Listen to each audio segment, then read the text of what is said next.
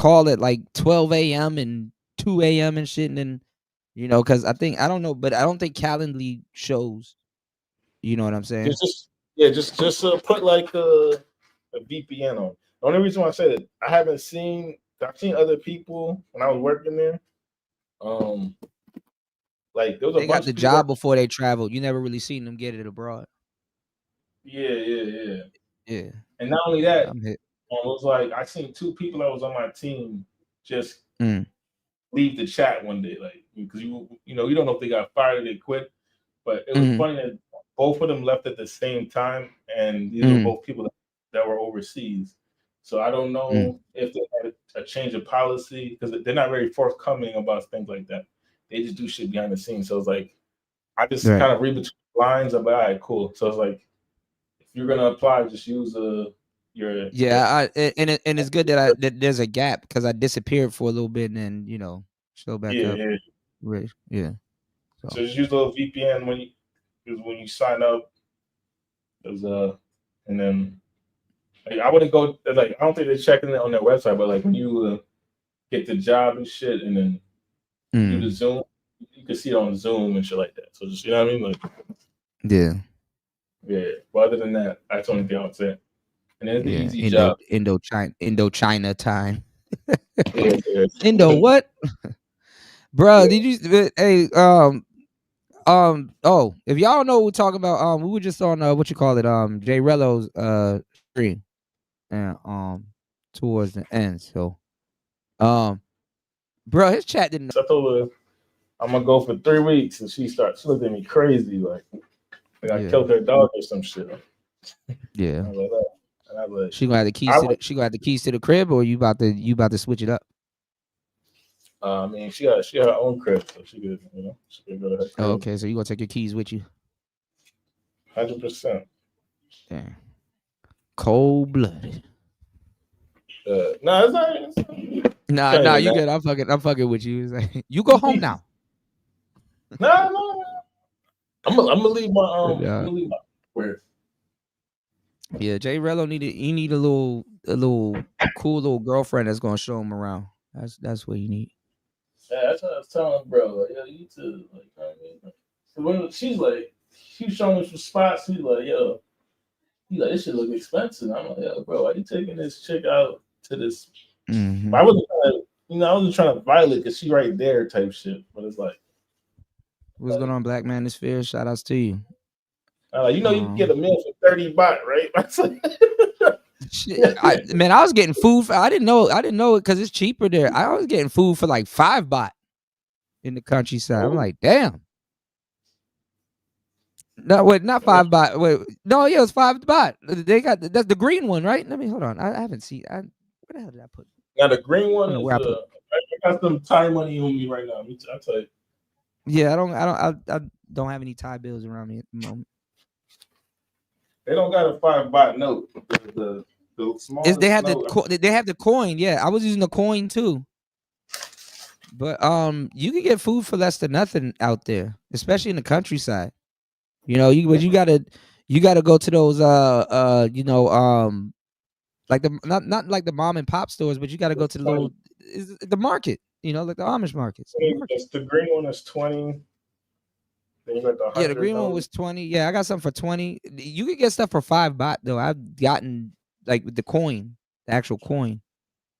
I don't have the coins laying around me. I got it, and the funny thing is, I got my coin collection right here, but I don't got that coin.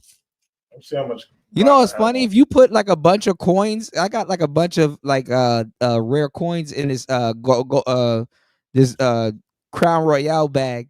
And have like you ever played like Skyrim or like Dragon Age or something? And you ever like picked up like some coins and it make that noise? Like a bag of coins really do make that. I actually got wild Thai coins. Like, hold on, y'all. I'm about to put my microphone up to this bag and drop it. And look, it's gonna make that coin sound. Hold on, y'all. You heard that? Yeah. Yeah. Wild. So I basically took out some cash. I have a wild day, and I'm like, no. I dropped the link for you, Black Manosphere. After the second split, I was kind of like on my ass. I'm like, just hold on. You smoked today?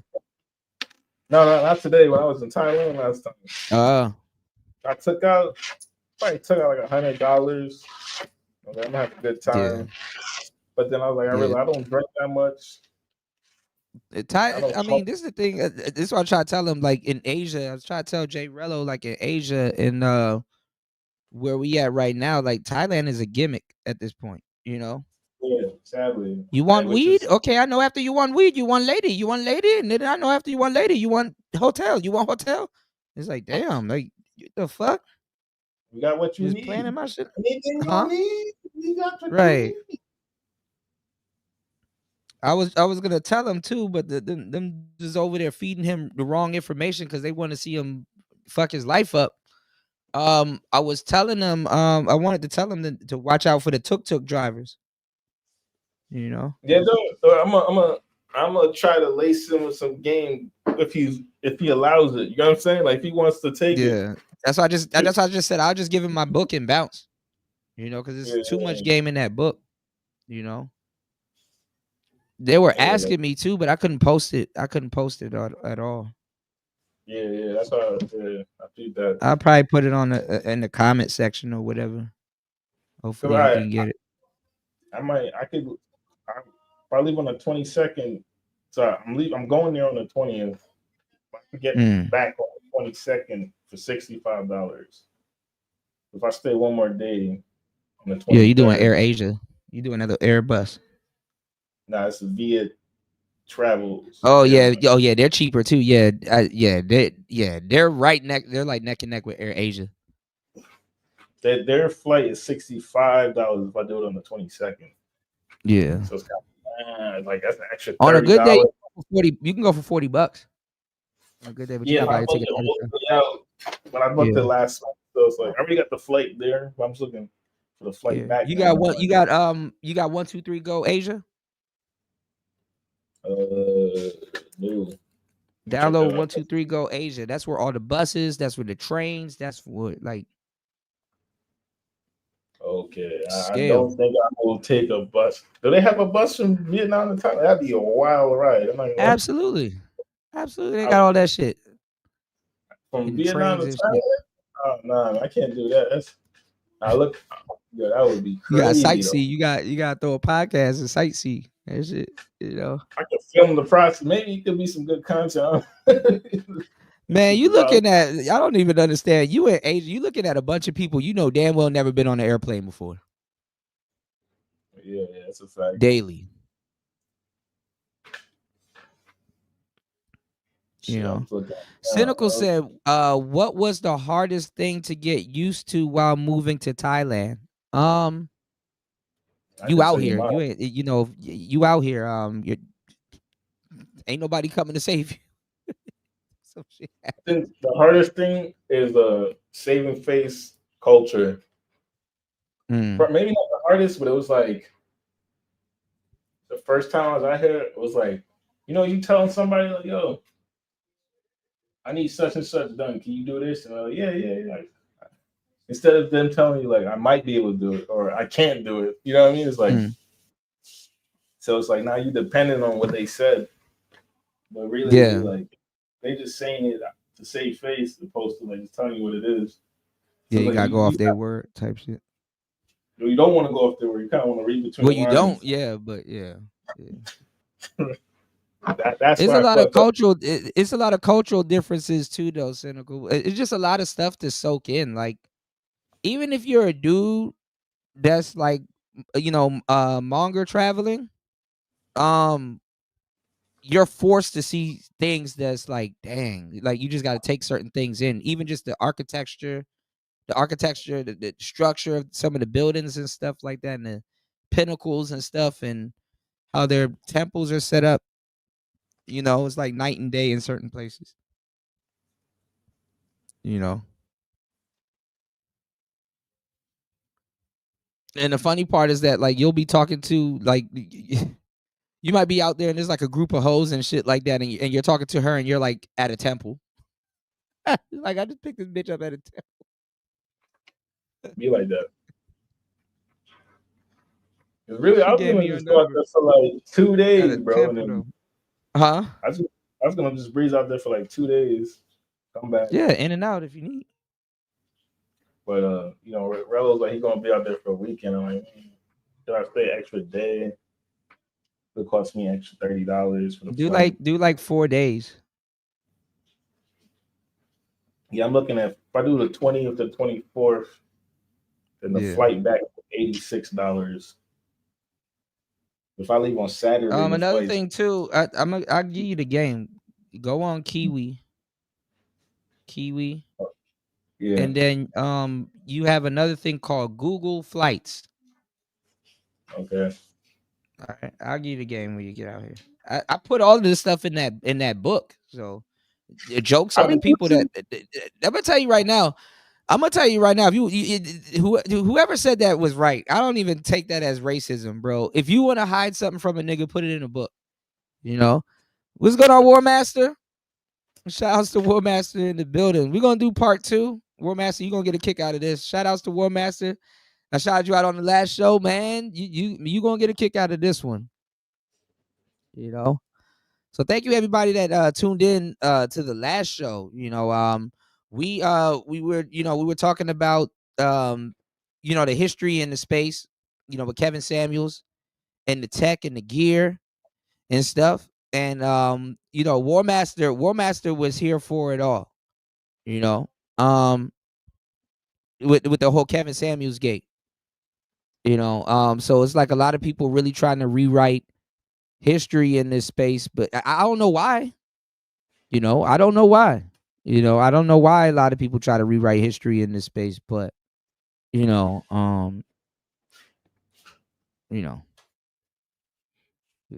Let's see. Yeah.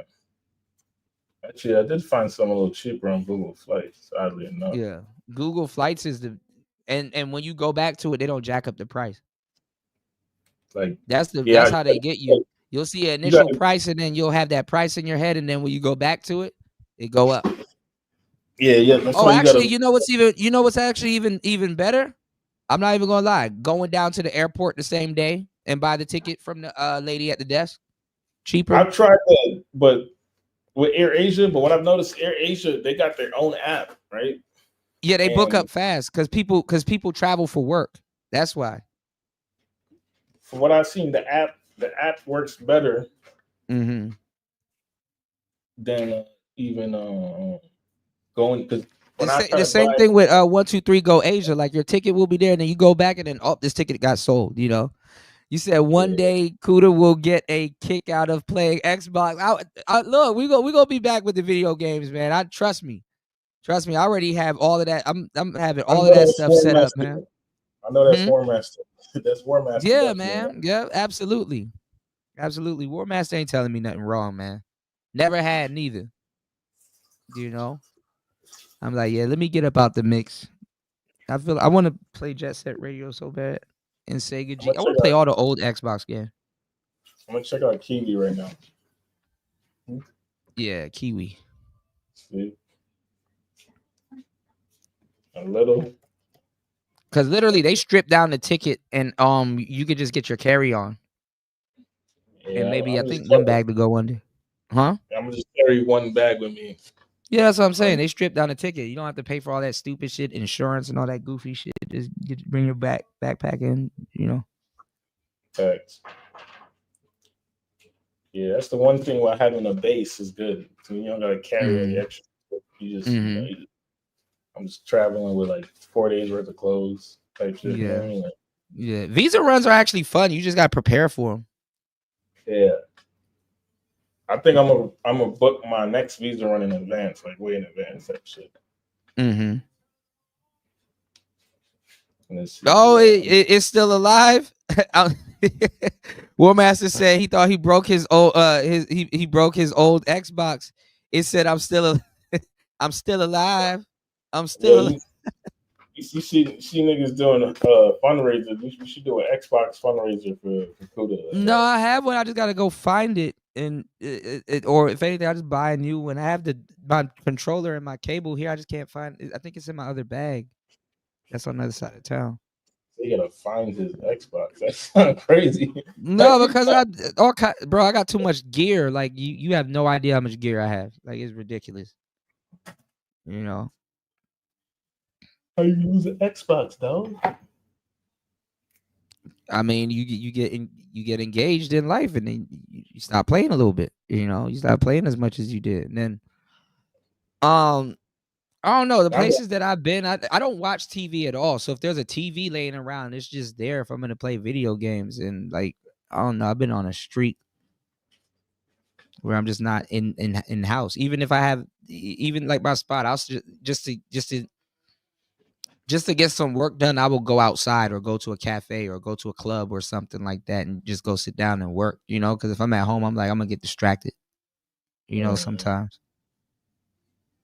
I see something. I see, Google Flights actually got a cheap flight. Yeah. Trust me, you just got to talk to the right people. See, what people don't understand on this side of the planet, information is worth more than anything else. It's just as good as as currency, you know. It saves you currency or time or fucking yourself up or something, you know. Information's like that in general, but you know, especially in certain places, it's like more prevalent, you know. So that's why I was going over there giving Jay Rello the game. I think he took in some of it too, you know. But like the people in the chat was like, yeah, he knows what he's talking about, and I'm like that. Those got to be the people that actually travel, you know, or the people that actually do something. Because those other people are just straight up crash outs. He got a chat full of idiots. You know, he has a chat full of idiots, and the fucked up part is that when you just hang around stupid people for no reason, you're gonna be you probably gonna be the dumbest one, especially if it's your channel. You know, that's why I try to, you know, like Player Talk Radio. We got smart people here. You know, we got, you know, genuinely smart people here. You know, genuinely real people that really do something. That's why when a fool steps in the chat, he immediately stands out.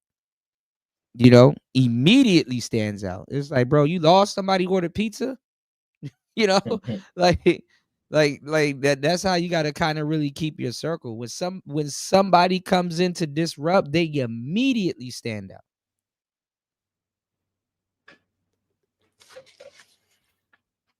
I thought Jay Rello was just trolling and not looking at the chat. Shit, if I had all them weak ass dudes over there, I wouldn't look at the chat neither. Yeah, sometimes the nigga be no, it's good for the head count. It gets his numbers up and make the channel look impressive, but the people will cost you. Huh? I barely watch this nigga's content, like if ever, beforehand, right? Mm-hmm. And then once we did that live stream, I started tuning in a little bit, and I'm like, okay, bro, is not really like how you put it, like it's like he's not like a malice dude where it's like you feel like yeah, but he compromised by trolls. They over there bullying, not necessarily bullying him, but they over there taking advantage of him because they know that he will do some crash out shit. But that shit is goofy. Yeah, I agree. And any passport bro watching that and just haven't really extend a hand out to help them, knowing damn well a lot of these people are getting sent back in the box, ain't shit. In fact, I don't want to say who, but I know somebody that he gotta stay clear of. I'm gonna talk to him in person when I see the nigga type shit. Put it in the back chat. I know him. Okay. Yeah, you probably seen it. Don't say Paul. Don't say Travel Tower Paul. Paul funny as shit. Oh, okay. I really don't know about that, but okay. Yeah, because bro be trying to. I talk to bro. I just know how you think. So nigga try to get you in certain locations, not for no good reason. But that was he try to set you up, like beat you up or something. You know what I mean? Rob. I don't know. You know, some niggas is different, bro. Like It's like passport, bro. Yu-Gi-Oh cards. Like if I beat you up and take your passport, not you ain't a necessarily. passport, bro, no more. I like just put it this way. Like it's like mash up in blood. These niggas watch Floyd and Rello. What you realize is like and just egg them on. Yeah, you know what I mean. So they want to see a crash out. So if they could like facilitate the crash out, it will be just a form of entertainment. That's the cherry on top for them. Yeah, so it's like they like in a Jamaican culture we call them bad mind. You know what I mean? Yeah, bad mind. Yeah, so it's like when I hear that, it's like I hear certain things through the grapevines. I don't say nothing. I told Jay Rello what my brothers here and everywhere would tell me, you know, to be safe out there and trust your instincts. Stop listening to them people in your chat and stuff like that. They got really mad with me when I said that. Good, you know. My chat will tell you I stopped and curse out the chat. You know, if somebody's doing something unreasonable, damn straight. Cause you know what's funny? Once they fuck his life up, they're gonna be somewhere on YouTube or in a Discord talking about nobody's live.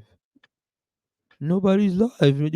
Where am I gonna get my fix now? Who's gonna entertain me today? Nobody's live. You killed them, you dumbass. It's gonna be a quick 15-minute entertainment for them, and then maybe like they talk about. Yeah, he got to deal with the repercussions while they off somewhere doing something else.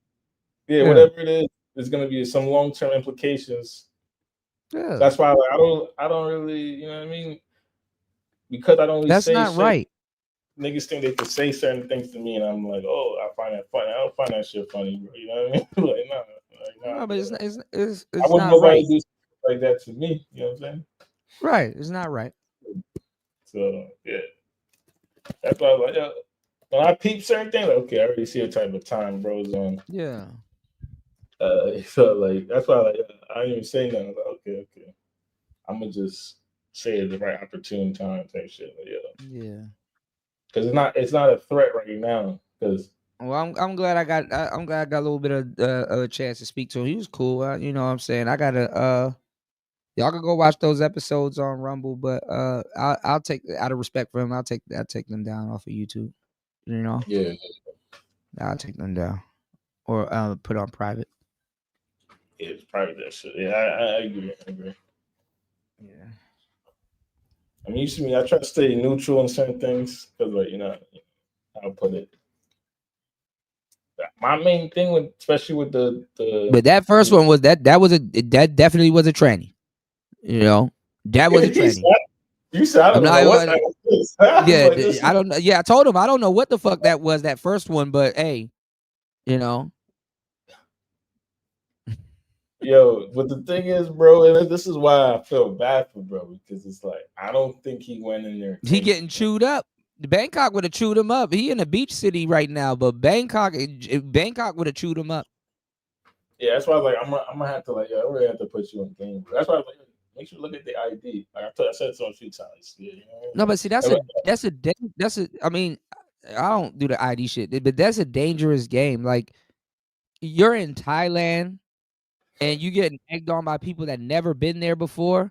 And then the crazy part is that there was some passport dudes sprinkled in there. So I'm like, what are y'all doing? That's why I was like, that's why I was never a part of the passport bro community. I couldn't go over there.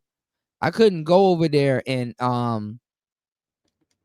their chat rooms are extra goofy. They're worse than the manosphere. How bro gotta move, right? It's like he's gotta recognize that what they're like, and as funny as Floyd moved, Floyd realizes what his audience is there for. So instead of like trying to, it's like the two things you can do. You can try to rebrand, you know, back, like, you know, block the haters and rebrand, right? Or you go with the flow what Floyd is doing and kind of monetize it. But you have to keep your head on the swivel. You got to understand what you're doing. And I'm not saying he doesn't understand that, but that's like, those are like essentially your two options. You know what I mean? Like, I mean, you got at some point you got you get tired of the girls. The girls are, you get tired of the girls. What's going on, Black Manosphere? Jump in, man. What's going on, man? I don't want to interrupt y'all.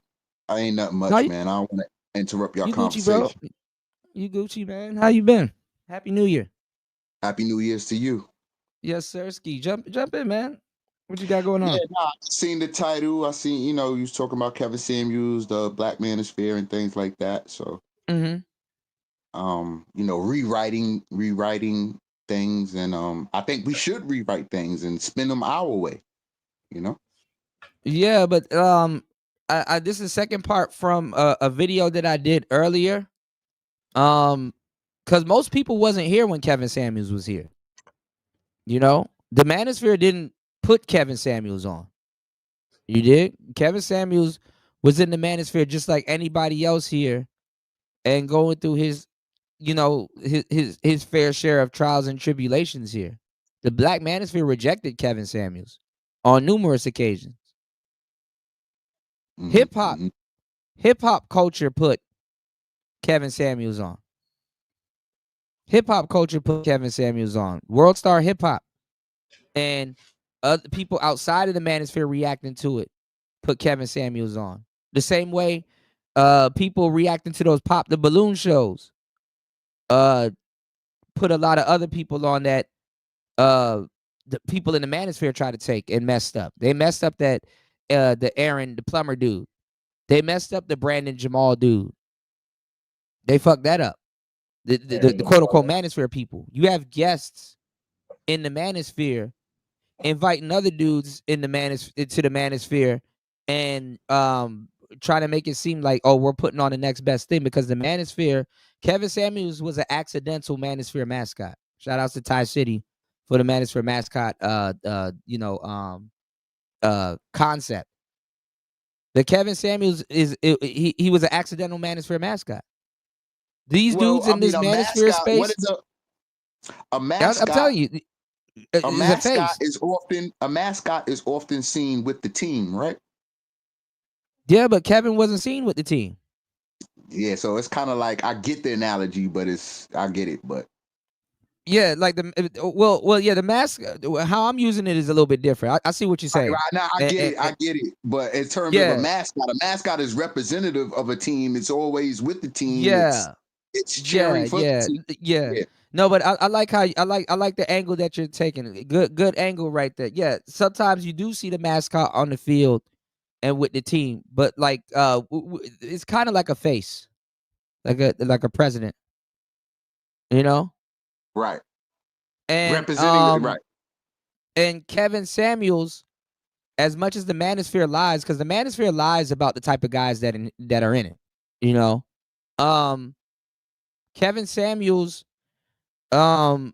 he definitely was a Manosphere mascot, but Kevin Samuels is an anomaly.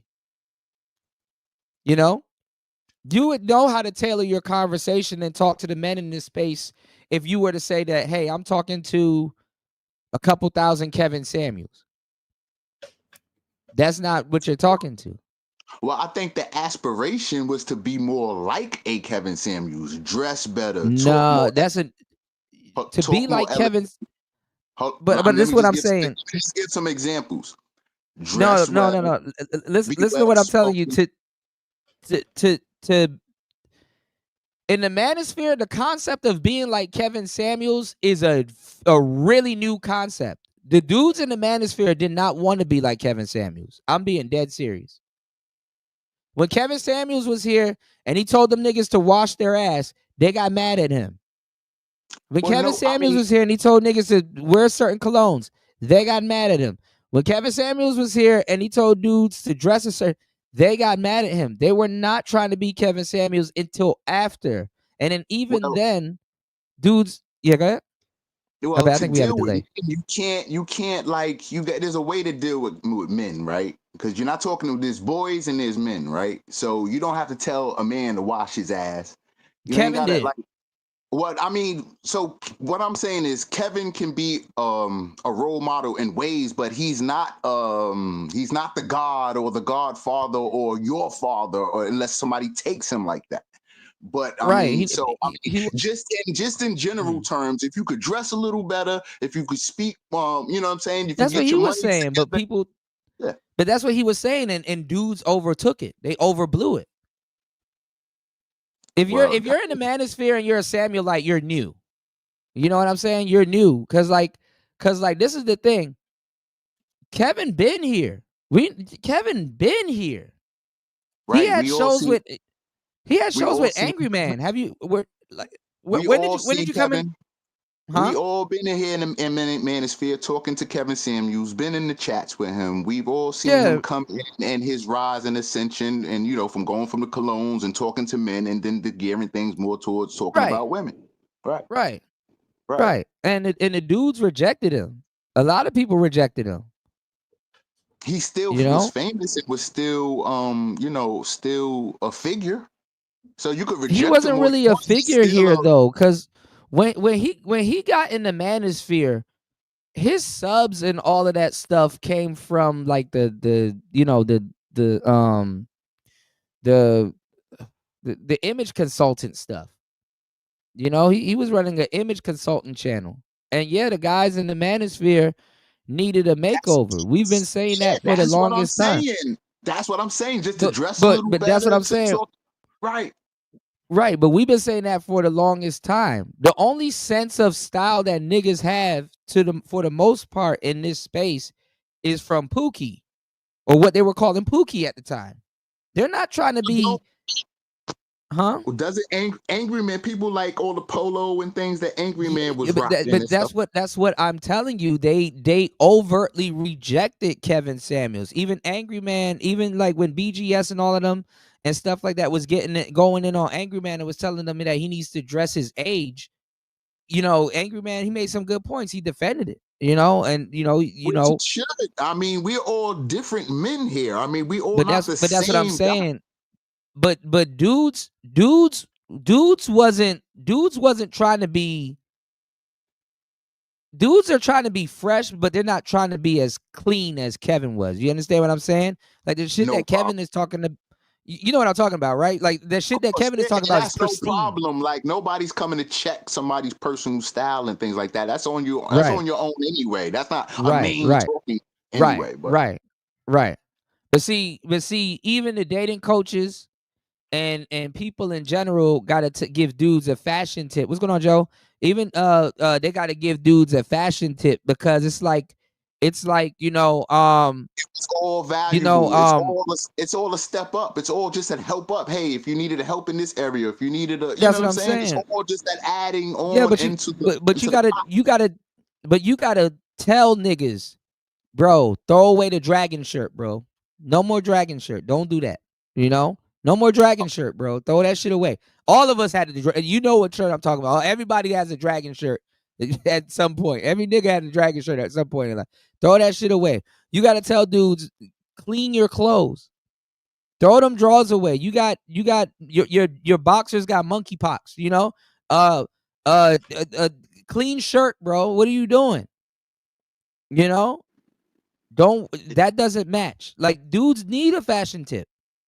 No doubt. If that's really what hey, I'm really lacking in that area. Could you help me, or let me? No, but see, they don't. That thought don't even cross their mind. They don't even think they lacking in that area. Women will see that.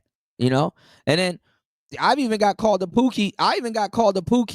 You know what I'm saying? Because I'm like, well, sneakers, like the type of sneakers niggas will get called Pookie just because the type of sneakers and shit that they wear. And stuff like that. Like dudes, most dudes wear clothes that don't even. The men got lost. The men got lost in a lot of rhetoric of the women. You know what I'm saying? Right. Like stuff is all like, we don't need any of that. That don't even matter. Right.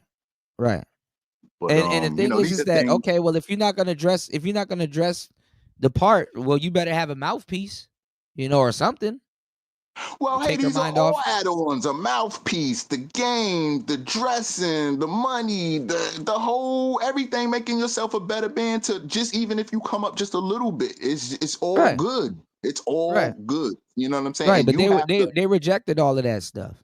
You know, they rejected all of that stuff, and they rejected Kevin over and over again. You know, How is Kevin so famous or so well known if he's so rejected? Like, I think he's more. because hip hop. I explained that earlier. Hip hop made Kevin Samuels. That's why Kevin didn't really care too much about putting too much dudes in the space on hip hop. That's Well, the I answer. wouldn't. Hip hop. His business model and the way he did things was correct. I wouldn't have. Everybody stay silent partners in the back. I wouldn't have put nobody up front. Yeah. I'm running the Hip hop. show. I Yeah. got Hip this hop. thing. You know what I'm saying? He went on Yeah. his own and had his own. He conducted his own show. He spoke for Right. himself. He spoke on the things that he wanted to speak on, and it was appealing. What's going on, Ty? Hey, yeah, hip hop put him on though. We're He all appeared hip in hop in a future way. videos. Us come if you Generation X down, you come out the hip hop generation. Yeah. So that's that's what I was saying. War Master, World Star Hip Hop put Kevin Samuels on. That's He when say on dudes World here. Star Hip Hop. He did. Was it that the one that when he talked about the North Carolina girl or was it No, before? the average at best took off on World Star Hip Hop, and then people were passing it around on Instagram and TikTok, and then it hit Facebook. I mean YouTube. The conversation of average at best took off. Yeah. So yeah, okay. So I'm just piecing together, like, why. But a is he lot of people famous? don't know. Like a lot of his rhetoric is stolen. The average at best rhetoric. And that was for That's women, not. right? She's Well, average that at was for best. that. No, that was for that one girl. But it That North ended up Carolina turning into girl that, that had and the then dog that had the dog program, right? That had the dog yeah, training she had or a she owned a kennel. She owned it like I guess it wasn't it wasn't a kennel. She owned it was dog grooming.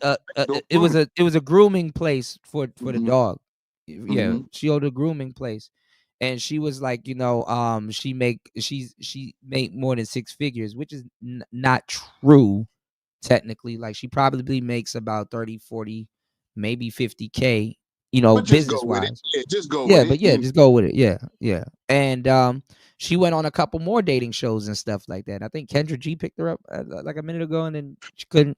She's probably still out here looking for a guy. My point is, was the World Star moment, was he just talking to the camera or was he talking to her? There's 2 versions of it. You have the clipped version, and then you have like the full version. Right. But I think it was a clipped version. So the clip version, I think, was like a funnel back to the, if you want to watch the full thing, you have to go on the YouTube and yeah. Right. Easy. So yeah, I remember that whole thing. And what happened was everybody was judging her, like, you know what I'm saying, or the outside audience or him, and he was like, that's not your grade. Well, this is the thing. They thought Kevin was gonna be their gay friend that's gonna help them, kind of fortune teller type thing. And once they realized that he was a man's man, it was like, ooh, like that's what people are getting off of. Like even to this day, like it's called shock content. You got to shock people into to paying attention to certain content. Because literally, he would do the same question into every single. Imagine waiting in line, right? And you're hearing the questions, and then when you get put up on stage, you still fall into the same stupid shit that you just heard the last person fall into. But it was so stupid because he said, "Yeah, put yourself at a number, but you can't use this number." Like 7, it was yeah, just he was playing these games. A stupid game, like, you know what I'm saying. No, but what he does is those are all gambits that we used in pickup artistry. Like, right. I So use the that was same, my next thing. Do you think he created that? You know what I'm saying? No, that's called a compliance test. Exactly. No. It's just all game, and it's just, you know what I'm saying. So what I'm saying from Kevin is he worked the thing. You know what I'm saying. He had a lane and he played it. Like he said it. I'm the Godfather. I'm telling y'all what to do, and this is how it should go. You know what I'm saying. He was the king of his castle. Well, the thing is that it's different now because the internet. See, a lot of I gotta do another hit piece on this, but the internet greatly improved everybody's dating pool, whether you want it to or not. And the internet made everything all inclusive. So if you tell a woman she's not a 10, if you appraise her, you know, it's bad. It's evil. It's not used to. You're not used to seeing that. You're used to seeing men. No, before the internet, you were used to life, seeing that. In regular life, men would more pander to women, or more like, you know what I'm saying? Try to get the drawers. But before the internet, you would see it. Like, women were even realistic. You know, like even fat girls. You remember the fat girls before the internet? They weren't the best, but they were good women. I mean, they're good women now. They just, a lot of them think they're Beyonce, but they're good women. You understand what I'm saying? Everybody should. Nobody should come on here and say I'm not. I'm the shit. Listen, but see, that's circular. That's like, of course, the reason why it sounds fucked up when you tell somebody or praise them or say, hey, you're a 7 or you're this or you're that, it seems fucked up, is because it's telling them that they're less than. And we don't even understand numbers. Like, for example, we're talking about dating, right? Most of these people don't know what the fuck they talking about. They're talking about like even before the internet. We used to call girls dimes. You can't dime shame nobody now. Everybody's a dime. The internet said it. No, well, men still get to pick and choose. Yeah, but dudes don't even know how that shit works. If you use the scale of 1 to 10, we know how that works, Kuda. I mean, yeah, beauty is in the eye of the beholder. But that's the thing. You get to choose who's a dime. I get to choose who's a dime, and every man gets to choose. Right. When he sees a dime, that's a dime to me. Right. Essentially, right. The to me, sometimes it's silent, but no, correct, right? But it's the thing, right? People still think that dimes date dimes. Meaning that, I got to be a 10 man today. When in reality, so just said people don't know anything. Like, people don't. That's what I'm saying. That's what I'm saying. It's stupid. What are they doing? So that's what I'm saying. It's stupid. The reason why I don't use it, huh? Nah, go ahead. No, I was saying the reason why I don't use a scale of 1 to 10 anyway is because it's dumb. Because it's like, you either gonna fuck or you not. You know, right? You either gonna fuck or you not. If I use a scale, I'll use a scale, Patrice O'Neal scale 1 to 30. But you either gonna fuck or you not. And then on top of that, you're better off treating that 10 like she's a 7. You'll get more response. You'll get more. You'll get more. Cooperation from her. I know it sounds fucked up, but it's the truth. The reason why you don't want to use a scale of 1 to 10 is because you'll be putting them on a pedestal. Right. I got to treat a 10 like a 10. We seen what Tupac said about, treating girls one way, and now he was just a bitch and hoe and all of that and all that type of shit. Yeah. Yeah. So it's anybody that knows or that ever pushed the culture or know anything or even brush shoulders with me or somebody that knows what they're talking about, they know this. Straight game, straight lace, no chase, man. But what I'm saying is, all of these dating shows and stuff like that. The Kevin Samuels stimulus check ran out for the Samuelites now. Sounds about right. 3 years after him. Sounds about right. Because you can get to seep through all of the stuff that he was talking about when he was alive. And you can get to seep through all of the stuff they talked about a little bit after he was gone. Most people found Kevin Samuels after he passed. Fun fact. So they didn't even know the man. They don't know what the hell they talking about. Half these people don't know what type of material or content they stole. They just came in here regurgitating.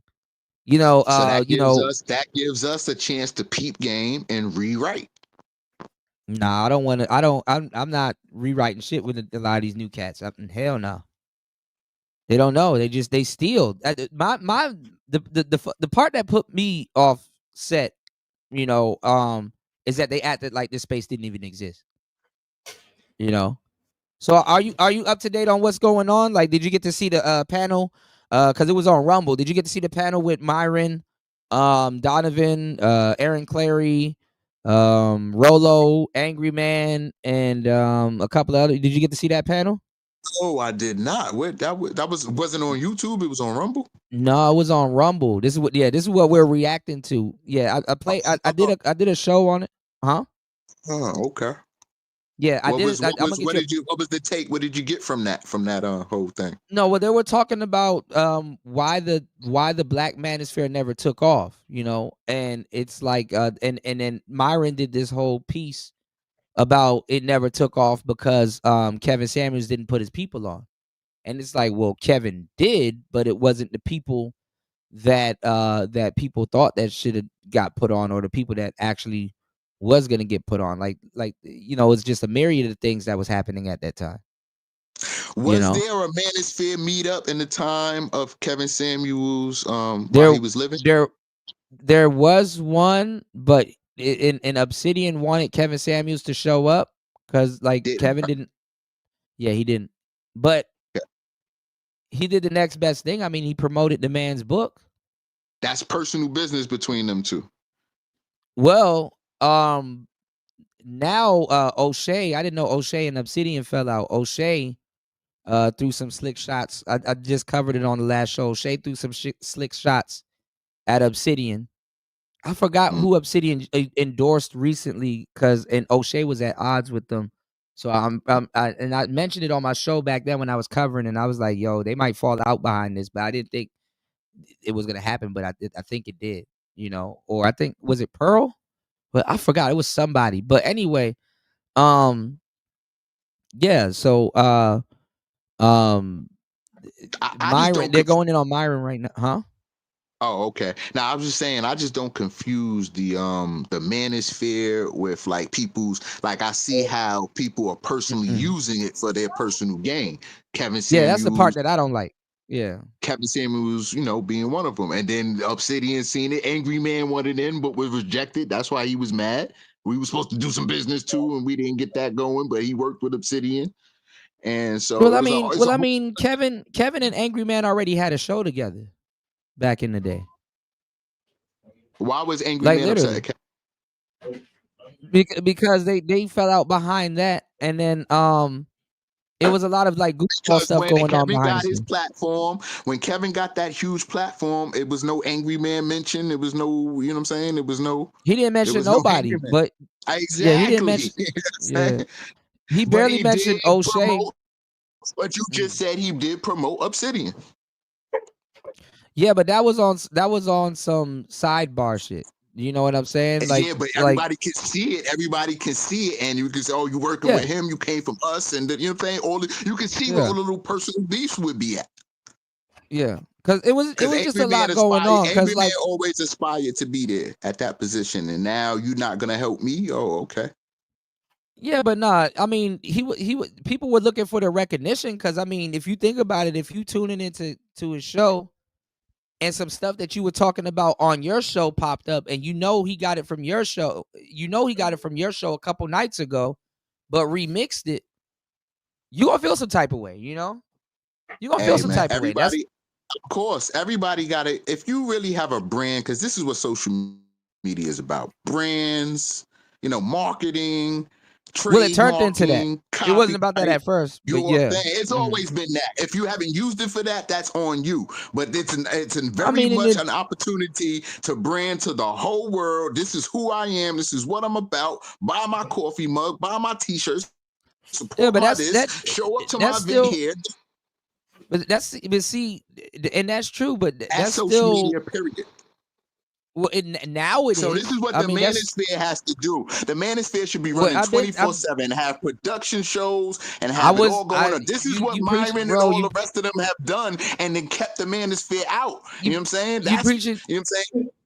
Yeah, you preach it to the choir. I've been kicking that, but what I'm saying, because I understand it. Like I'm a millennial, right? When we were using the internet, it was no advertisement like that. It was no ads. It was none of that shit. We use the internet in its purest form. Social media. We use the real social media, and then now people know that they can advertise and do stuff like that. I had to tell people here that the manosphere was a business. I mean, not the manosphere, but that YouTube is a business. I had to literally beg dudes in this space to get microphones. Like, I literally put studios in the manosphere. There really wasn't no dudes running around here with no damn studio. Angry Man had one, but nobody can name nobody else. And all those people were going to prosper. I gave Kevin Samuels his. I gave Kevin Samuels his studio setup idea. Right. And he did. Everybody's and he shouted me out.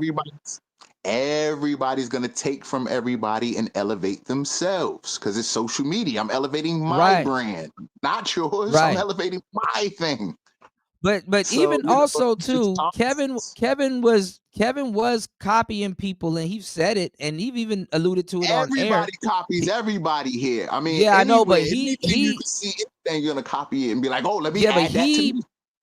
He personally said he was copying people out of spite to make certain people mad because he was at odds with them at the time, and I get that. So yeah, I know. So a lot of people thought that he would double back and put them on. But the thing is like, he got to get his foot in the door. You know, he can't put somebody in a place that he's barely established in, you know? And the crazy thing is that now everybody's switching up their story and acting like they wasn't doing what they were doing when they was.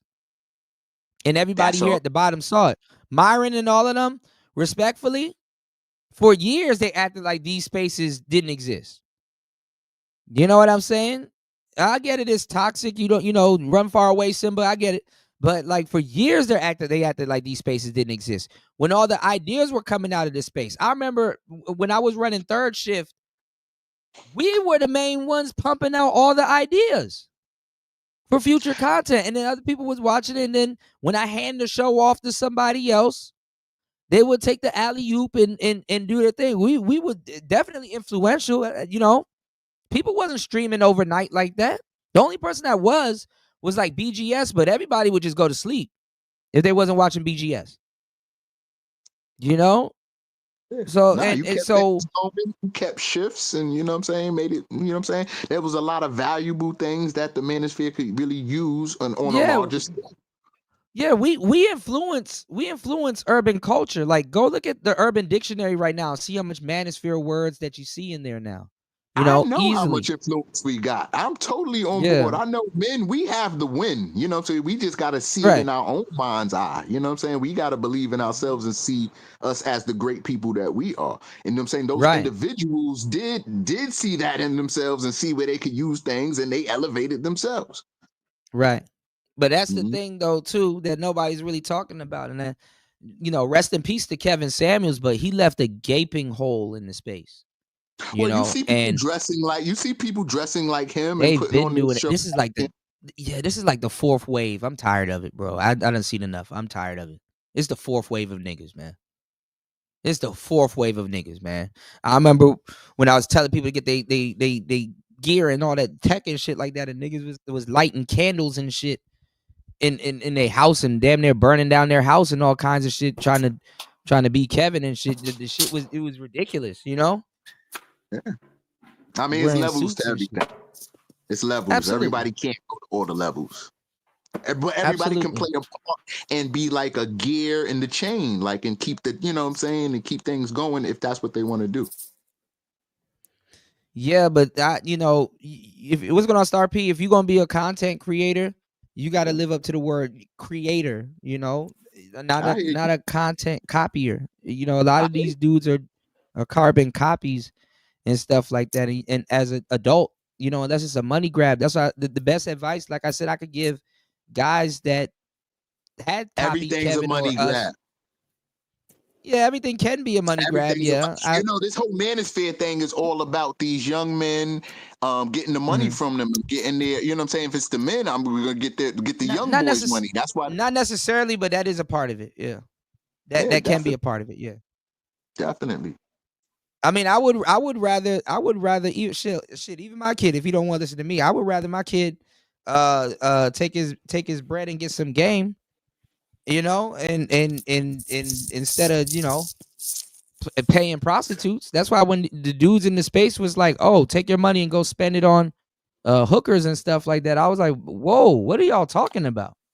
And then not having no type of, because like I like these you still got to tell niggas like, bro, if you a trick, you need more game than a player, because you just now opened up a whole bag of worms where you're subjecting yourself to some shit that you normally wouldn't go through. Like, at what point do you start breaking the law during your dating career? I have a question for you. Okay. Specifically about that. Okay. You know, like what if like all right, so like with game, you know, you gotta spit game the chicks. You know, you gotta take time to get to know them, vet them, or what. What if you a busy guy? You know, you running a Fortune 500 company or some shit, and you don't got time for that, and you just looking for some. Use your You know what I phone. mean? Use your phone. Use your phone and utilize social media. Get a small circle of women and talk to them. Right, well, you don't even got time for that. You think of them Wall Street guys. These guys are working 12, 13, Okay, well 14 then hour days. how do you got time? How do you got time to walk up and down the strip and scope out the prostitutes that you want? You got time for that? You got time to go sit down and go talk to someone? I ain't saying on like those guys. They ain't walking on no damn strip. They ordering escorts to they Okay, and you can order some random chick that you met after you spoke to her for a little bit to come over to your house and do the same thing for free. Yeah, but that take time. I've heard that excuse so many times. Like man, I just don't got time. I just you might not have the mental space, and then you got to manage the relationship. You know, you know what I mean. Like, no, what you if don't have to just have full-fledged relationships with them. You can get a friends with benefits kind of thing going on with them, or set up an arrangement. You don't gotta sit up here and dudes with money all the time. They get weekend girlfriends, and they set up a whole arrangement. Hey, you're gonna be here for 3 days, and I just need the trash and stuff cleaned, and just because we going into a space right now where what's funny, ladies, and I hate to say this, women have worked their way back into the kitchen or whatever the hell they're doing. They have worked their way back into the kitchen because now it's like, okay, I'm gonna bring you some macaroni and give you some top. It's like, deal. They got to do something different. ChatGPT can't fry no chicken for you. Deep Sake might fry some chicken, but nah. It's like even hoes get mad if you go call up a hoe to come to your house and do an out call and say, no, I don't need you to sweep for me, baby. I just need you to take that trash in that corner out right there and just like take care of those little dishes in the sink for me. You gonna get your 300 and just do that. They get mad at you. This nigga got me over here washing dishes, but she tells the world, "Oh my God, I had to sell my body." But the first nigga that don't you tell her can you wash my truck or my car for the same 100? She don't want to work for that. Sir, I's a hoe. I should be on my back. I don't need to wash your car and scrub it a certain way. They get mad at you. You seen that shit? Dude, the girl. Yeah. I shared it like a year or two ago. He's like, "Can you wash my truck?" And she thought about it for a second. I said, and then she was like, "Nah." I was like, "Oh, damn, that was City Boys would have been up a Billy right there." She basically like, it's much easier just to just open my mouth. That bitch dumb as shit. She could have washed that man's truck with a bikini on and made more money. Legitimize yourself. These bitches dumb as hell. Go buy a dance studio and go dance in there instead of twerking in somebody else's club and mad that you got to pay. Stupid. Oh, what's good, Bella? But yeah. Shout outs to Black Manosphere in the building, man. You dig what I'm saying?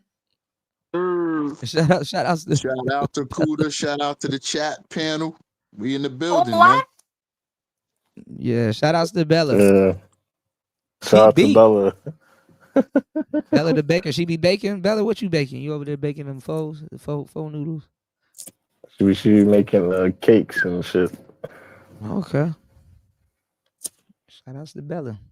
Right now she's studying digital marketing, but she's telling me she's interested in data analytics.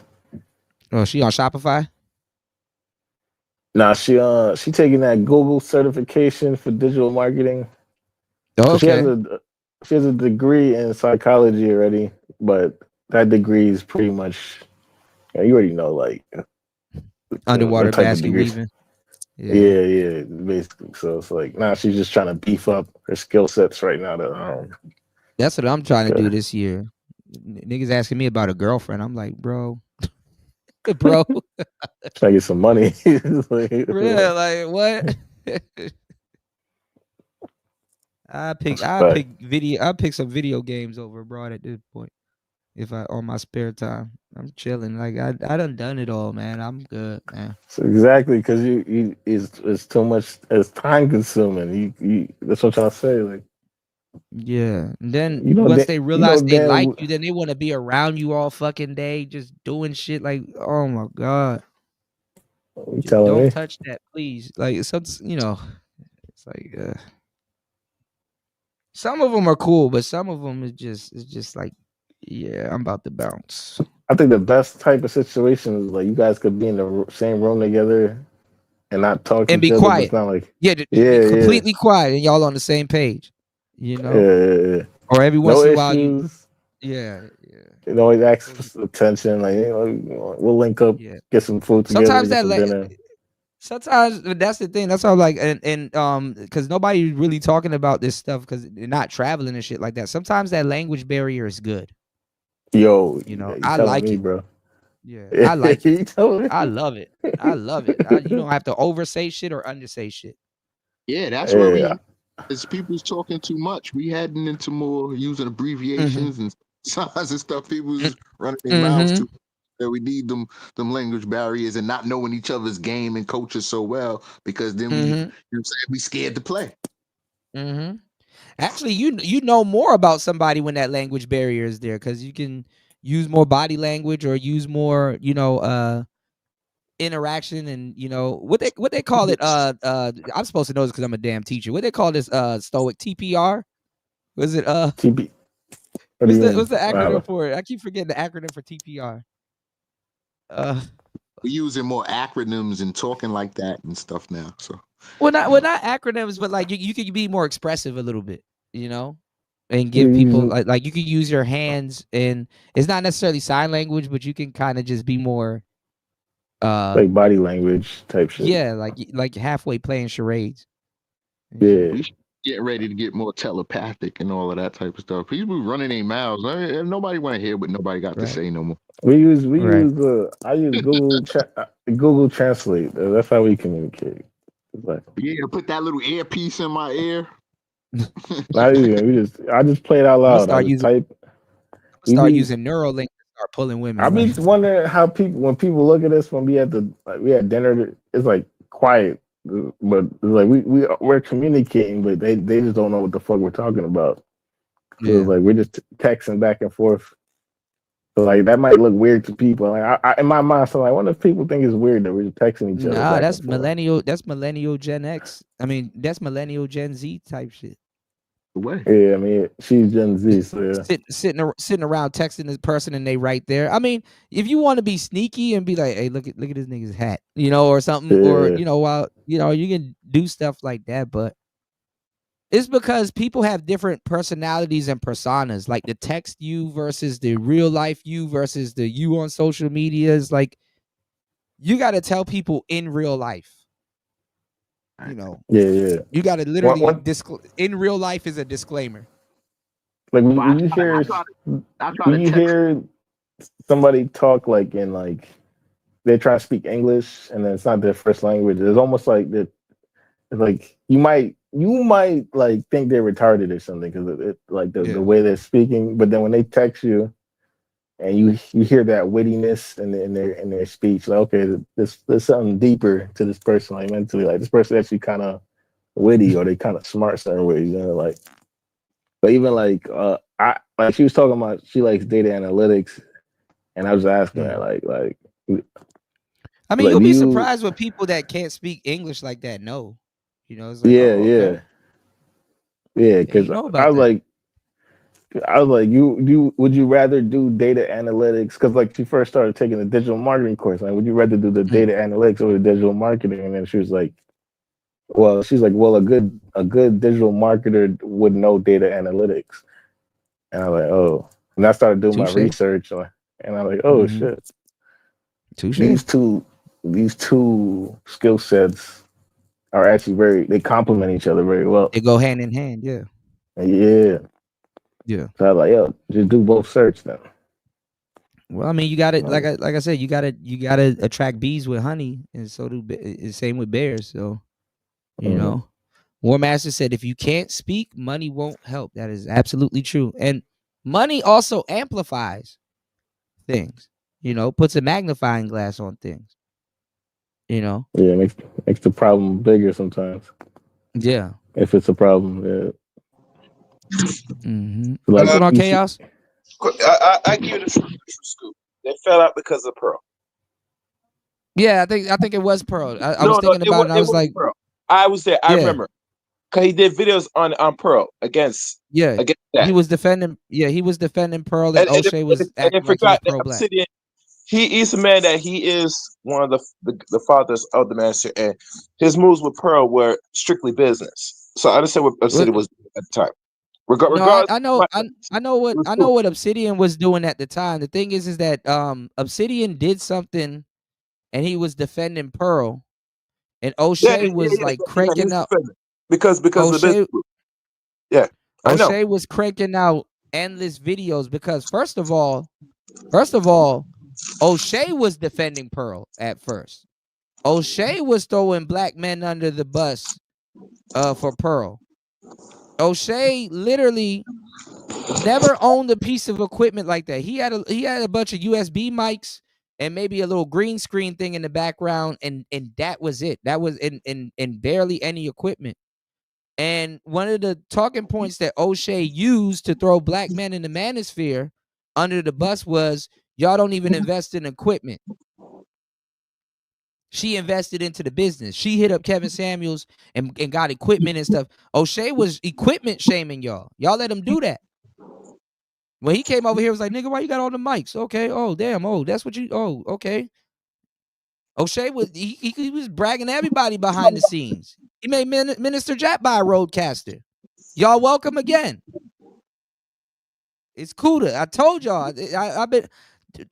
I put studios in the manosphere. Nobody was having no damn studios. Niggas was on their cell phones and proud. AMS uses cell phone, Cuda. Why do I need a $500 microphone? You got it all wrong, bro. Niggas had me all wrong. Niggas did not have no studio. I told y'all to tighten up. New people about to come in, steal all of your shit, and nobody gonna listen to you because you on your phone, and they got full-fledged studios and RGB lights and all kinds of shit. And I'd be damned if that didn't happen. Word for word. It's not even me whining or crying about certain shit that's gonna happen. Y'all should have known by the details that I go into. It's the details. The devil's in the details. I'm very detailed when I say something gonna happen. That should have been a clear indicator. Like, hey, let me kind of pay attention to what the old boy's saying real quick. Happened already. Now niggas are baffled at the aftermath. Oh my God, there's nobody here. Where we're gonna get our content from? Because you wasn't original. A lot of the original people like myself, like LAR movement and all kinds of different stuff, they you know, LAR did a great interview last night. Y'all sleeping on Underrated Darkness. LAR did a great interview over there last night on Underrated Darkness's channel. Shout outs to LT Man. He was there too. And I'm gonna tell y'all the truth. You know, like the people that they would steal from, they kind of fell back. So there's you know, the water's cut off. It's like, okay, we need a new mascot. Who's it gonna be? And like I said, I think they had a discussion. It seems like because Fresh and Fit know about Angry Man. You know, you can ignore this. They were going to like eventually bring him on, but they didn't, and that's what Angry Man was kind of mad. But they know about him on the platform. But this is what I'm saying. They know about him. Okay, you can pretend. The lesser guys like myself, you can pretend, and I'm not lesser, but I'm legendary too. But you can pretend that DJ Cuda doesn't exist.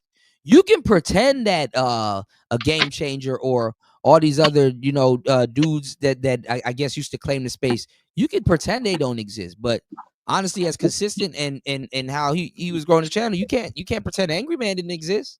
So they knew that there was spaces here where the epicenter of all this shit come from existed. You know, Byron and them, they use the red. Yeah, but pill. you see, they only recognize people that are seen, not people that are unseen. If you avatar, no, you go. This is the name of the game. You go to smaller, lesser known channels with a fucking notebook, take down what he's saying and flip it and turn it into content. And when other people hear it, now you're the man, because guess what? But Kuda, I've been telling you this many times. That's one of the few rules of YouTube to grow a channel. You sit there, copy and paste. Okay, and then now when there's nothing to copy, you know, funny thing, Kuda. When I found when there's nothing to copy and paste no more. I YouTube a few years ago. I should have grabbed it then. I can't find now, but that's one of the things that was promoted, and they don't talk about it like that. Personally, and you know why?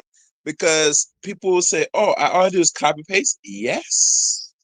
Yeah, it was a money grab. Yeah. So what people do that's on what YouTube, we're talking about, or what you want to say, stealing? That's the game of YouTube. That's plagiarism. Okay, and YouTube turned it into that game. Yeah, it's plagiarism, but YouTube don't give a fuck because they're here to make money. YouTube so don't give a fuck, but I do. If you come with a bigger store, then they'll say, "Okay, go ahead." Yeah. And that's what they did. They know that they knew people were plagiarizing us, and they pushed their channel. Their channels didn't get like, come on, man. Their channels didn't get tested by feminism and all kinds of. Their channels wasn't getting tested like that. These newer cats. I will say this though, Fresh and Fit got tested. Fresh and actually, Fit yeah, one. Fresh and Fit use the red pill though. A lot of people like want to associate the red pill with the manosphere, but the red pill is just its own thing. Period. It's from the Matrix and all that. Red pill. Well, that is true, but that is true. The manosphere is though synonymous with the red pill, but yeah, that is true. That is true. There's some truth to that. You know what's going on, Link? If you just take War Master. No, I was just gonna say, if you just take the red pill by itself and just use that manual and run from that playbook, everybody can do a show. Well, yeah, but you'll still go back to the manosphere, because the manosphere it'll eventually lead you back to the manosphere, because the manosphere is the. You're gonna go to who's popular now. It's a popularity content. See, Fresh and Fit got the girls. They're in Miami. Yeah, they're talking about. You know what I'm saying? It's a lifestyle in a way, and now you got the knowledge, and then you also see these guys living a certain life, and you know what I'm saying. So that's more appealing. Period. Yeah, I mean, because that's the imposter of the red. Like the red pill went through so many changes, it's ridiculous. But shut up. Your show a couple nights ago. Hold up. What's that? That's you, Stoic? Oh, okay. I heard myself in the background. Who was that? Okay, my bad.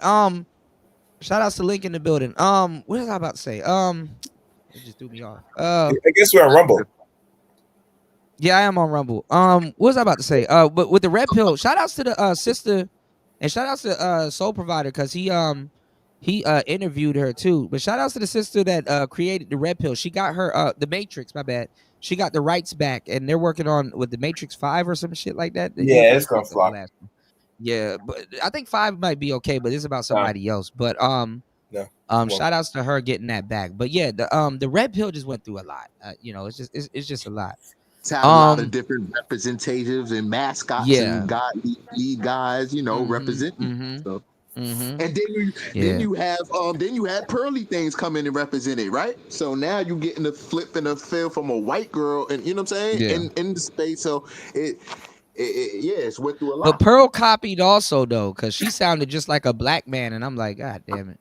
But then again, she paid. Didn't she say she paid? She paid Kevin. Things? That's why it's an issue. She paid Kevin for the list that I gave him for free. And my dumb ass, that's why I'm like, damn, that nigga pimp, because I should have charged for that.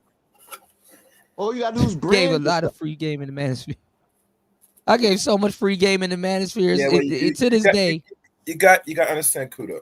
At the time you were still building on something. So if you had, I wasn't building on something. I knew what the hell was going on. I would have to yell at niggas. Let me tell you something. Had a pure heart and was helping. They'll come across.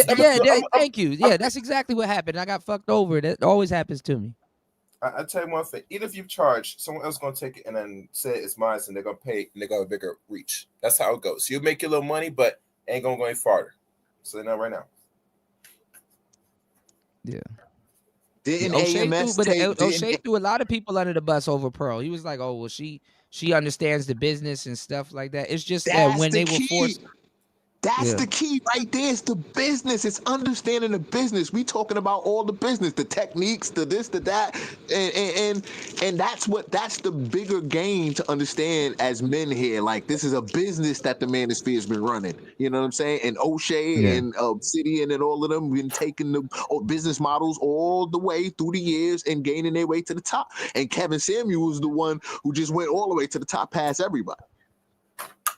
Well, he bypassed them. I mean, you know, how do you image matters. But they're all successful. They all get money. They're all successful in their own rights.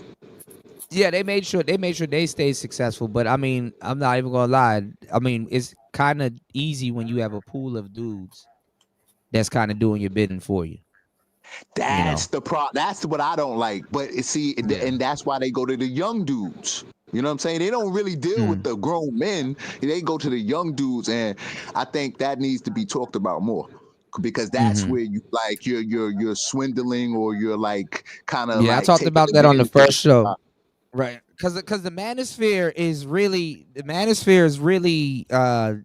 old and young. You know, a conversation between an older man with wisdom, a conversation between older men that got wisdom, and the younger cats that are more modern. Yes, and the world it's just like the alpha and the beta. It's just we were all supposed to come together and find our commonality, find out which way we wanted to go with the businesses and things. But you know how niggas get when women. Space.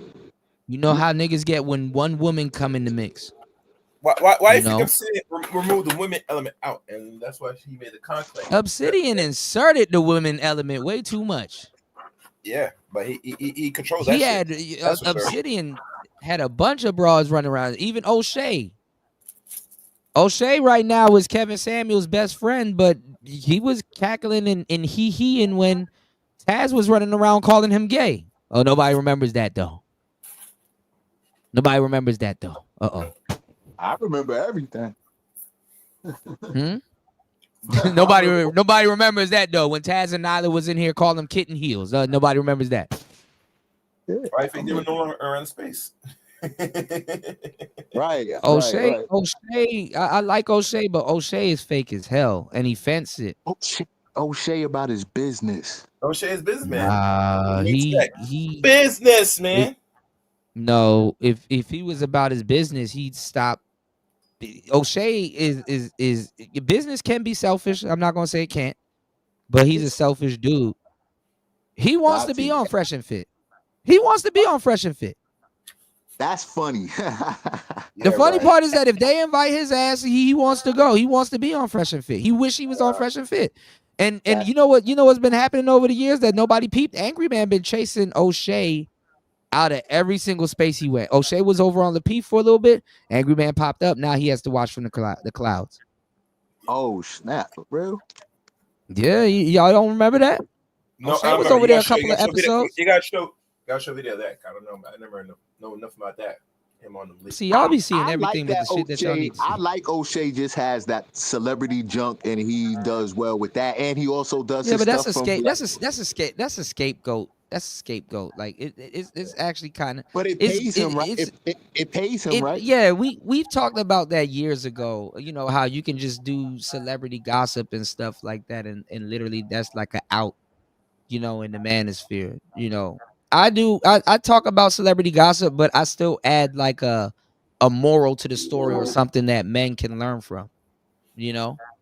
I'm not just sitting up there. Oh, this guy is broke. He don't got no money. Fuck him. Y'all don't. You actually you don't even see me running around YouTube calling anybody broke. That just sounds weird saying that. You know. I hate that part. But I mean, the classism and high value thing is what everybody wants. So people. But see, I'm about helping brothers. Like for real, I get it. This is like locker room barbershop talk. But even barbers, like if you tried to cut your hair and you fucked your hairline up, right? The whole barbershop gonna laugh at you, but then after a while, one of them gonna be like, "Yo, come sit in my chair. Let's see if we can fix it." You know, I get it. Niggas gonna laugh at you and your shortcomings and stuff like that. But a real gentleman or a true friend or just a true man would be like, you know, okay, all right, that's done, but let me help. Absolutely. You know? And that's the element that we miss here with brothers. It's not like, oh, this person's broke. Fuck them for life. It's like, damn. It's like that. Right. Well, Yeah, we it's lost like the that. element of What you helping men. mean? We at this level, but we all headed to the money and the women. So we just at different levels of it.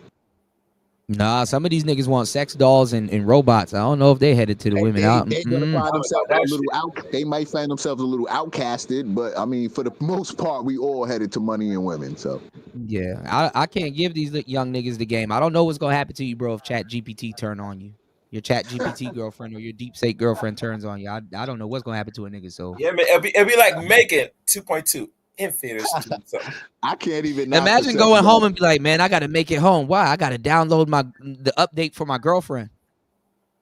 Mm-hmm. A girlfriend update. If you could Your get girlfriend the come real with life downloadable Megan, content and shit and stickers and shit. if you could get the real life Megan the Stallion look alike and get to bang it out and all. No, that I'm not type talking of about Megan. I'm talking about Megan, the killer robot.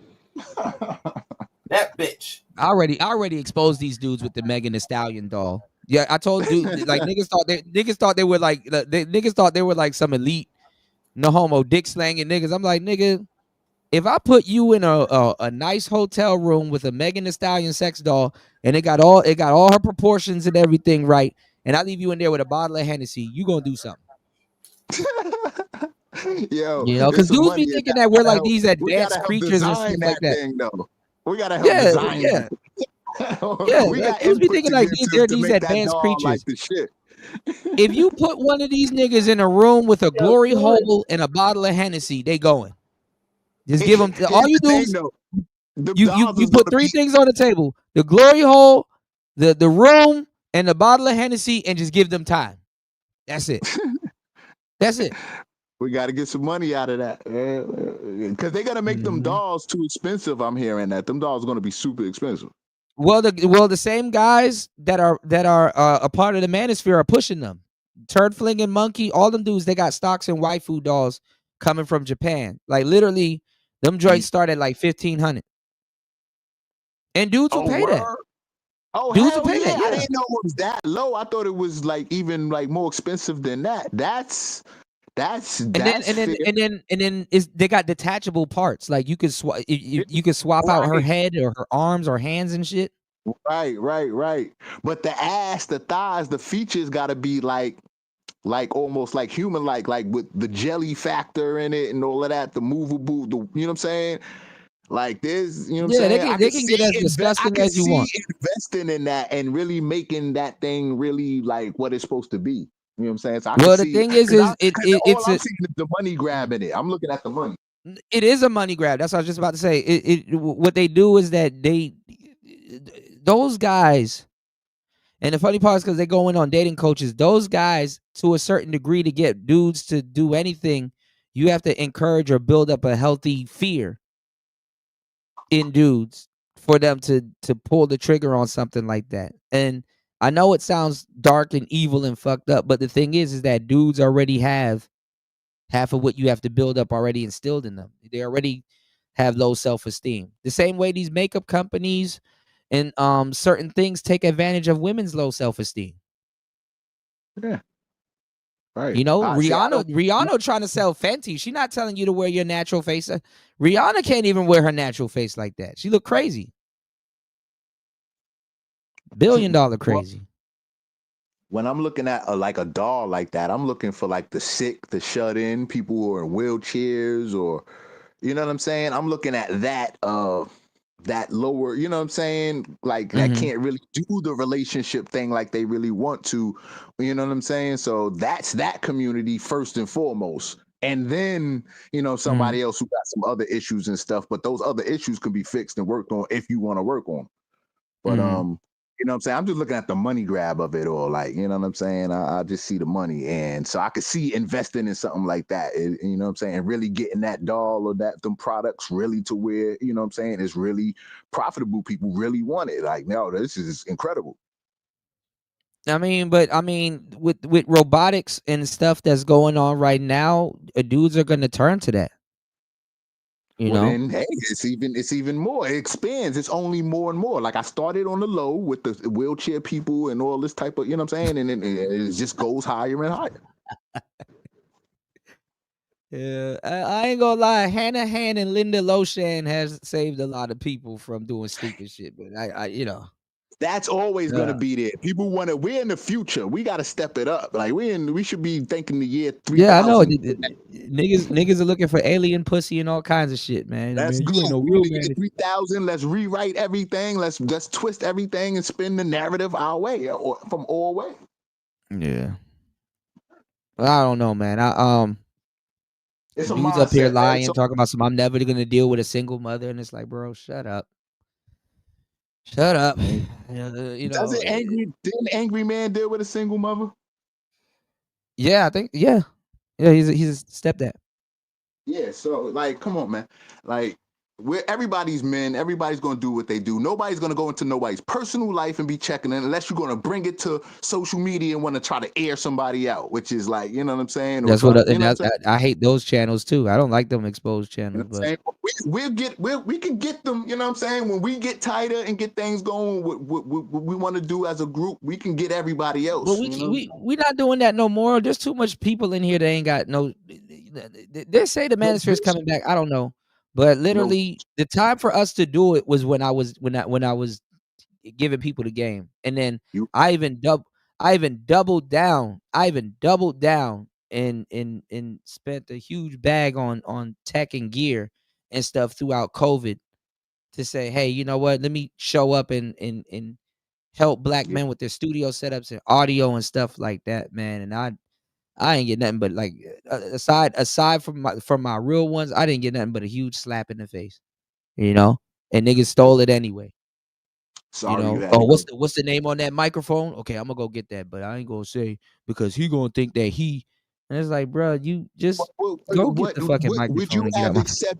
Would you have accepted from everybody maybe a $50 cash app, or did you want a shout out, or did you want everybody? No, it wasn't that. I don't care about the credit.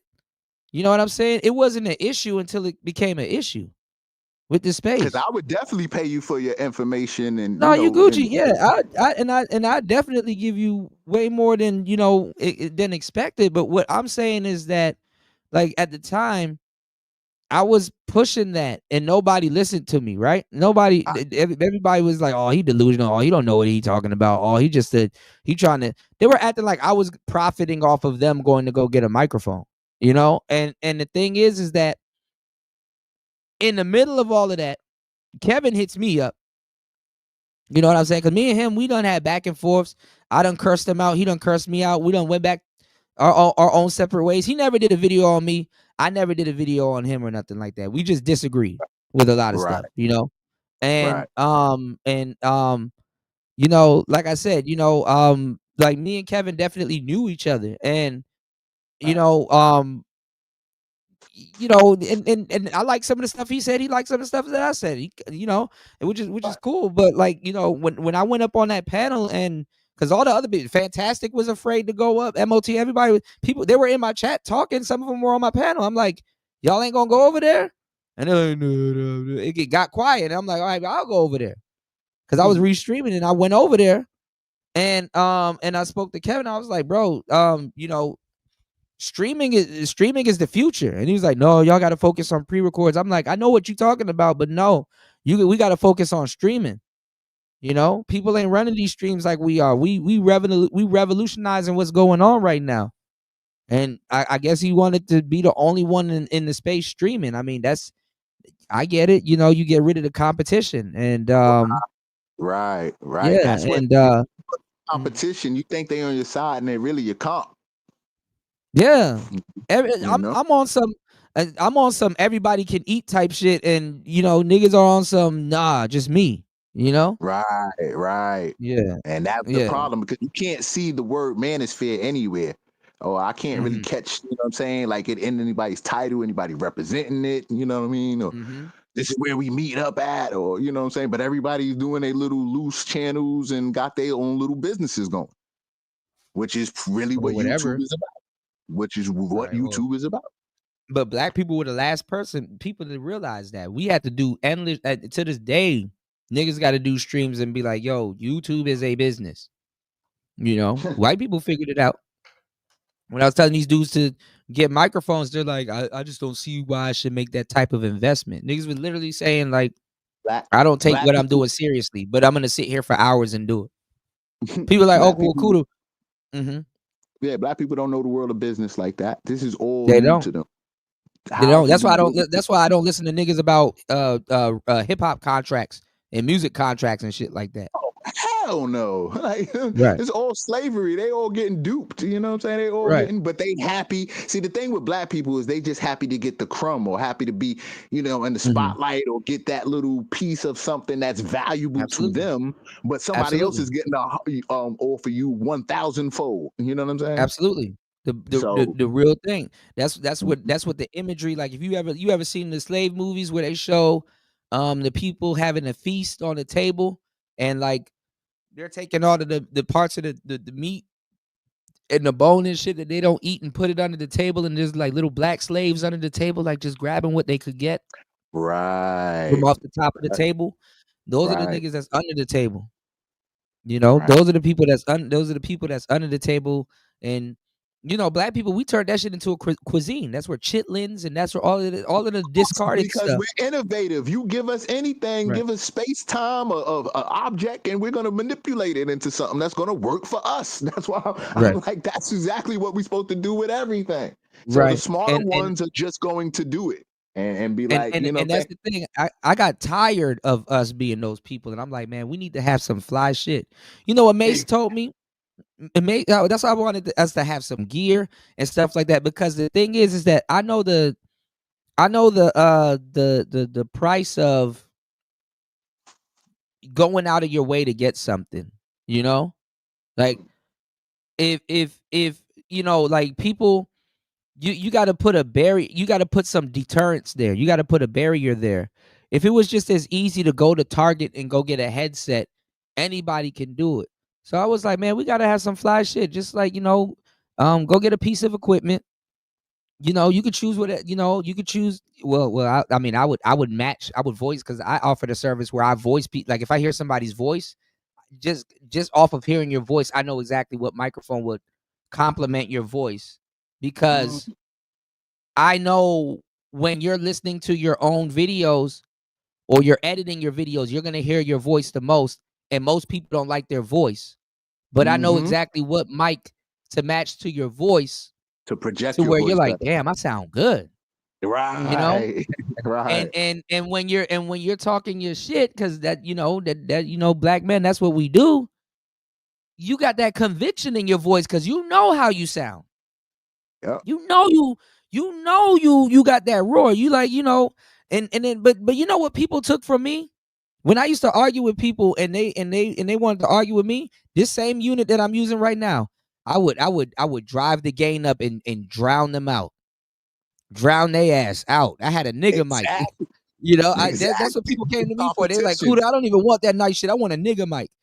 What's a nigga mic? I want to drown a nigga out on the panel. I'm like, God damn. And then they're like, okay, well, the people that wanted the nigga mic, they did kind of support the show. So I'm like, all right, I give it to them. I'll give it to him, What's going on, LT man? Shout outs to LT man. LT man was there. Shout outs to LT man, man. LT man was in the building. Underrated Darkness. Man, LAR movement was spitting, man. He was spitting like crazy, man. That nigga got in the booth and spit like he was missing a tooth, man. He said like OG, yeah, like OG speed, yeah. But no, I wanted black men to have that type of pride in their business, though, Black Manosphere, because I'm gonna tell you the truth, and a lot of War Master, a lot of guys here will tell you, like, when you ever did like a show or you ever did something, and let's just say like you're like, okay, you just got off air, and you just looking around and you just see like this unit beside you with all the colors and the microphone, and you're like sitting in a studio. And it's a feeling that's indescribable. It's like, damn, dog. Like it's like a you can't help but be proud of yourself. It's like, damn, dog, you really doing it. Like you really, you really putting something out there. You really got some nice stuff, some top of the line stuff, and it's like you have a captain's chair.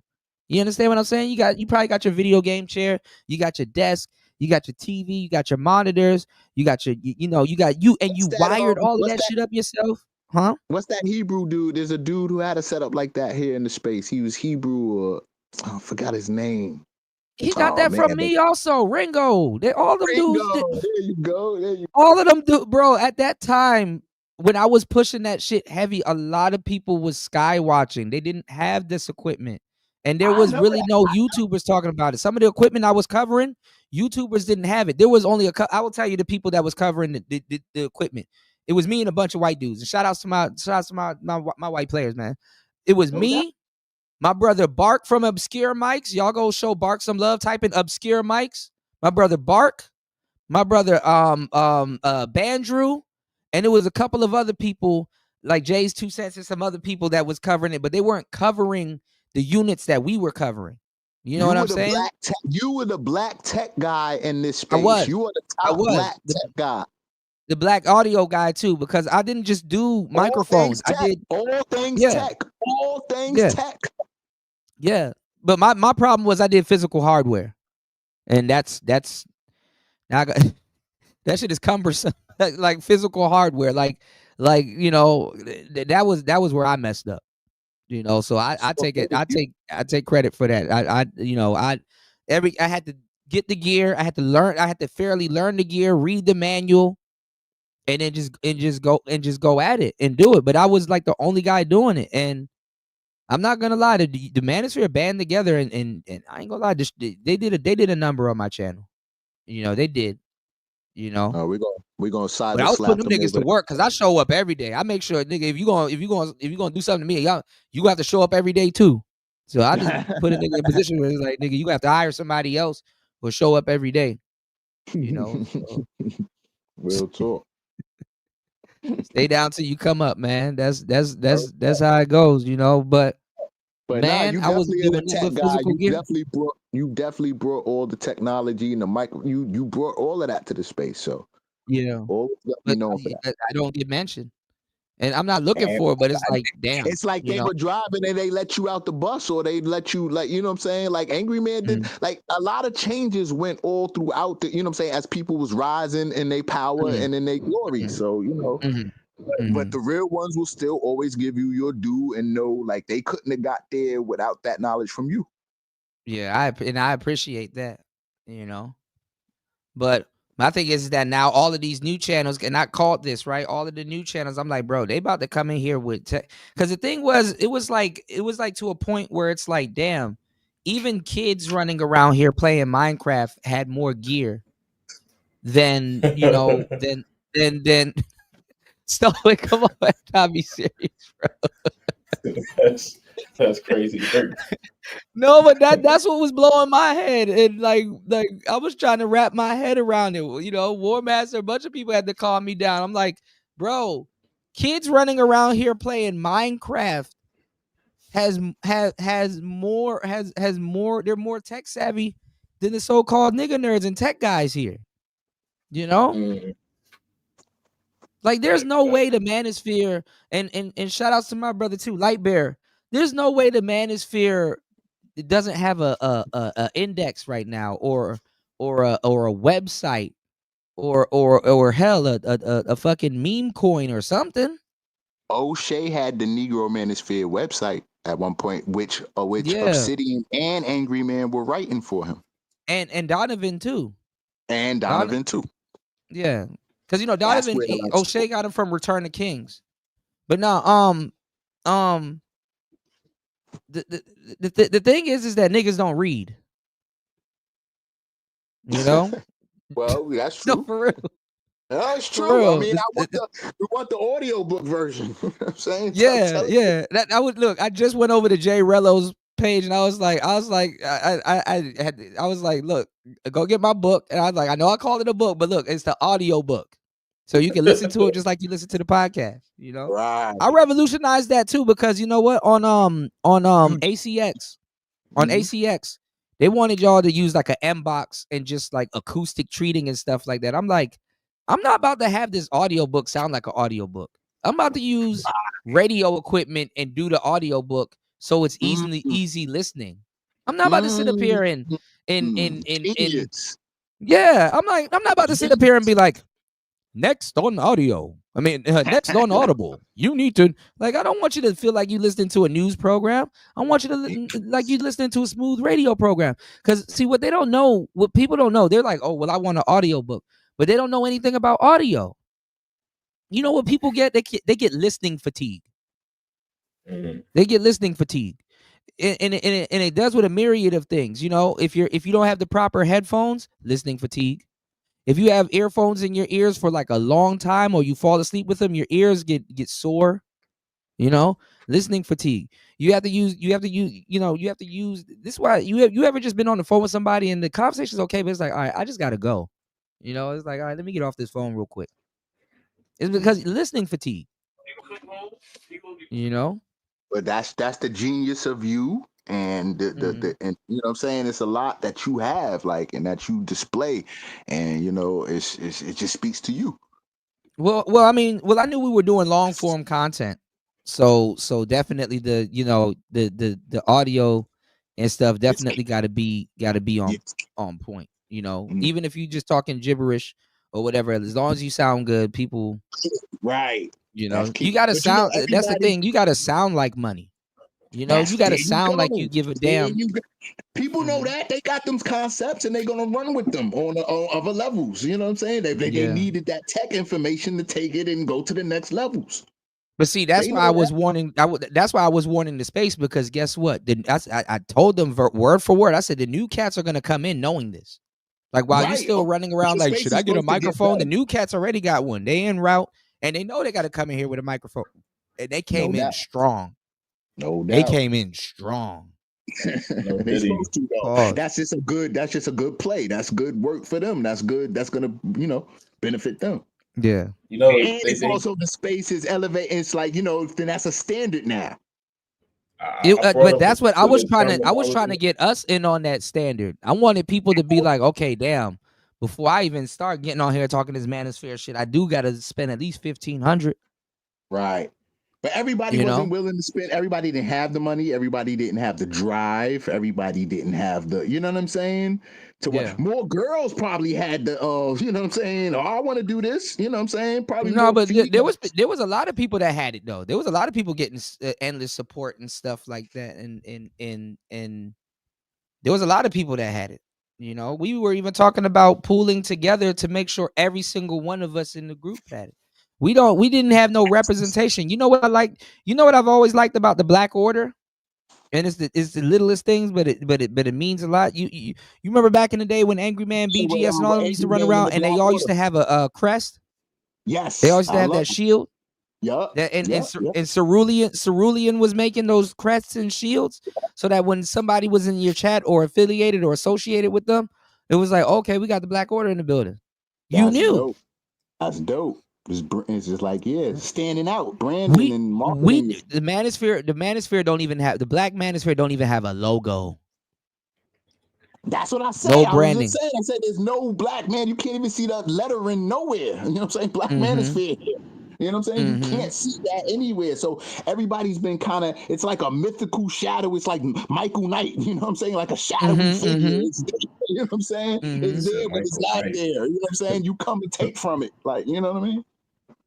And that's what I'm saying. We had no representation. It's also the demon that women use, like, you know what I'm saying? Like, oh, those guys over there, or they're gonna do this, they're the pedophiles, they're the incels, they're gonna be the next ones to shoot up something, you know what I'm saying? It's also used just like men are used as a demonizer. Something to go to. There's the criminal. Right. But that's the thing. I knew that because it's a visual thing, right? So I was like, okay, well, I'm gonna just backdoor it. And our sound will be our logo.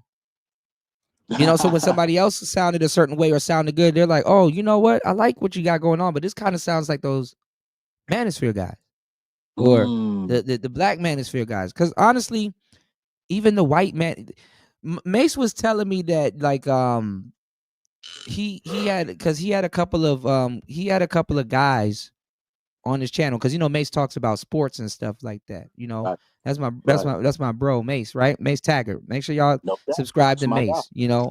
And he was like the guy got so jealous, and he was wondering why, and he was like, oh, he realized that it was his mic. He sounded good, and his audio was clean. It was clear. His setup that he was running was good, and the guy was just envious. He was like, damn, and he even started asking him about the gear. Mace was telling me the story. He was like, damn, okay, what type of mic is that? And he got the name wrong, and Mace was like, oh, it's an RE20, and he's running on a Rodecaster, and he's the guy was just jealous, and I'm like, yeah, that's gonna happen. Of course, and what's funny? What fucked me up? I thought niggas liked microphones. I thought niggas like, yo, spit something. I thought niggas loved microphones until collectively they band together to push me. I'm like, damn. I felt like Hannibal Lecter. It was like, but I'm right. So let me ask you, with this whole manosphere shit. So you were there during this whole beginning. Let's say Hannibal Lecter. My bad, Hannibal Buress. Huh? Go ahead. Mm-hmm. You was there during the beginning phases of this of the black. I've been in the manosphere. I've been knowing and been in the manosphere since 2004. I was 13, 15, knowing about these pages. Yeah, it was on Messenger. It was on MSN. It was on AOL, Uvu back in the day, Tiny Chat back in the day. We were on Black Planet. So Rolly, let me get this straight. So Rolly and Clary got together on the Fresh and Fit podcast to talk about how the Black Manosphere did not work out. Yeah. Hold on, we're gonna get into it because MTR, we're gonna break down this MTR video real quick. I'm giving y'all some good game. Y'all hit the like button, support the show. And I need to give you a wrench, bro. Hold on, give me 1 second. I gotta switch all these tabs. Say something in the chat, Black Manosphere. I got you on the wrench. Link says, yeah, I've seen kids doing blow by blow commentary of sports games getting paid. Yeah, absolutely. Tyrone said they cooked dude tried to brand it. Yeah, they cooked the dude that did, and it's funny because I was gonna use that as a thumbnail. They cooked the guy that was gonna do the Manosphere magazine, and they only put out one Manosphere magazine, which was a good idea, by the way. O'Shea went on Bernard Riley's, and he said, "I will do everything in my power to stop you from trademarking the Manosphere magazine." And like I said, when niggas are ready, they will sabotage. They will collectively get together and sabotage something. So these dudes aren't working that hard to make sure y'all are learning something or providing a space for y'all where you can really educate yourself on something like that. And that's why I said it's up to the individual men and the channels that they frequent and what they do and stuff like that. Because these dudes, look, these cats will take it and run. Yeah. You know what I'm saying? And I get the new cats coming in here, you know what I'm saying? Because, they're enamored with this shit. I mean, I remember when I first went down the rabbit hole and found the Manosphere, as a teen and stuff like that, as a teenager, and I stuck around. I was around during the Mac Lessons radio days.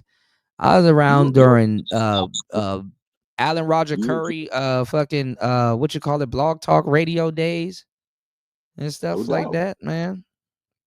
And honestly, watching how they stole from Alan Roger Curry was heartbreaking. Right, that was it. Yeah. And O'Shea promoted that.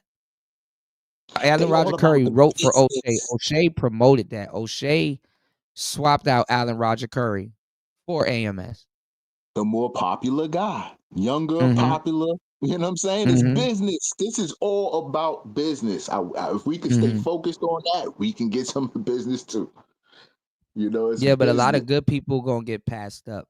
which gotta put is them to crazy. work. We gotta you gotta prove to have some talents or have something to say, something to contribute, and then we could could start to correlate some things around that and make a light shine on it. But see, that's the thing. But everybody's not on that. Everybody's not business minded on that. That's just the only problem. No, that's the truth. But we not even organized. Well, at the time it kind of was, but we not even organized to do that. But I wouldn't say at the time we were organized to do anything. But what I'm saying is that at the time they were gatekeeping. Like O'Shea was a big ass gatekeeper, and a lot of people were gatekeeping. Exactly. Well, but I mean, it was horrible too, because it's like, okay, YouTube is suppressing your channel. You know what I'm saying? So it's like, okay, well, what's another way to grow your channel? Well, you gotta get cool with people. Yeah. Networking in your tribe. So exactly. they were gatekeeping like shit. And Fantastic brought it up. Remember, they all had a big meeting, and they, what I'm saying, and they talked about it. Fantastic took off in a certain way, but he brought those things up, and they were adamant about it. Like, yo, if you ain't on it, Obsidian, O'Shea, they were adamant. Like, if you ain't on it like this, or ain't got it like that, or ain't, what I'm saying, and what can we do for you, or it's not about that. What I'm saying, like, they really had a breakdown about this. You know what I'm saying? And Fantastic was the one to bring it the most. Yeah, but Fantastic, he the reason why a lot of shit got fucked up too. He the whole stream team thing, that was him. He fucked that up. He was gonna peep game, and he was gonna do like you know what I'm saying, he's peeping the business. No, but not even. I mean, he jumped ships. He jumped ship when he'll burn a bridge and then jump ship. That's kind of, I mean, that's a part of the game too. But this is what happened. And go establish the big, what's his brand? The big men, the big whatever. Nah, he tries to do that, but what he does is he squats on other people's panels and then tries to beef with certain people in hopes that it'll take off. That he has the same strategy. Roaster. He's a talker. He's a roaster. He is a good roaster. That's what I said. In hindsight, I would have used him just as a soldier, like the U.S. military uses him. Like, well, you look, since you're a hothead, go out there and go fight people. I'm like, oh yeah, y'all want to argue? Okay, I'll put Fantastic on your ass. With that confidence too, yeah. So he was good in certain ways. You know what I'm saying? Yeah, but he a hothead in he be feeling some type of way if he's not recognized. Like he has a big man complex. Just like you on levels, like everybody wants their recognition, but then I seen he go and went and did his own thing, and kind of, you know what I'm saying, is a see that's the thing. At the time when certain things was going on, there was technically gatekeepers when people could go and do their own thing. So a lot of people, they're like, okay, well, instead of being up under somebody or somebody telling me when I can go live or doing this, that, and third. Yeah, they wanted to be up under. They wanted that recognition and to be aligned with the top guys. Yeah. And I mean, and guys like Fantastic. Yeah, guys like Fantastic benefit from it. He got his subs from Obsidian. That's what I'm saying. That's what I'm saying. The business of it. They in the loop, behind the scenes, and on in front of the scenes. They're talking the business. If you're really talking and really paying attention, they getting the business down of it, and you can see who takes the business models and ideas and runs with them. Yeah, but they weren't gonna put it in subs and everything, because that was a big thing. We all needed 1,000 subs, or anybody that was serious, and then we all, you know what I'm saying, O'Shea can help you, and then, you know what I'm saying, they would use that like, oh, I can help you, you know what I'm saying? Yeah, the networking part. They were supposed to be the leaders of something that we were all gonna be coming up behind anyway. You know what I'm saying? Yeah. So, everything just went kind of straight, but it was going channel, away. Bro? Excuse me? You have a channel? Yeah, Ever Black TV. Ever Black TV. I'm a sub. Yeah, EB. ERA space BLAK space TV. Yeah, appreciate you, bro. Appreciate you, bro. Make sure y'all subscribe to Era Black TV. But see, that shit right there, man, that's what threw me the hell off. That's what threw me the hell off. So Era Black TV. Era Black, yes. ERA space BLAK space TV. I got you. Hold on, right, let me do this real quick. Let me pull this up. Oh shit! Shot! Oh my god! You got one. Shout outs to War Master dropping the huge. Hold on.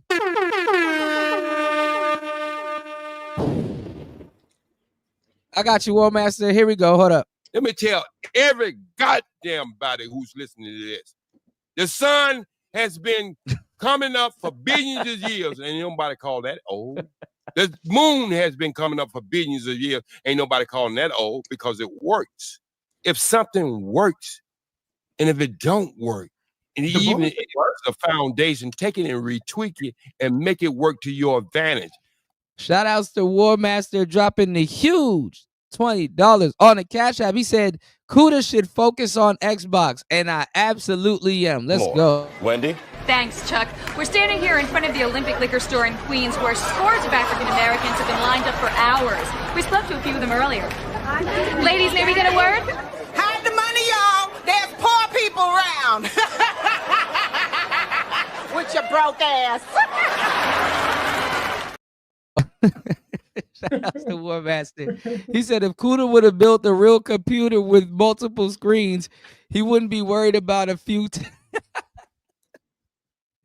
Man, I will be so scared. You gotta donate to Kuda and get Kuda's, you know what I'm saying? Get Kuda's stuff right, help him get right. Nah, it's all good, man. Nah, War Master's a huge asset to the channel.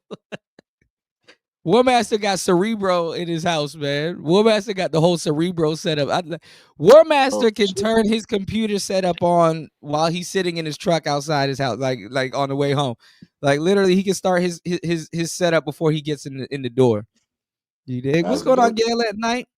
I want to before we get into the breakdown, because I want to get you guys opinions on this, right? I want to give a huge shout outs. I want to give a huge shout outs to LT Man in the building. You know, I want you guys to head over to hempforfitness.com. You know, they are you know, definitely a huge part of the show. Head over to hempforfitness.com if you are in the States. I know I'm not, but you are, and you have a phone. Make sure you head over to hempforfitness.com for the best CBD and THC manufacturing company in Chicago that delivers everywhere. You go to hempforfitness.com. That's FOR, not the number 4. Hempforfitness.com, and definitely get your hands on some gummy bears, some Zog. Be blazed as fuck at work while you listening to Player Talk Radio. Listen, I'm gonna tell y'all some real shit. Stop playing around with your dealer and who your dealer is dealing with. Okay, fentanyl is everywhere, you know, and I'm not here to scare y'all or do anything, but fentanyl is everywhere. And definitely, you guys need to be safe out here, especially going into spring and the summertime. You might feel saucy and try to pick up some pack, and guess what? You're gonna get turned into a pack if you smoke that pack. So definitely make sure you are dealing with a reputable source, okay? A reputable source, okay? And I am telling you, hempforfitness.com. LT Man that showed me the lab. He done showed me everything. Everything is organically grown. Y'all, you don't have to worry about shit. You understand? And it gets mailed to your doorstep. Okay, so if you want some exotic, yes, all right, make sure you head over to hempforfitness.com. Shout outs to Gail at night in the building. There she go. Hold on. She told everybody. Oh shit, right. Gail, you don't. Oh shit. That's an inside joke. Hold on. I meant to give Gail the foghorn. And you know what I was gonna play, y'all? Do y'all see? I got so much history on this roadcaster. Do y'all remember when damn, what's the girl's name from The View? What's the girl's name from The View? And and OG knows her name. What's the big girl from The View? I forgot her name. But he was talking about her, and he was like, and she told everybody that she had a. He didn't even say, I didn't want to laugh, but I'm taking y'all to hell with me. I didn't want to laugh. I did not want to laugh, but you know how OG be mispronouncing words? Yeah, Star Jones. Yeah. Star Jones, I think, right? You know how OG be No, Lonnie Love. Yeah, it was Lonnie Love. It was Lonnie Love. Yeah, I know it's like Star Jones probably old. I'm trying to. It was Lonnie Love. Yeah. It was Lonnie Love, y'all. But OG was like, and she told everybody she had a miscarriage. Now, nigga, I don't know where y'all are from, but never in my life have I ever heard somebody call the miscarriage a miscarriage. That took me clean out. That took me clean out. Shout outs to Gail. Hold on, y'all. Shout outs to Gail in the building. Thank you. But listen, hold up. And she told everybody that she had a miscarriage. She had a miscarriage. I'm sorry. She had a miscarriage. And she told everybody that she had a miscarriage. Goddamn breath milk right now. Bro, I have nothing but straight up history on this roadcaster, man. Oh, God. Ever. Just because you can't get your little cat dick wet and then you angry, but still are going out there and fucking control. I have never complained ever. War Master, man, when are you gonna get back home, bro? We gotta have a clip war, man. Yeah, her daddy didn't like me too much because I used to yell "Dom game" and run.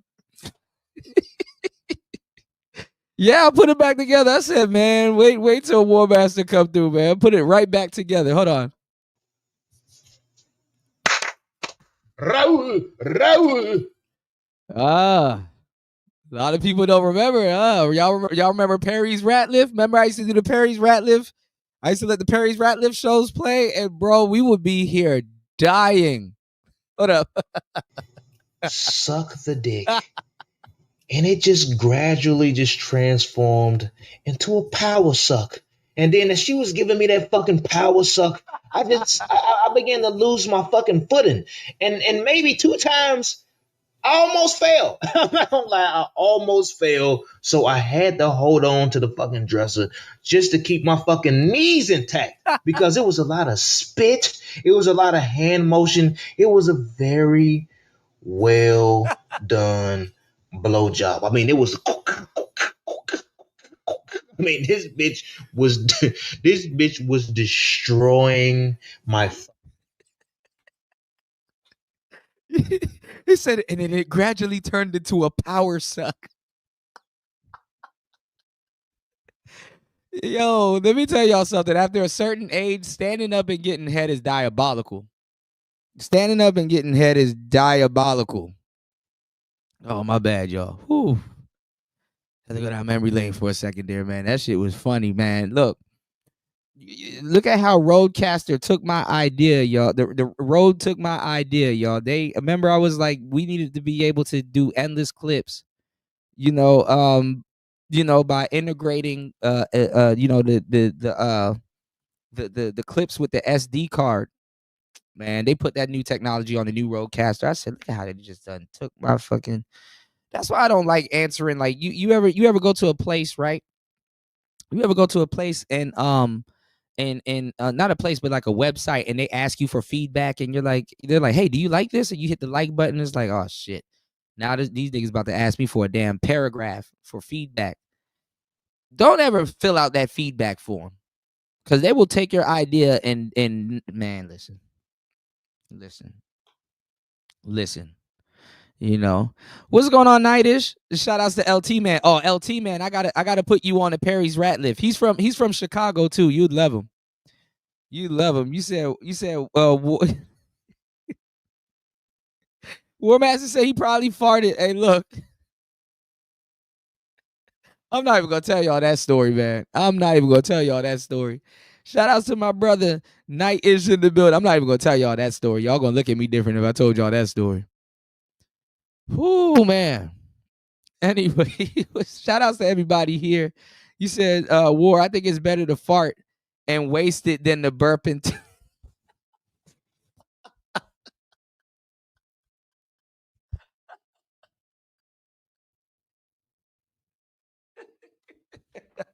I am a nasty woman. I don't think girls will react bad to dude farting these days, man. I ain't gonna lie. What I can't tell y'all that story. I'll tell it to y'all another day. I'll tell it to y'all another day, man. Oh man. Oh, Lord have mercy. But yeah, man. Oh shit. He said she probably smelt it through his blood.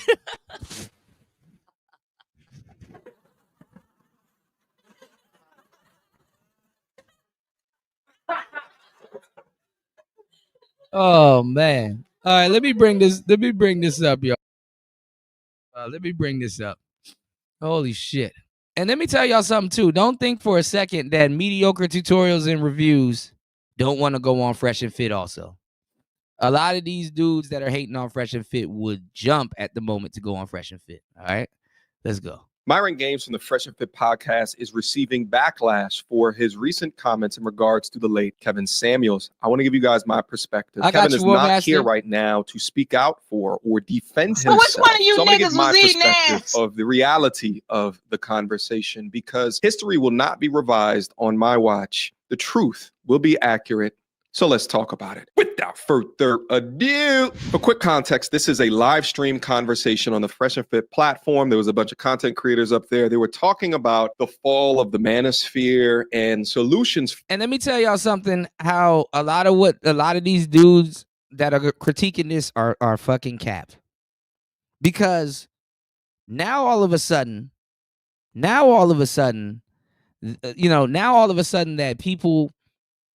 people are saying, oh, well, Myron said Kevin Samuels didn't put his homeboys on. Now all of a sudden they know about this sector. Oh yeah, we've always knew this sector existed. Yeah, because a lot of y'all took from it over the years. Yes. I know you know it exists. You took from it. Yes. And then you pretend for a good 5 years that it didn't exist. Yes.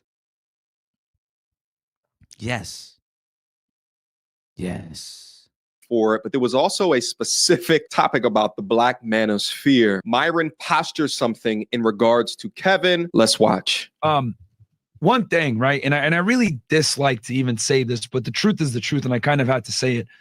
The reason why the Black manosphere died, right, is simply because Kevin Samuels didn't put his people on. The reason that an entire community of content creators or things that they talk about died is because the man that was seen as the head of it didn't put his people on. Let's listen a little bit more. I'm gonna be honest about it. And let's keep it 100. Let's keep it 100. Did Kevin Samuels put MTR on? Yeah, he put MTR, Dennis Sperling. Well, not that he didn't put them on, but he assembled them. He assembled them. I think that's what he's gonna allude to. Yeah, he assembled them. But what was I about to say? Damn, I totally forgot what I was about to say. Damn, just like that, gone. My bad. No, you Gucci. It was a good question. What was I about to say? With mediocre tutorials and reviews. Damn, I done forgot what I totally forgot what I was about to say. It was some good shit too. Hold on. All right, let me run it back a little bit and maybe. Well, I say mediocre tutorial reviews came around 2019, so he was never near like close to space until last 6 years. He was not here from the beginning. Yeah, he started reviewing stuff in the space, and then he's a guy. He's a reactionary channel. Period. Yeah, when I came across Black Men more was around the end of 2018, going on 2019. That's why I actually came across Obsidian, the end of that year, going on to the new year.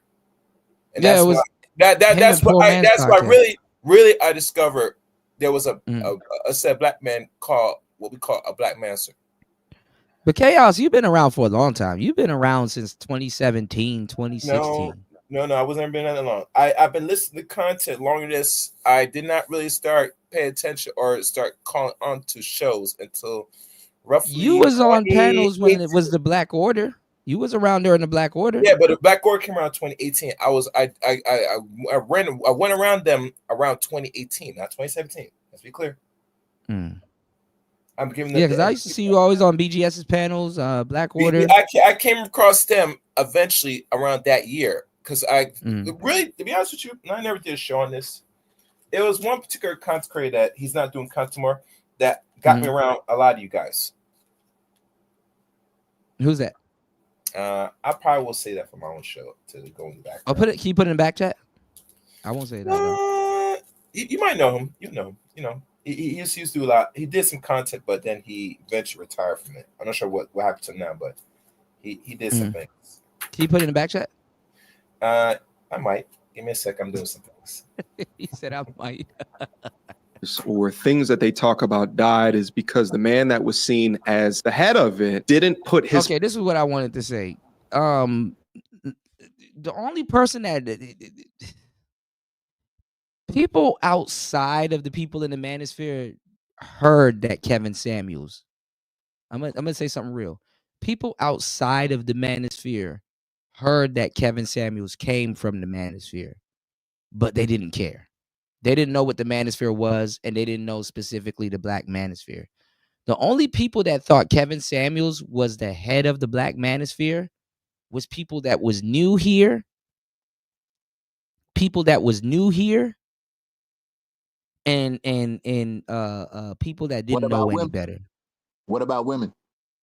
The women just thought he was in the manosphere. They didn't know there was a such thing as a black manosphere unless it was the women here. If you were hanging around the women here, then you probably got a more honest expression. But the women outside of it, they didn't know. They heard, oh, he hangs out with the manosphere guys. That's where he gets his rhetoric from, and that's all they knew. Kevin wasn't even claiming to be the leader of the black man. If you thought that Kevin Samuels was the leader of the black manosphere, you were clueless, because it wasn't. The reason why a lot of pushback was going towards Kevin was because people were saying he's not my leader. You know what I'm saying? People was like, he not leading us. That's where you get the pushback between like Angry Man. Angry Man's like, oh, he's not leader of the manosphere. He's like, I'm one of the founding fathers, huh? Kevin didn't even use Kevin Samuels did not even use the words manosphere. Exactly. Exactly. So I never considered him. I always known, like, because if you were here, you didn't. But that's what I'm saying. If you was here, you didn't consider him a leader. Right. I mean, not I get your point. The leader. Yeah. I get your point. The leader. Right. Yeah. But as far as out there and for everybody to see or for everybody to judge or come up with a perception or whatever they want to think of a manosphere or anything, he would be that top guy that everybody could see. This is a black man, the black manosphere. They would say he was a part of it, but they wouldn't say he was the leader. You know what I'm saying? Because he didn't brand himself that way, and they would think that he was affiliated or associated. That's what I wanted to get into. What you brought up when you talked about that guy who branded it and made it a magazine and all of that, and the rejection of him. Because that's key. Because. Like, right. But he was behind the scenes, though. He didn't really have a face. You want to know the reason why people rejected him like that? Right. Because on that Bernard Riley show, that was the first time they saw him, and they were like, "Who was this nigga?" It had to take them a while for them to soak in what was going on. And then I don't know. I'm not trying to, because she cool and I respect her. Me and her cool. I haven't spoken to her in a while. Shout outs to Kendra D. But I'm not sure if that's the guy that she's with right now, but definitely he did wonders for her and her channel, and she's doing great. And she took off, right? They all people who take the manosphere, like, and that was great to trademark it, and that was a good business move. You know what I'm saying? But he wasn't like familiar with the. I don't know. Like, how's Bernard Riley doing right now? Where's his? Is he still up and running? I think he went back to like a regular job and just chilling with his lady. But he actually reactivated his channel, so all of the videos and all of the fuckery is there. So literally, I said I was gonna do that one day. I'm gonna do a hit piece and just squat down on his channel, pause, and break it down. Even all the old videos when Kevin Samuels used to go over there. Isn't also what's the lead attorney? Isn't he also considered manosphere? Manosphere was just taking in all of these guys because, again, like I said, they needed a mascot. and it helped them because it brought them a new audience. It brought them a new audience, so lead attorney wouldn't lose anything by saying he's not manosphere, and then we didn't have no wild shit going on at the time too, so he could have just said, "Oh, I'm manosphere," but they're all adjacent to the space. So because they take our talking points and use it, they need to use our talking. They need to use our talking points sometimes, so it's better for them to say they're adjacent to the space. Because the guys that are just talking about it, and we actually bring a lot of depth and conversation and things to it and ideas to it, those are just the guys talking. The guys that take it, and like, you're a content creator, but the other guys like MTR, Dennis Sperling, lead attorney, these are all better represented. These are all educated guys with known they positions. look good. Yeah, they look good. Yeah, because that's the thing. Kevin Samuels does not represent the Black Manosphere. Kevin Samuels, for him to be the mascot of the Black Manosphere, he's an anomaly. You know what I'm saying? He's an anomaly. But he looks like a more pristine, clean version. Basically, what the Passport Bros did with Austin. What the Passport Bros did with Austin Holloman, that's what they did with Kevin Samuels. And then the thing is that because listen, the Passport Bros didn't put Austin Holloman out front like that. TikTok actually selected him, and then he's like, "Well, I have an interest in." He was just the one more visible in doing. He was being a better content creator at being a Passport Brother, traveling, showing you. But that's what I'm saying. And then guess what? And guess what? We already knew. We already knew about Austin Holloman, blowing up from TikTok, and then guess what? O'Shea tried to. The points I'm trying to make is like the guys that are just talking or just I know about these guys is one thing, and then there's guys that go and do the content and go make it something, and then those guys are going to be known as the thing over the guys that are just like us, just talking about it, right? Or us doing the actual work. Oh, right. But the actual work is really the content creator. And so if you're a Fresh and Fit, I got production, I got guys behind on the cameras and working the boards. I got a better and Fresh and Fit. It took a long time. Even to this day, Fresh and Fit kind of still don't got it right. Like that's how people was like, yo, for years, people was like, yo, Fresh and Fit need to hire you, Kuda. I'm like, yeah, but it's all right. I'm good. Because at the time, if Fresh and Fit would have hired me, they would have had to get. They could have fired all 6 niggas that was back there around that one computer. Damn. They would have had to fire all 6 niggas. Honestly, for what Fresh and Fit does, Myron could run Fresh and Fit like with everything in front of him, the same way that Brian runs whatever. I feel you, but they throwing away money. To flip back, I feel you. They throwing away money. You don't need to do all of that. Mm-hmm. That just speaks to your genius. I mean, you got a lot to offer, a super lot to offer. Yeah, they would have had to fire. They would have had to fire half their staff because it's like, why are you here? It's like, bro, it's not rocket science. To flip back to KS though, BGS will tell you I brought in Kevin Samuels. Everybody's acting, but see, that's the thing. They got mad at me for wanting credit, but everybody around here, low key, is clamoring for credit. Right. You know what I mean? But I mean that is what it is, And O'Shea doesn't want to say BGS brought in Kevin Samuels because remember BGS was a part of the Black Order. Mm-hmm. Yep. That was something a lot of people didn't see happening. BGS and Angry Man falling out because he tried to little boy him. Yep. And that's what it is. A lot of egos. What do you mean? You mean BJ tried boy Angry Man, right? He tried little boy Angry Man, yeah. Yeah. I mean, you got Angry Man, a street dude. What's going on, Azrael? Intellectual. Shout out to Azrael in the building. Y'all hit the like button, support the show, huh? He's a street intellectualist, so that's why I could see why he don't want to get bored. Yeah, he shouldn't. Well, I mean, all of the older cats in the space too was on some. Oh, well, you need to dress your age and pull your pants up, and they were on that type of shit. And Angry Man was like. It's like I mean that was a good little back and forth. I liked how Angry Man kind of defended, dressing how he feels.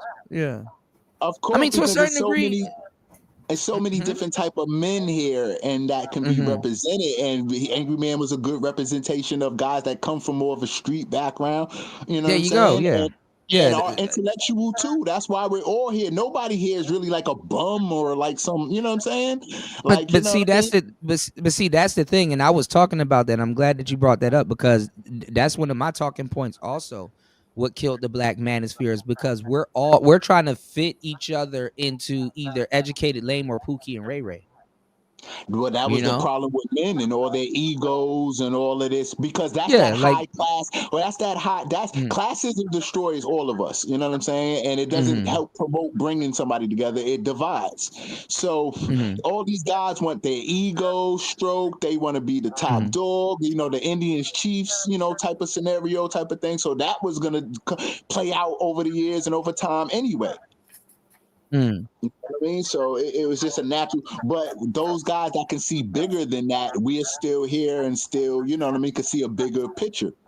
And but those that's the guys thing are too. about their own business. You know what I'm saying? But see, that's the thing too, because dudes were running around with the Pookie and Ray Ray trope, right?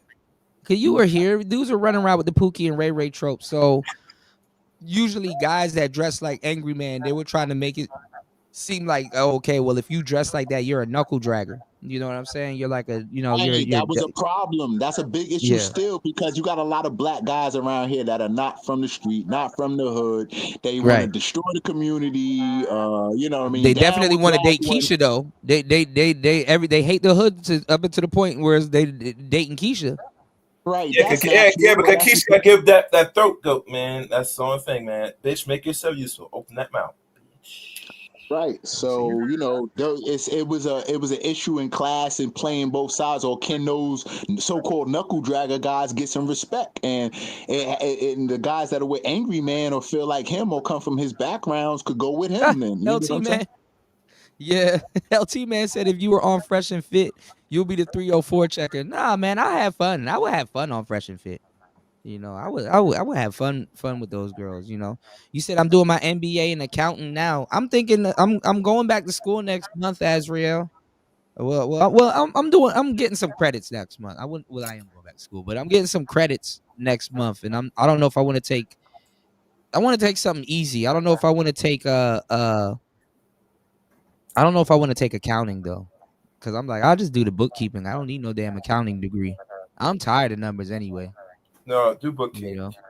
Stay away from do the bookkeeping. I just use QuickBooks. You know, should I that's what I need to do tonight. I need to write that down. I need to open up a bank account with QuickBooks. You said you don't need it unless you're trying to become a CPA. Yeah, and I'm gonna be working with CPA. Actually, Azrael, hit me up, because we might be able to send customers. By the time you're done, we might be able to send customers back and forth to each other. You know, like if I can't take somebody, I'll just send them to you. You know. So yeah, let me know, and definitely come on and chop up some game, man. People be talking crazy about you, and I'm like, man, that man hard at work, man. They be like, man, Azriel, this and Azriel. I'm like, man, Azriel, my brother, he cool, man. You know. Yeah. He said that's what I'm doing. Do you have a link? You want? I can give you QuickBooks for free. I'm the plug. I can get that shit to you for free. you can give quick. I can give you QuickBooks and Xero for free. Those are the only two you need to learn how to use. QuickBooks and Xero. Xero. What's going on, Ghostman Kang? You said go for a trade coup to leave everything that's academic alone. Nah, I mean I just need to pick up a quick bachelor's. You know, I just need to pick up a quick bachelor's. That's all. Stoic knows why. I just need to pick up a quick bachelor's. That's all.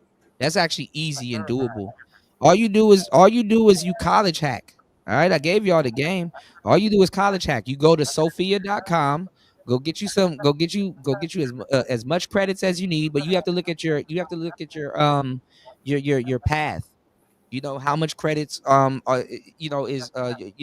online college that you're taking, how much credits are they going to accept? You can pay $100 a month, go on Sophia.com and just bust your ass for a couple, like 2-3 months, get a bunch of credits, and then transfer them over, and then finish your remaining year, your remaining semester off at a college and graduate and get your bachelor's and your transcripts.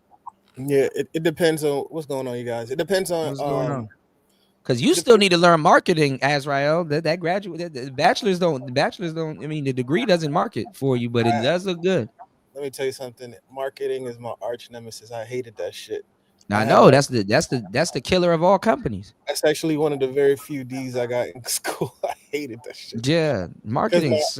Actually, it doesn't suck because I'm actually learning how to use memes and viral stuff to. Yeah, but the way you ever seen school is retarded. That's why.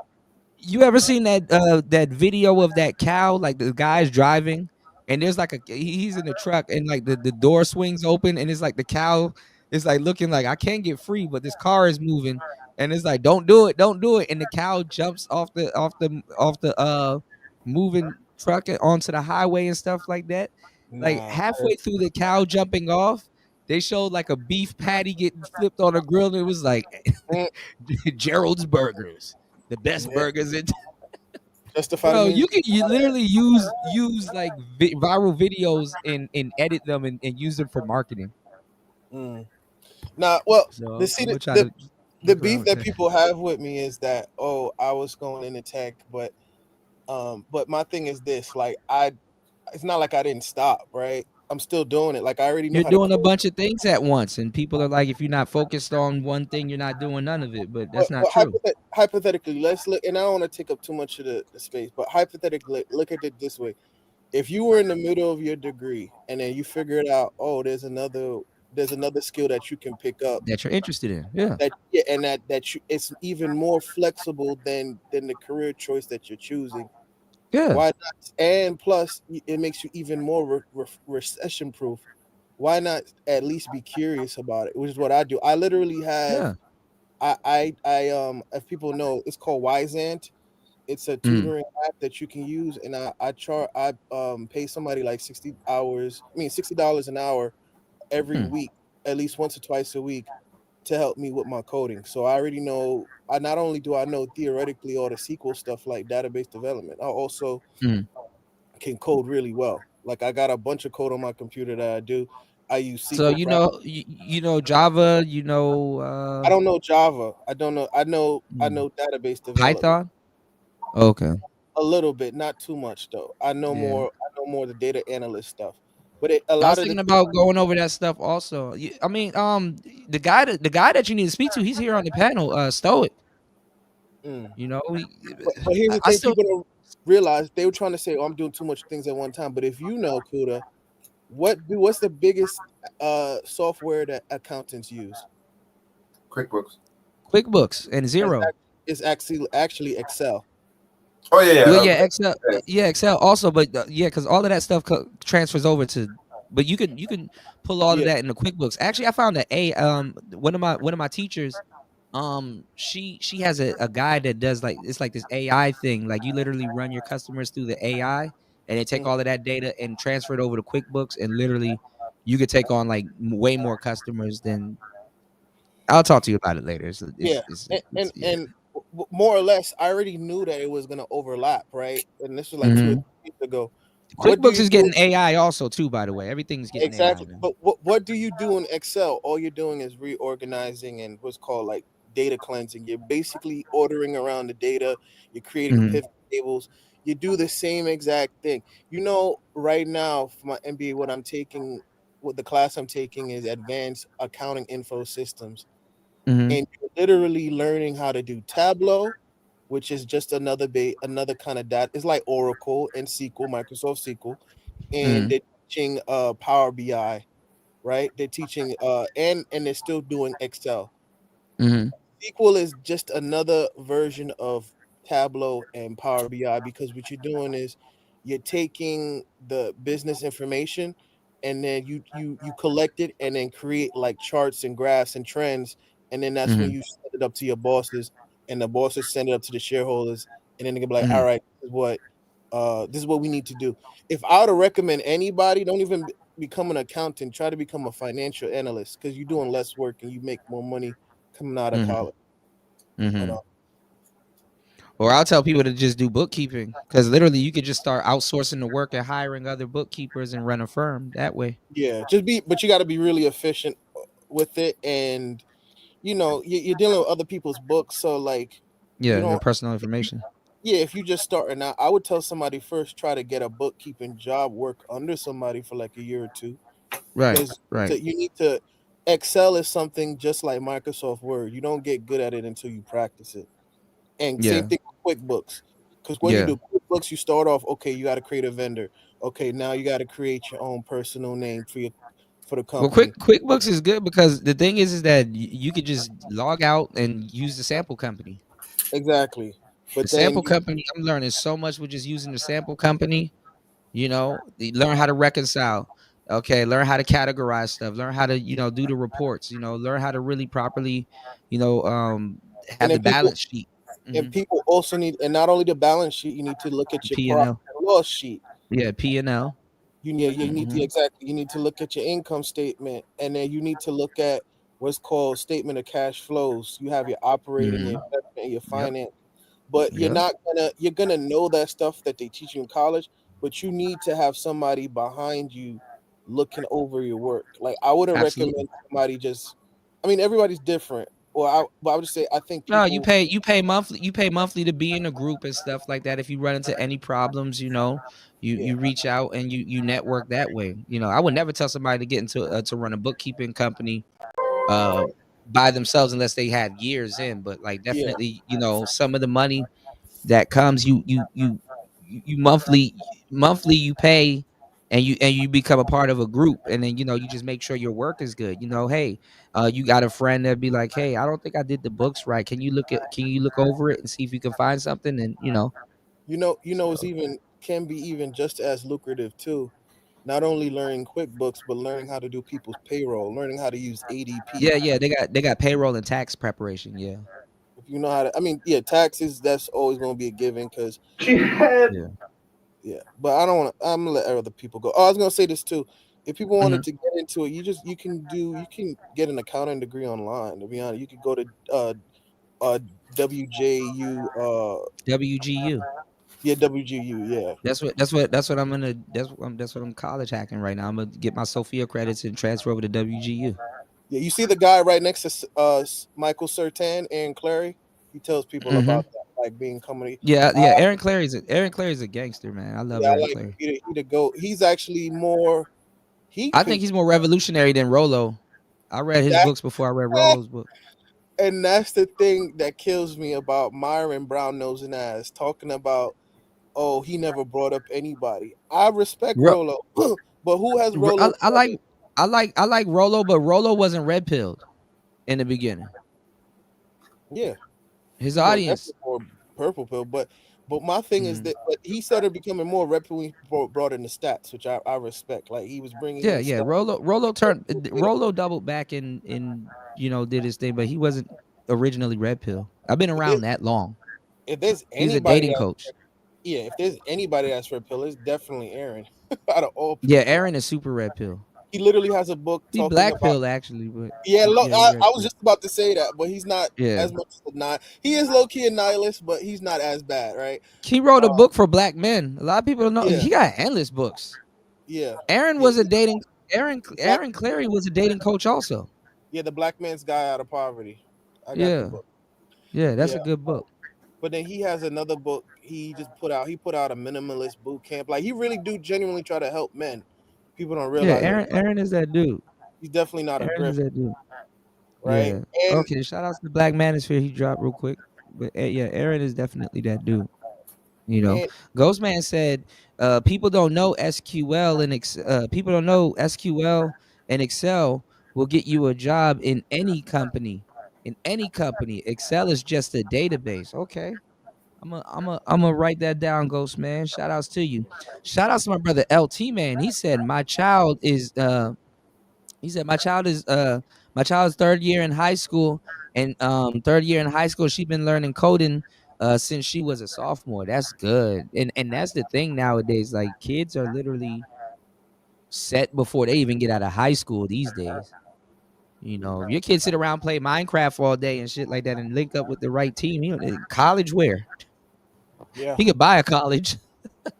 You know what I'm saying? Yeah. Like, you know what, Dad? I didn't go to college, but I did buy my degree. It's right there. And it's like, damn. Yeah. Damn. My kid college hacked. I mean, even if you learn Power BI, something like that, you learn it. Let's say you start learning it in the beginning of your college career or your college degree. By the time you're practicing it every day for like maybe 2 or 3 years, they're paying people $50 an hour to just do that software. Yeah. There's jobs out here, but you gotta upskill and you gotta look for something that's gonna be. You damn near gotta pass away before you find them, though. You gotta go through hell. You do. Honestly, true. You gotta put out 1 billion cover letters and really spruce up your. That's why I'm like, now you know what? I'm just about to my fucking resume about to look like a CVS receipt. I'm just about to load up on certs. I'm about to have like 3 different resumes. I'm gonna have a resume tailored toward this profession. I'm gonna have a resume tailored toward that profession, and then they all gonna kind of, shit. Yeah, DeepSeek about to make my next resume. Hopefully they don't ban it, because you know how that is. You know how Peter Thiel. What, DeepSeek? Yeah, because they're trying to. That's why the stock for like Nvidia and OpenAI crashed. And it was funny because last year. Oh yeah, they did say it had something to do with DeepSeek, right? Yeah. Because DeepSeek is open source, unlike ChatGPT. Because after a certain amount of times and inquiries that you use in ChatGPT, it goes to a smaller model, right? And it uses it, like, let's say it cost $100 million to build ChatGPT. It costs maybe like $5 million to build DeepSeek. So what it did is, it's supposed to cheap because the Chinese manufacture 7% of the world things, so they're gonna pay less because they are groomed and built for the last 40 or more years their people. So anything they could do it at a fraction of the price. It wasn't even all these AIs we use right now that's built in America. From what I heard about DeepSeek, because I got DeepSeek, it makes sense why it's much more cheaper. Is because they're already ahead of the market years in advance. They already got the people lined up, all that stuff. So what we using here is pennies what the agent got over there. Exactly.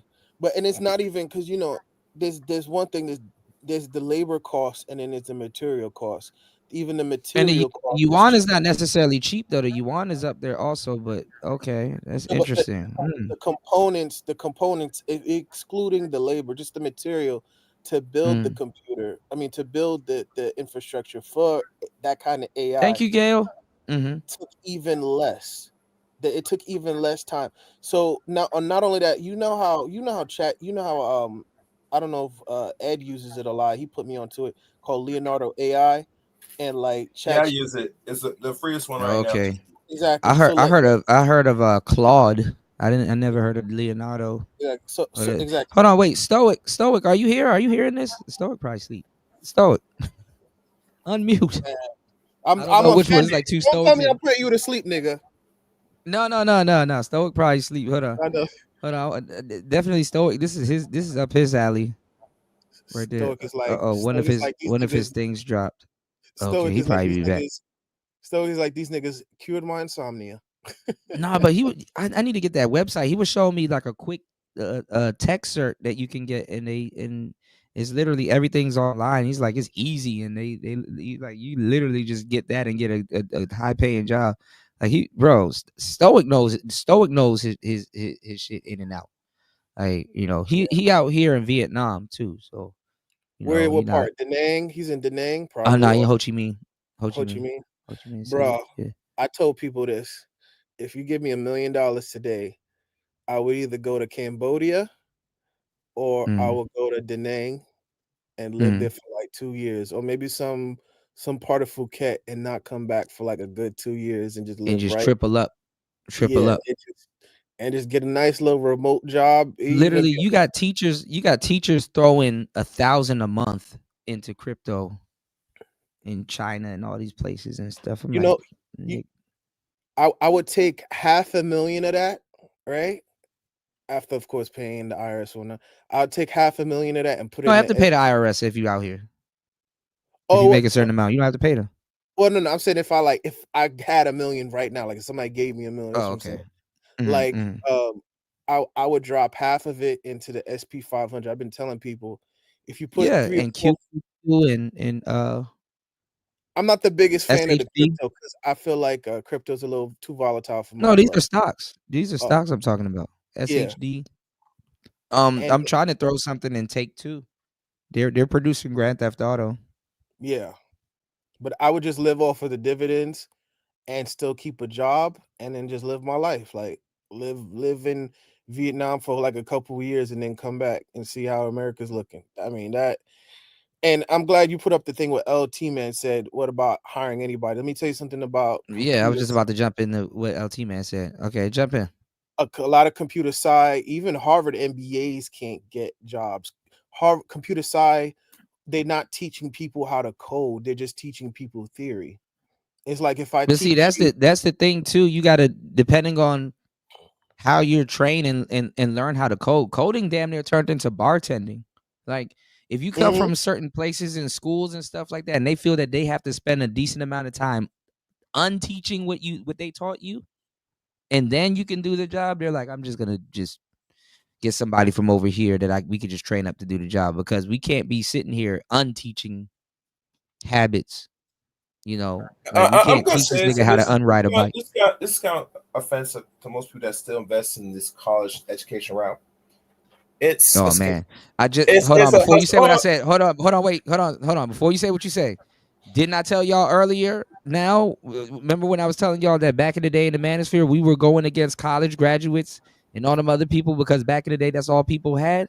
And I'm like, now it seems, you know, cool to rag on people that went to school. But look, Chaos about to prove my point right now. Go ahead, Chaos. The only point I'm going to say is an all scam, and let me tell you why. And I had shows, I had shows on this years ago. Personally, is because here in America, I can't speak for anywhere else, but here especially, that it is now for profit. So since after the 70s, they said the hell with it. They were not investing in America. They don't invest in the education system, period, over here.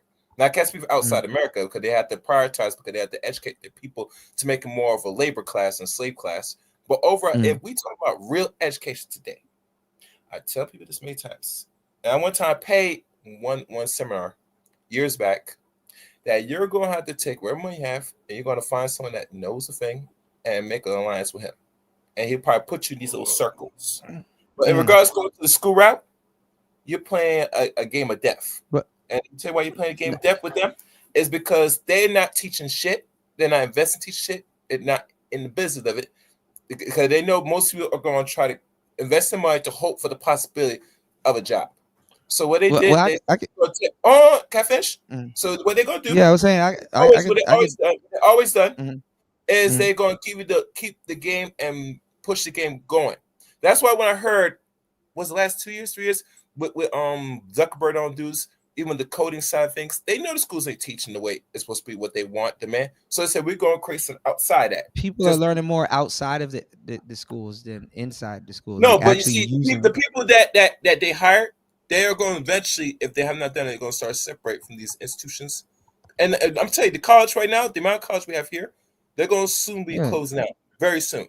But that's the thing. They leave a lot of those places too and start their own shit with the knowledge that they got from, those companies. Let me tell you why a lot of people aren't doing well in the West.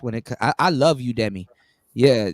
Same here, bros, man. I got endless Udemy certificates. Stop using it for now, but yeah. Nah, they got a lot of free courses, but I got paid courses. I got endless Udemy certificates. But look, let me tell you why a lot of American scholars aren't doing too well. You want to know why?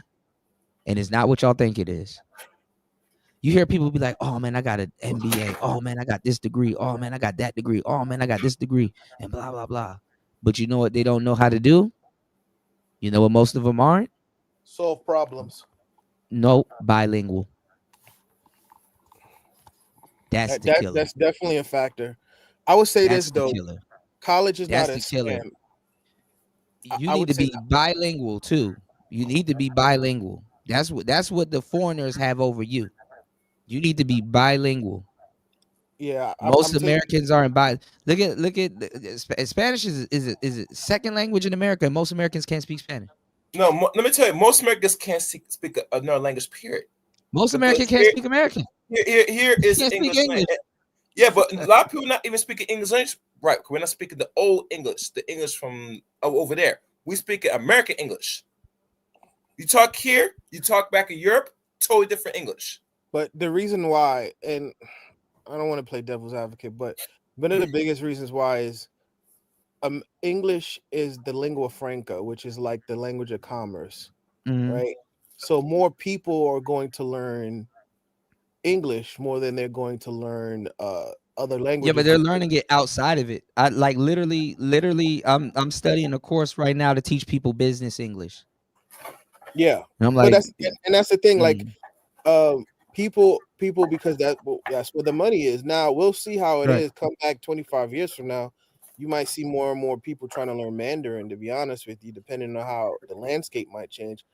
And definitely either Mandarin or Spanish, right? Even more so. But yeah, like what, man, LT man giving y'all the game on Roth IRAs. Yeah, I was looking, trying to figure out when he said 600 away in ASMP 500. What is that? Can you elaborate on that? Oh, the SMP. The SMP. Okay, that's what he's trying to say. Shout outs to LT man. I get what he's saying. That spell check be whipping all of our asses. That spell check be beating I was looking ass. for. I'm like, okay, what's that? Okay, yeah. No, absolutely. Nah, man, y'all missed the show. Y'all need to go on Rumble.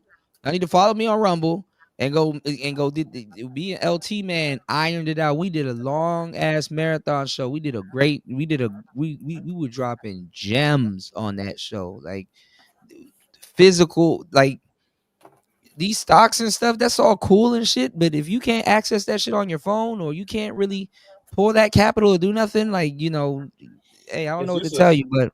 We were talking about buying gold, gold that's the best actual way gold and silver bars. That's real money. That's the best way to hedge against inflation. That's the thing. But what I was gonna say, here's the thing about it's just like, for example, I'll say this about college. I'll give you an example. You see how when the passport thing became big about I'll say 2 years ago, then what happened? Dating coaches started to jump on the wave and started to create their own little market economy off of this. I wouldn't say never left. They just sat back and was watching people acting stupid. But but they did try to. There was some. Not necessarily. I'm not talking about the Lucario. Because there's always been international dating coaches. Yeah, but not to the expect. Like, what's his name? The guy on the bottom. There was endless international dating coaches back in the day. Even Tariq Nasheed was an international dating coach. Because he did go to Brazil. That is true. That is true. I remember when he was bigging up Hawaii. Tariq always go to Hawaii. That is very true. But this guy right here, he lives in Japan. He's gaming frame. He made a Passport Bro website, and he was trying. And I'm not gonna say I'm not mad at your money, because it kind of is a scam, because you're trying to give away. You're trying to make these dudes are going to go buy pussy anyway, so he know they're going over there to spend some money. Capitalize on it. If I'm gonna tell you this. If you in Japan like that, you don't even have to buy it. Like, as long as you speak the language, bro. These people don't know. They don't do their research. And you good. Like, I had so people in Japan and in Thailand and all these people do that. They're like, hey, you don't have to go through the hassle of filing papers and doing notaries and stuff like that. We'll do it for you for a big ass fee. We'll do all the running around for you and make sure it's done. Remember I told you I got a bunch of connects now when I went to Tokyo last year, because my uncle was doing Uber. Then he did Uber for a guy that was a pilot, right? And my uncle lives out in LA. And the pilot is a pilot from Japan. When we went to Japan, he took us out to eat. We spoke in Japanese and what have you. And he's like, if I ever want to come back there, he's like, and I want to get an apartment, let him know. Why? Because he owns a real estate company. Boku wa namae wa nandesu ka? Yes. So that's what it's been a minute. I stopped learning it. I stopped learning it in I want to say November, December, because then I started traveling a lot more. Like, I was in Paris for like half the month of December. But long story short, like, thank you, Gail. He was telling me, he was like, yo. He's like, it's so easy to get a girlfriend out here. Like, my uncle asked me, like, so how is it like to get a girlfriend if you're a foreigner? Not even if you're black, but just to get a foreigner. They say, "Where are you from?" America. Oh. They even have a term called gaijin hunter. Goji. They got it. When I brought my Japanese, they're called hunters. When I brought my Japanese friend here, she was telling us all about it and stuff like that. But I knew all about all that stuff. Yeah, I like what else. But I ain't gonna lie. I ain't gonna lie. When I didn't realize. I'm sorry. Everybody here looks the same to me after a while, but when she came here, she stood out like it was like night and day. I'm like, oh shit. I'm like, dang, okay. She stood out like literally this Japanese girl walking around in Southeast Asia, and she like her whole style was different and everything. I'm like, damn, that's crazy. Yeah, well, I like what LT Man was saying about the coding. Let me tell you something. If you learn how to code for a year straight, like every day, or if you go to, for example, Sub-Zero, shout out to him, his boot camp. I heard he's doing good. Yeah, he always teaching. You don't mess with Theo? What's going on, Theo? He's still teaching y'all AWS. I heard a lot of people don't like CompTIA. No. Theo's teaching cloud. We are going into the cloud. Oh, you with the Theo camp? Chaos? They shouted him out. No, man. I'm telling you what he teaches. He teaches. Yeah, that's AWS. AWS is just it's cloud software. Because what happened is that was cloud too. No, that AWS is cloud. It's a cloud service. There's a bunch of cloud services. That's the thing, though. But AWS is the one that pays the most technically. What happened is I was gonna pick up all of this stuff on Udemy when they do like a bundle and stuff. I was supposed to do it a minute ago, and I just didn't. You definitely can. What happened is, and this is the thing. AI. One of the sales just stopped too. You could have got I could have got the jet for like $13. I'm like, God damn. Yeah. What happened back in the day? You see how sometimes you ever seen a data center? They still got them. Where I live in New York, they got a lot of them upstate. But well, you had like data centers used to be big ass. It looked like big ass campuses, and you'd be like, "What is that?" And then you'd be like, "Oh, we found out. Oh, it's an IBM data center or it's an Oracle data center. What happened? What have you?" What happened is companies realize, okay, with the advent of the cloud services, you don't need to have those data centers. Is nothing but rooms full of the big ass computers that you see that's in like the little black boxes, and servers. What are servers? Servers are autonomous computers that are just a bunch of them all lined up in one room, right? So to scale and be more cost effective, they're using the cloud. So you don't have to have a bunch of data centers. You a big ass room full of computers. Yeah, exactly. You can have the influence or the authority over hundreds or 500 computers in just one thing because you can expand it.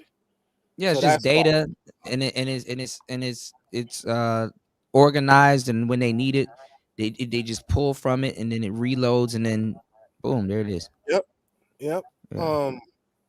But yeah, like but they got all your information in the cloud. There's people that study the cloud, and if you don't think that people, you should know this already. There's people that study the cloud and got all your information and know exactly how to market to you and what, they taking all of that information. That's why when you go on a website, you're looking up you're looking up shoes. Fuck, do you want a cookie? What the fuck is a cookie? Like, no, deny this shit. On Facebook, you're like, oh, dildos. Like, you trying to buy a dildo? Oh, we have dildos on. We heard you talking about dildos on your show the other day. No, it was a joke. Like, don't try to sell me one. You see on the side of your Facebook thing, pegging equipment. Well, like, who? What the hell? Am I? Who's trying to buy some pegging? Are you listening to me? Yeah. Your girlfriend asked for this. We just thought it would be nice to get it. No, you simp ass salesman. No. Let me stop. All right, let's get back into this, man. I'm pretty sure you know what's going on already, right, Azrael? Or you got to get up to speed? Myron is a brown noser, like to the fullest, and it's you don't like Myron. No, in this situation, I'm saying I fucks with his Fed Reacts thing. I think that's the best thing he ever. I think that's better than the Fresh and Fit thing. Than the Fresh and Fit stuff. Yeah. Him saying Kevin didn't put nobody on. Well, Kevin put on the people that he wanted. Exactly. It's just not the people that he wanted. And my thing is this. Okay, the man had a 2-year. I mean, run. it was just people. It was just people that kept getting invited to the show that Kevin kind of had to keep his distance. But And let's think about because it. Kevin was going to be a regular on Fresh and Fit. Kevin went to the show about 3 times, and people forget, and been on the show a couple times. Exactly. And there's so many reasons why Myron is full of it. And I wanted to say one big thing. Let's say this way. Let's say Kevin was alive still to this day. And Half these people that's caring for him right now would have been beefing with him. I'm not even gonna go there. Do you think it would have been a good look for Kevin Him to be associated with that? Yeah, I know. Myron, the same Myron that's talking about, oh, it's cool to have Nazi flags and the Klan outfit and stuff. You think Kevin would want to have his I don't know, man. I mean, I don't even think Kevin would, in a weird way, because people come and go. I don't think Kevin probably would even be popular. I think he would have cooled down. I think he would have cooled down also, but I think it would have been a new guy also. You never know. Andrew Tate probably would have been a little bit bigger. You never know. True. Stealing some of his stuff. You know, I think Kevin would have put more people on. Like, he would have reached a little bit back into the manosphere, but not too far back. Or maybe start his own dating service. O'Shea was like, Kevin was he was trying to open up a studio in Miami and all this other stuff. So I was like, damn. Well, but my thing is, we all grown men here. If you get big, right? Let's say, because I was thinking about making content, but he got it. But this is the thing about Kevin. He got to get his foot in the door first. But this is the thing about Kevin. The manosphere didn't put Kevin on. Exactly. Hip hop did. Bro, this is why he was moving around in hip hop circles. This is why he was on Future's video. This is why he was around Nicki Minaj and all the. He was in hip hop. Now check this out. When the Average at Best thing came out on a Saturday. I remember it was on World Star. I woke up Sunday morning. Freddie Gibbs is one of my favorite rappers. I love Freddie. I see him posted up. And Freddie Gibbs was poking at Drake not too long ago. Yeah, but I see Freddie Gibbs posting Kevin's clips up, right? And there are a bunch. If you look at the people that follow Kevin, it's a lot of rappers. Yeah, and celebrities actually. Exactly. Affion Crockett, comedians was following him too. Exactly. What's going on, Prince P? Setting himself up to get to the pod. Yeah, he was setting himself up to be the podcasting. What Kevin would have probably had. You breaking up, bro? No, you kind of breaking up a little bit. But look, Bandman Kevo got a tattoo of Kevin Samuels on his leg. What other rapper got that Kevin Samuels tattoo? It was like 2 rappers that got it. You know, my issue. T.I. Look, Kevin Samuels was doing podcasts with T.I. Joe Budden. Don't forget Joe Budden. Kevin went on Vlad. Like, come on, man. Yeah. And he was going to be. He was in Atlanta. He just didn't get to. He was on the show Atlanta. He just didn't get to Rogan yet. He'd been on Rogan. Yeah. He just didn't. He was probably on. Oh yeah, Joe. Yeah, Joe. You're right about that, Prince P. Yeah, Joe Rogan would have been. Joe Rogan, for real. He would have probably been on Joe Rogan. He would have got to Joe Rogan, absolutely. He'd been on Joe Rogan and he died. He'd been on there. Yeah. He was doing it right though. He was doing the podcast. He was like strategically doing the, because didn't he go on No Jumper also? Was he on No Jumper? He did go on No Jumper. Come on, man. Hip hop. Yeah, he was in hip hop. Hip hop made him. And hip hop made him a star. He did Tasha K. He did No Jumper. He did Vlad. These are all hip hop circuits, man. As much as I don't care for a lot of Poogies, we gotta admit this. Yeah, you get that reaction on a lot of Pookies messed with Kevin more than niggas in this space did. If you could keep it 100, if we're gonna talk about hip hop, which is sad because, like you said, I thought about it recently. I'm like, yo, Kuda's definitely right. Like, this space is full of Pookie adjacent squares. It's like it's a bunch of square ass people with like with like slightly Pookie tendencies. For real, right? Yeah, they want, and the thing is that like a guy will become something. That he normally wouldn't to try to get a woman. You know, so you got a lot of guys that will cosplay as Pookie to get certain women.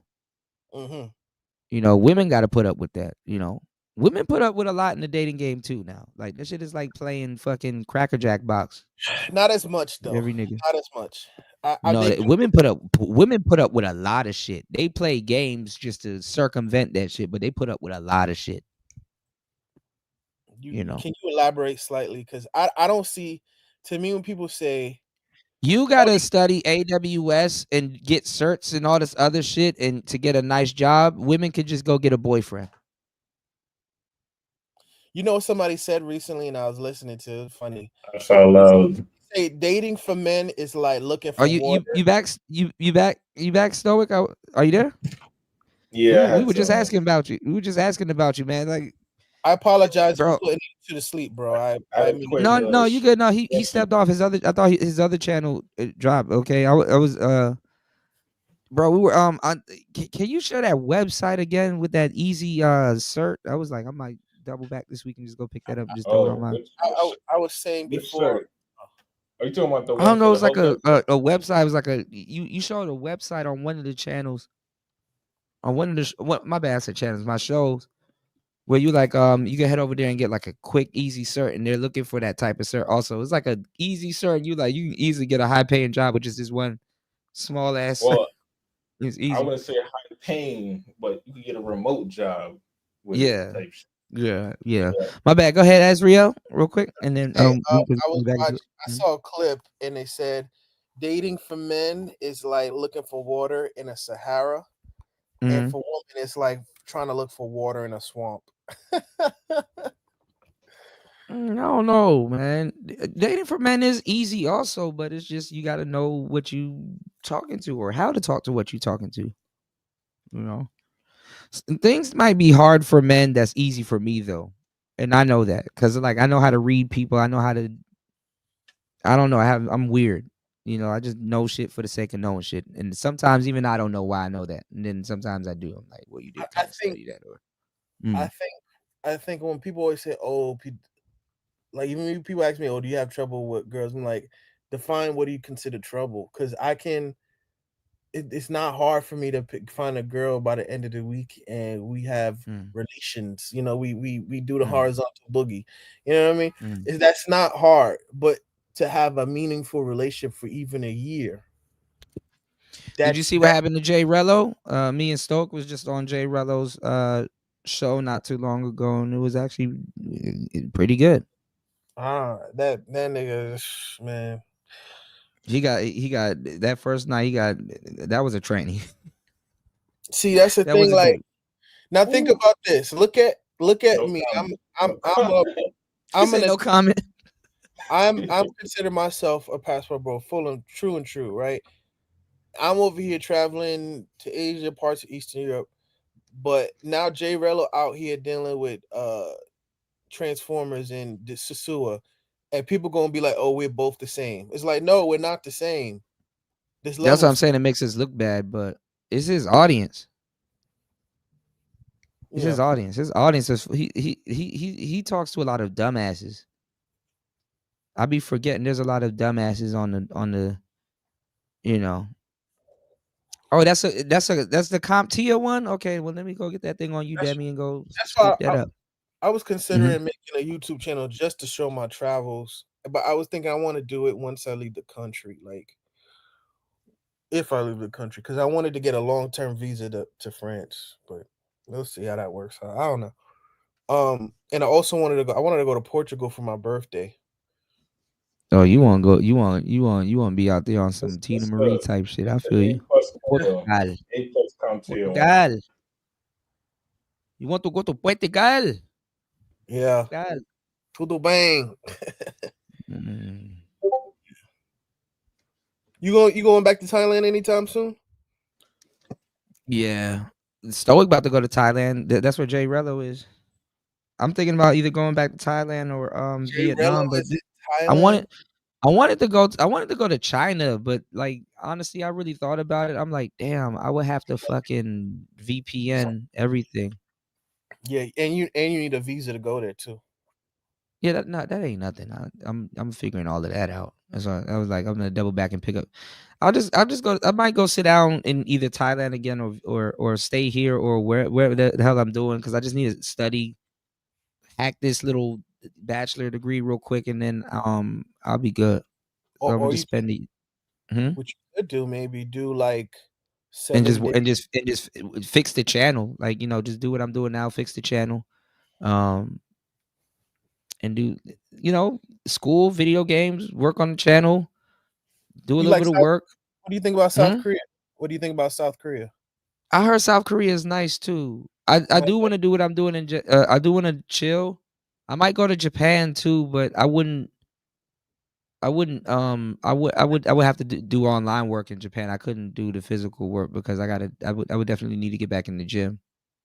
Yeah, let me know if and when you do go to Tokyo or Japan. I got a girl telling me I used to work with her in DC. Like she's in South Korea right now. She bad as shit too. She was like sneaky bad. She used to work at Starbucks and not too far from my job. Huh? She's black or Asian?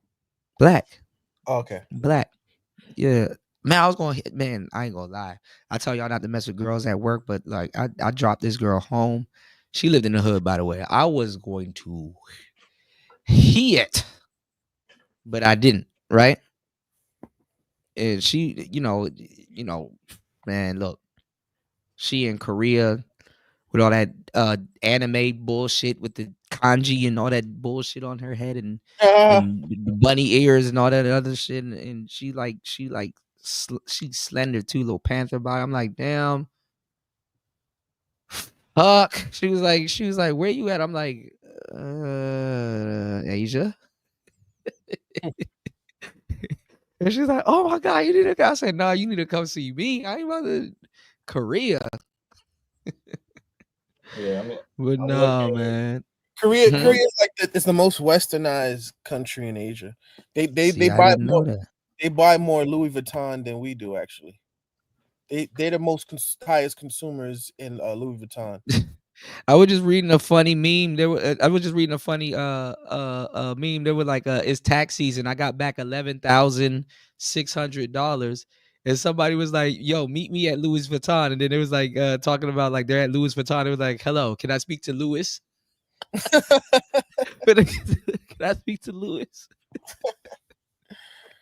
Oh man.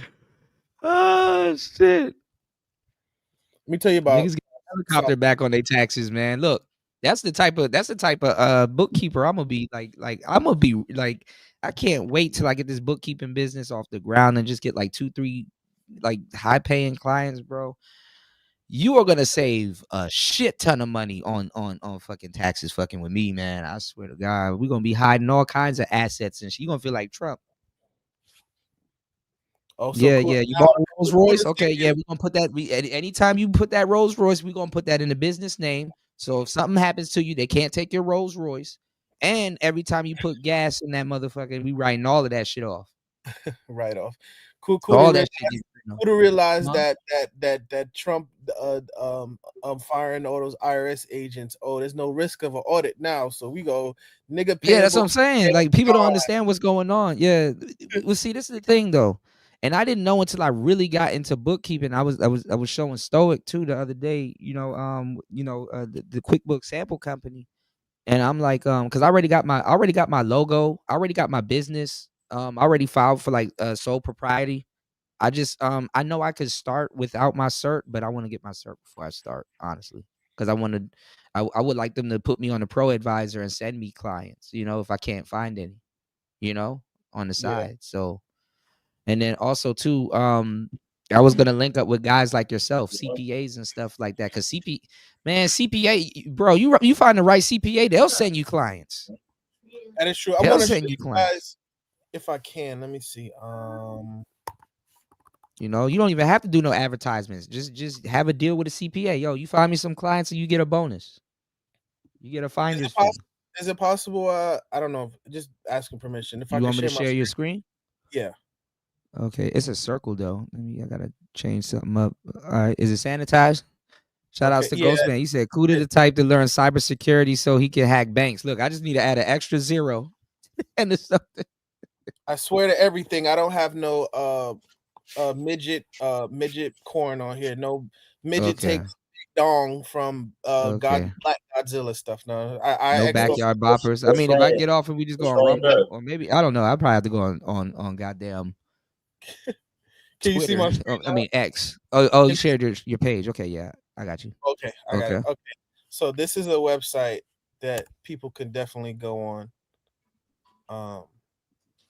LoopNet. Yes. I want to see where's the midget porn? Oh, this is where you buy like somebody said midgets. Somebody said midgets. Somebody say little people. Like businesses and laundromats and shit. Yeah, I know LoopNet. Yeah, I like little people. Yeah. So you telling me you wouldn't smash a bad midget? No comment. Yeah, plead the fifth. But I am a nasty nigga. My bad. Go ahead. You know what? That'd be lit to see if I'm gonna see if I can find a midget in Bangkok for J Rello.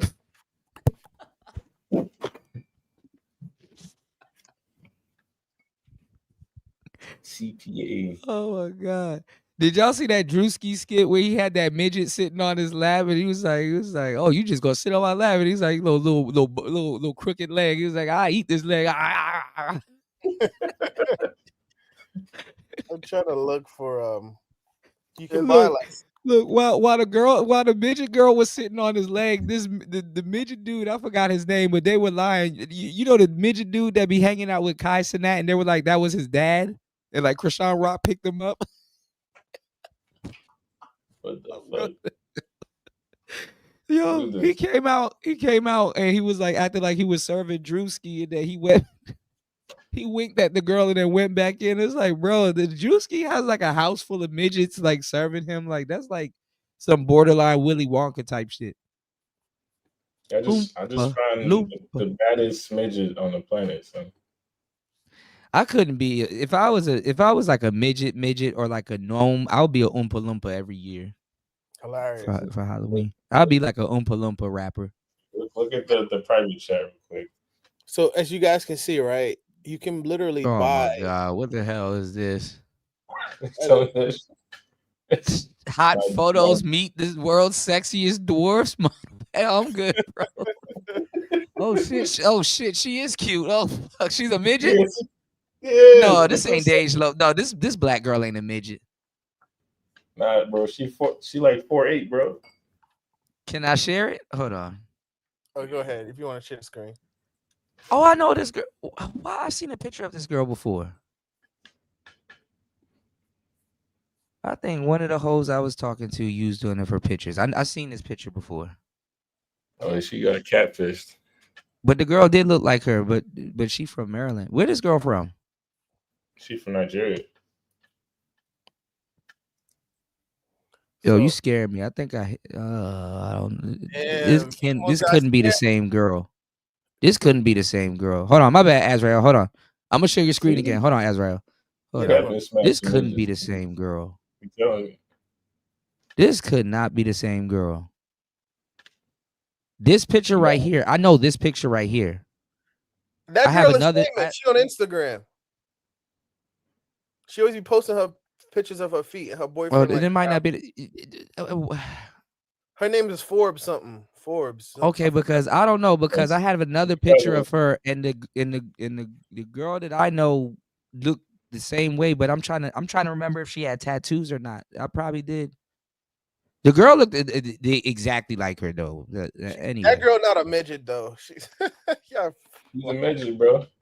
I mean, if a girl wears heels and she's that short, is she a midget still? If she's always in heels, she's probably really, really short. Like 150. Yeah. She like bite size. Yeah, she's not.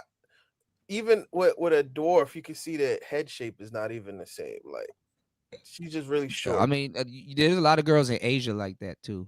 Exactly. My shorty is not too far up. She like 5 feet tall. What's going on, Title? She's like, that's like a Mexican person's height, you know. Mexican. Bro, were you here when they were making fun of Phil Advisor's wife? Nobody believes me because they were making fun of his wife because she was Mexican. I don't know about that. I didn't hear about that, but they always making fun of him because they're like, oh, he was with the black woman. He flip flops.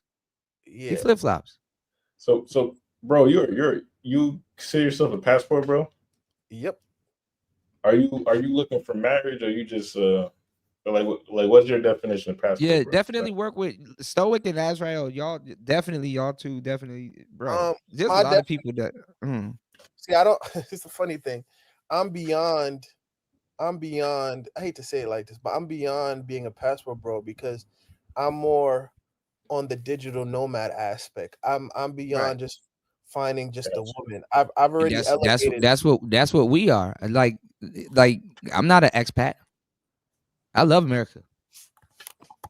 I like what America can do for you in terms of how you can traverse the world. But America does it. I mean, if America outsources its work, why can't you? No, as an American. Let me show you guys. I'm gonna share my screen again. I want to show you. Would you ever renounce your citizenship? I've considered it, but I wouldn't do it because even though because people why people do LT, it. Man. No, I'm not gonna be an Oompa Loompa. Why you trying to roast? The reason why I wouldn't do it is because if something happens in a country, you'll be a man without a home. Let me make it simple. If anybody that's born, wait. Let me say this, Israel and Kuda. If you're born American citizen, the last thing you want to do, I don't give a fuck how bad America is to renounce your citizenship. Don't be fooled. If you're, listen, y'all. I will say this first. Hold on. We're on a panel full of we're a panel full of tethers. So yeah. It don't matter. And let me tell you why. For those that parents that made hold on, I gotta let something. This gotta be on the air right now. Fuck that. If your parents made the sacrifice to come to this fucking country, right? There's reason for this. You get me? You as an adult, because we know better, we're gonna be more wise than our parents because we've been around, we have technology, we know a little more things. We gotta move a little differently. Now, regardless of citizenship, rather keep it or lose it, wherever the fuck they want to do, don't be fooled. America, regardless how it stands or fall, is still gonna be pinnacle of the world. You get me?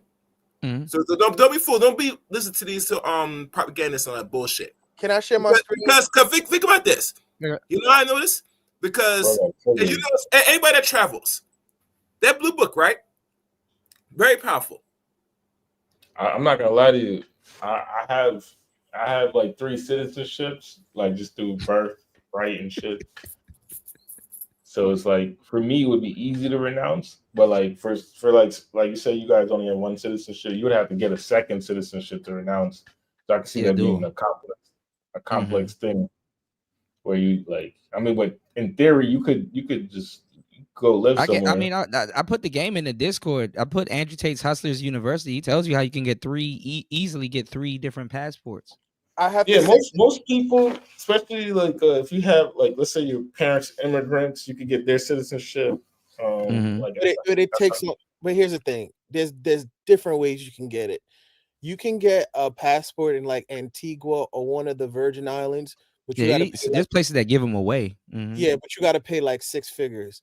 Now this is why I say I'm elevated beyond the passport thing. I listen to this guy as much as I do.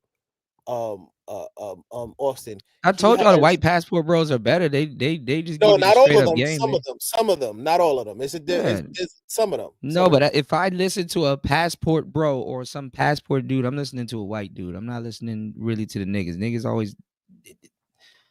A nigga will hand you his passport and it'll have like chicken stains and all kinds of shit in it. It's like, bro, what sauce grease. This guy got barbecue sauce on his passport, like with the pages stuck together and shit. This guy has a Turkish passport. He's from the Midwest, actually. He has a Turkish passport. What's going on, Tampa? He has a Colombian. He has a Colombian, and he has investments in Colombia, and I believe he has one of the EU passports. Right? He renounced his citizenship, but it's because he's a multi-millionaire. Like he's dealing with high. He's hiding taxes too. That's another reason why. What the thing is, do you see yourself being a millionaire at any point in your life? Oh, absolutely. Let me tell you. This is why I was showing you guys this. I'm gonna put my business out there anyway. I always come to this for motivation because LoopNet and Biz by itself. Because my goal was I wanted to travel. I wanted to live in another country for a while, and then come back to America, and then go to LA because I love LA and I have family out there. I wanted to I knew it. See, shout outs to Ghostman Ken. Ghostman Ken said no mad capitalist is the real deal. He actually talks about reducing taxes as well instead of just women. That's what I'm saying. Once you said that he got 2 passports, I say, oh yeah, he hiding money. Man, let me tell y'all something. Once you learn like the world of like jump into the world of accounting and bookkeeping, it's a completely different world. It's like, oh, I know what that's for. Okay. These 2 websites, and this is why I disagree with Chaos Reign, because people always say, "Uh-oh." Hold on, apartments.jp apartments. Peekaboo. Peekaboo. I just put some boogers in my chain. Peekaboo. This website will change your whole life. Shout out to David. David said I fuck with Nomad Capitalist. Okay, damn. All right, let me check him out. Subscribe to him. Okay, now, dude, you trying to buy property all over, and that's what it seems like. That's what my goal is, and this is another place. These are my one of like. So you're doing the accounting to like raise the capital to like do real estate, like flip it. Oh no, I can do a remote. These are money somehow. As you guys can see, you see how quick I was able to pull up these 3.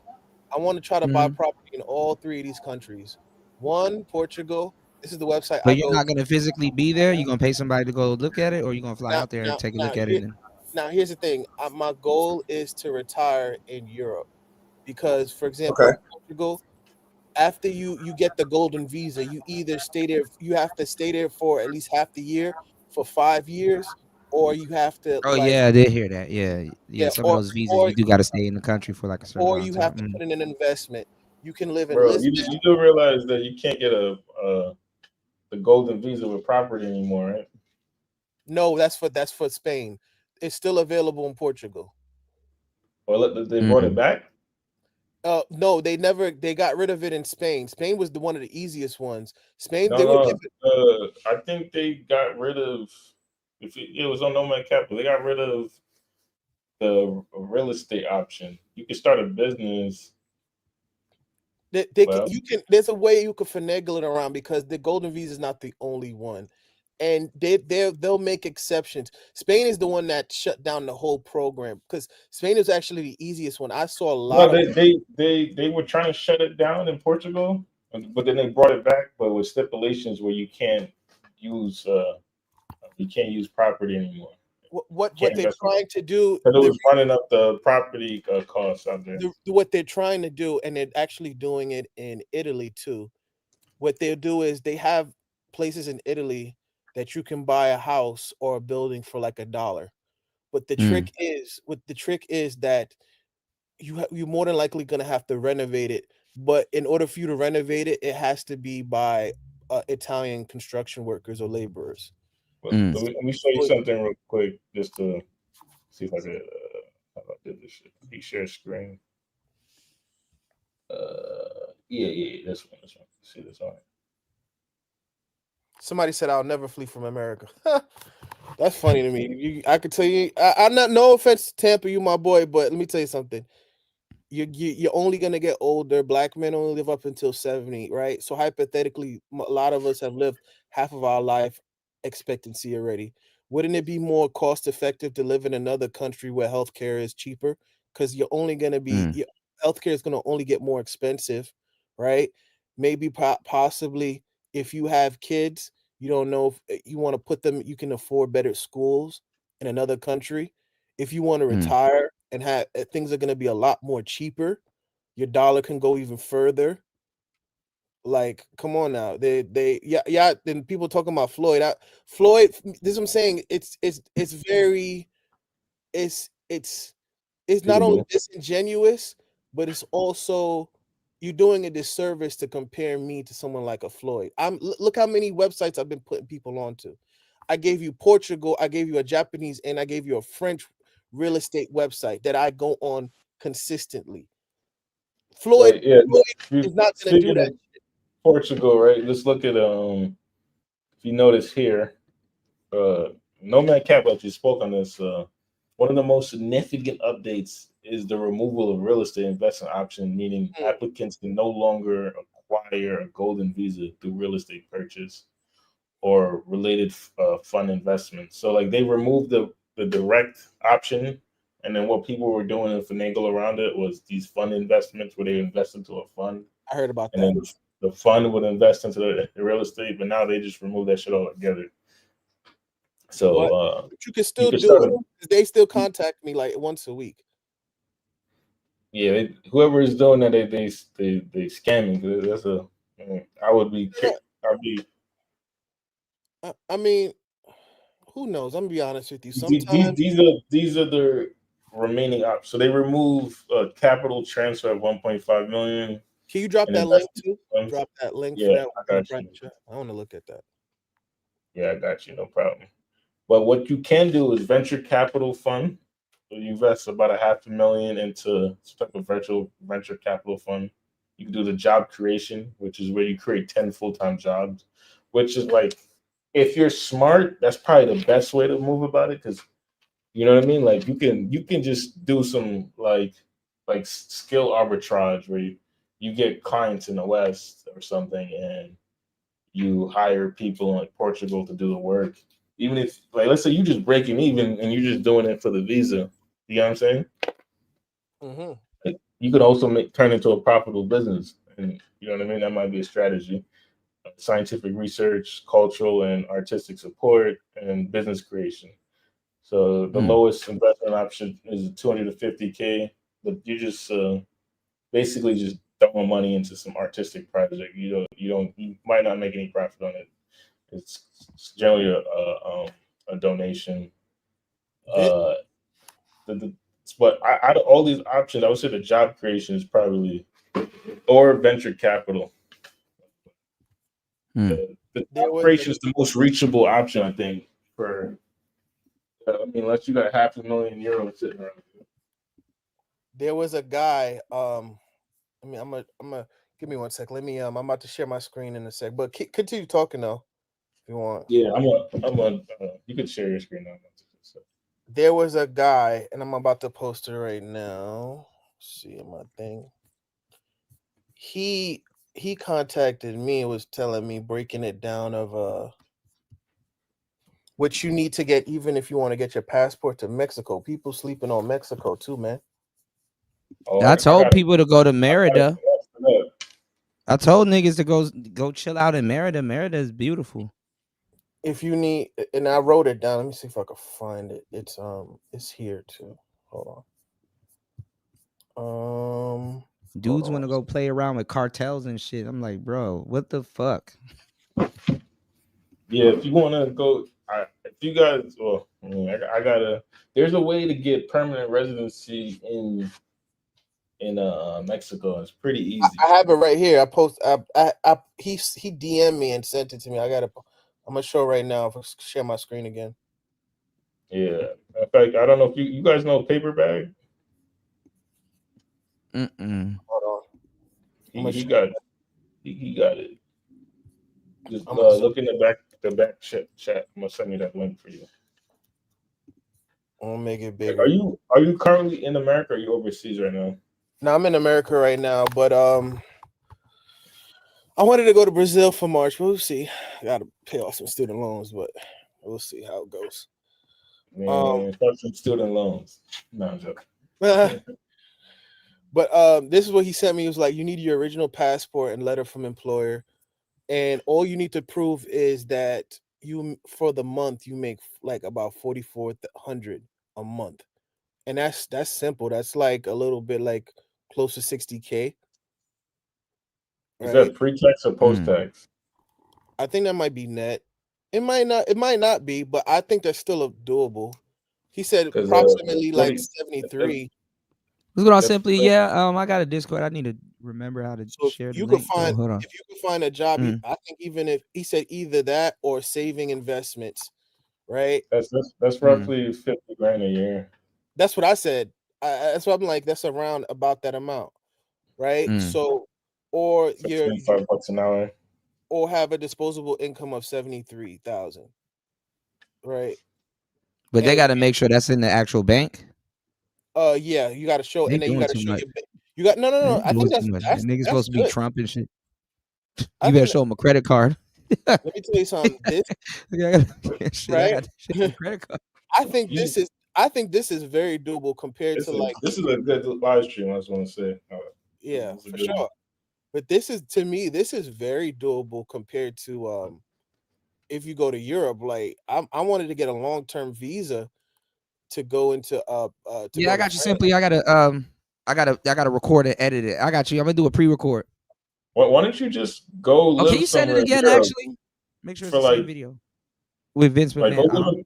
I think Poland, you get a Polish citizenship by living there for like 3 years. I know you can get. See, I've been to Poland before, and I went to Germany twice. You took the walk there? No, I took the Flixbus. Oh, okay. It's like their version of Greyhound. I went through. I took the walk. He didn't catch that joke. Thailand. But let me tell you something. Poland is doing well. It's like probably it's doing better than a lot of European countries. People sleeping. It's actually doing. Yeah. It's actually had better growth than England actually too. England don't really got no growth. I mean, there's a lot of places slept on. Did y'all hear that story? Did y'all hear that story about that sister that got locked up in Dubai? I'm like, bitch, why are you even out there? Yeah, Onaija. You can't be going to these Muslim countries wilding out, man. Keep your head on the swivel. I like Dubai, but Dubai sucks. You can't do shit there. That's why I say you can't. That's not true. You could do shit in Dubai, but it's I mean, if you know the right people, you could do anything anywhere. But other than golden cars and shit, why am I here? So I want to show you. Dubai is just a spot where you need money to really enjoy yourself. Girls go out there pooped on. The girls, they get money automatically out there. Yeah, they go out there to get pooped on and scam. I wanted to show you guys this, right? And they can hide themselves with hijab. They can hide their job with hijab. You know their job. The currency is 115. Yeah, this nigga putting up grids. It's a grid coordinates. Goddamn, my bad. My eyes are looking at. What is that?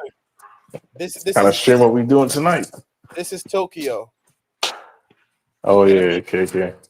I'm showing you. This is where I stayed in Sumida City. These are U.S. prices though. You need to go to Kanagawa. Oh no! I know the U.S. I know the Japanese price is 150 to 1 usually. Hello. I live in the countryside in Japan. Come on. And then go into the city. Okay, yeah. Let's see, 150 to 1, I think. Bro, y'all spoiled in Vietnam. Y'all Uber come at 148. These niggas cut off at 12, 11. 12, shit. I'll be ordering at 4 in, bro. I see. Usually I just wake up. I'm hungry. Niggas eat pho. Pho in the morning, pho at night. My pho for pho. You got a pho for pho.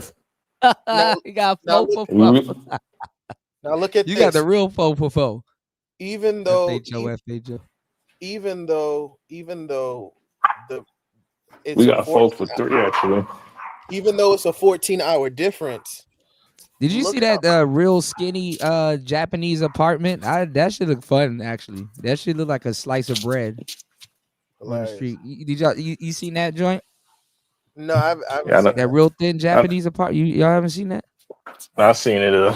They was trying to say like Real estate in like Tokyo is 600 a so month or something. expensive. Yeah. Look at what you can get. It's a little bachelor pad. I mean, but you can't. I mean, if you have girls coming through, your neighbor's gonna hear every single thing. Look at this for 1 bedroom, $1,000. Look what you get. You could get that for like $600-700. True. Let me tell y'all something.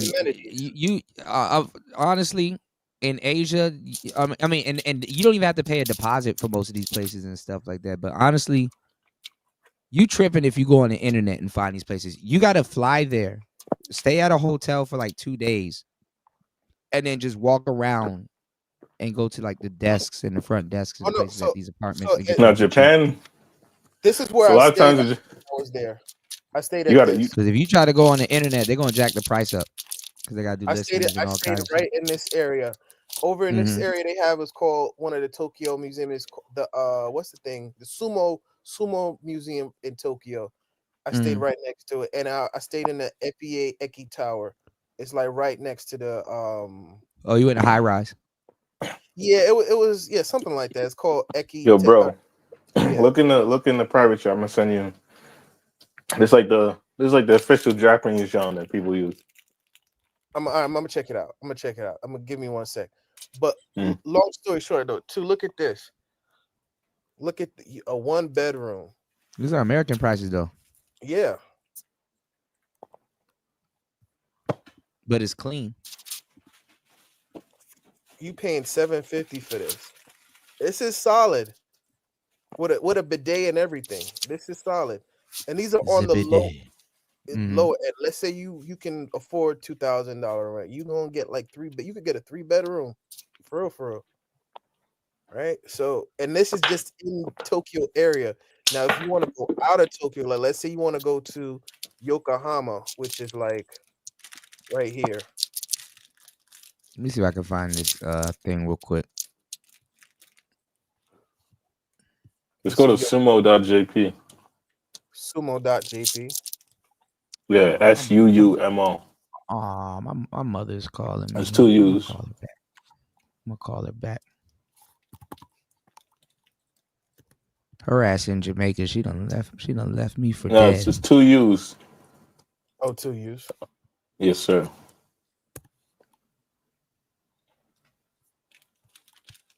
I just translate that. Did you ain't no Barbies? I see you work at Arby's.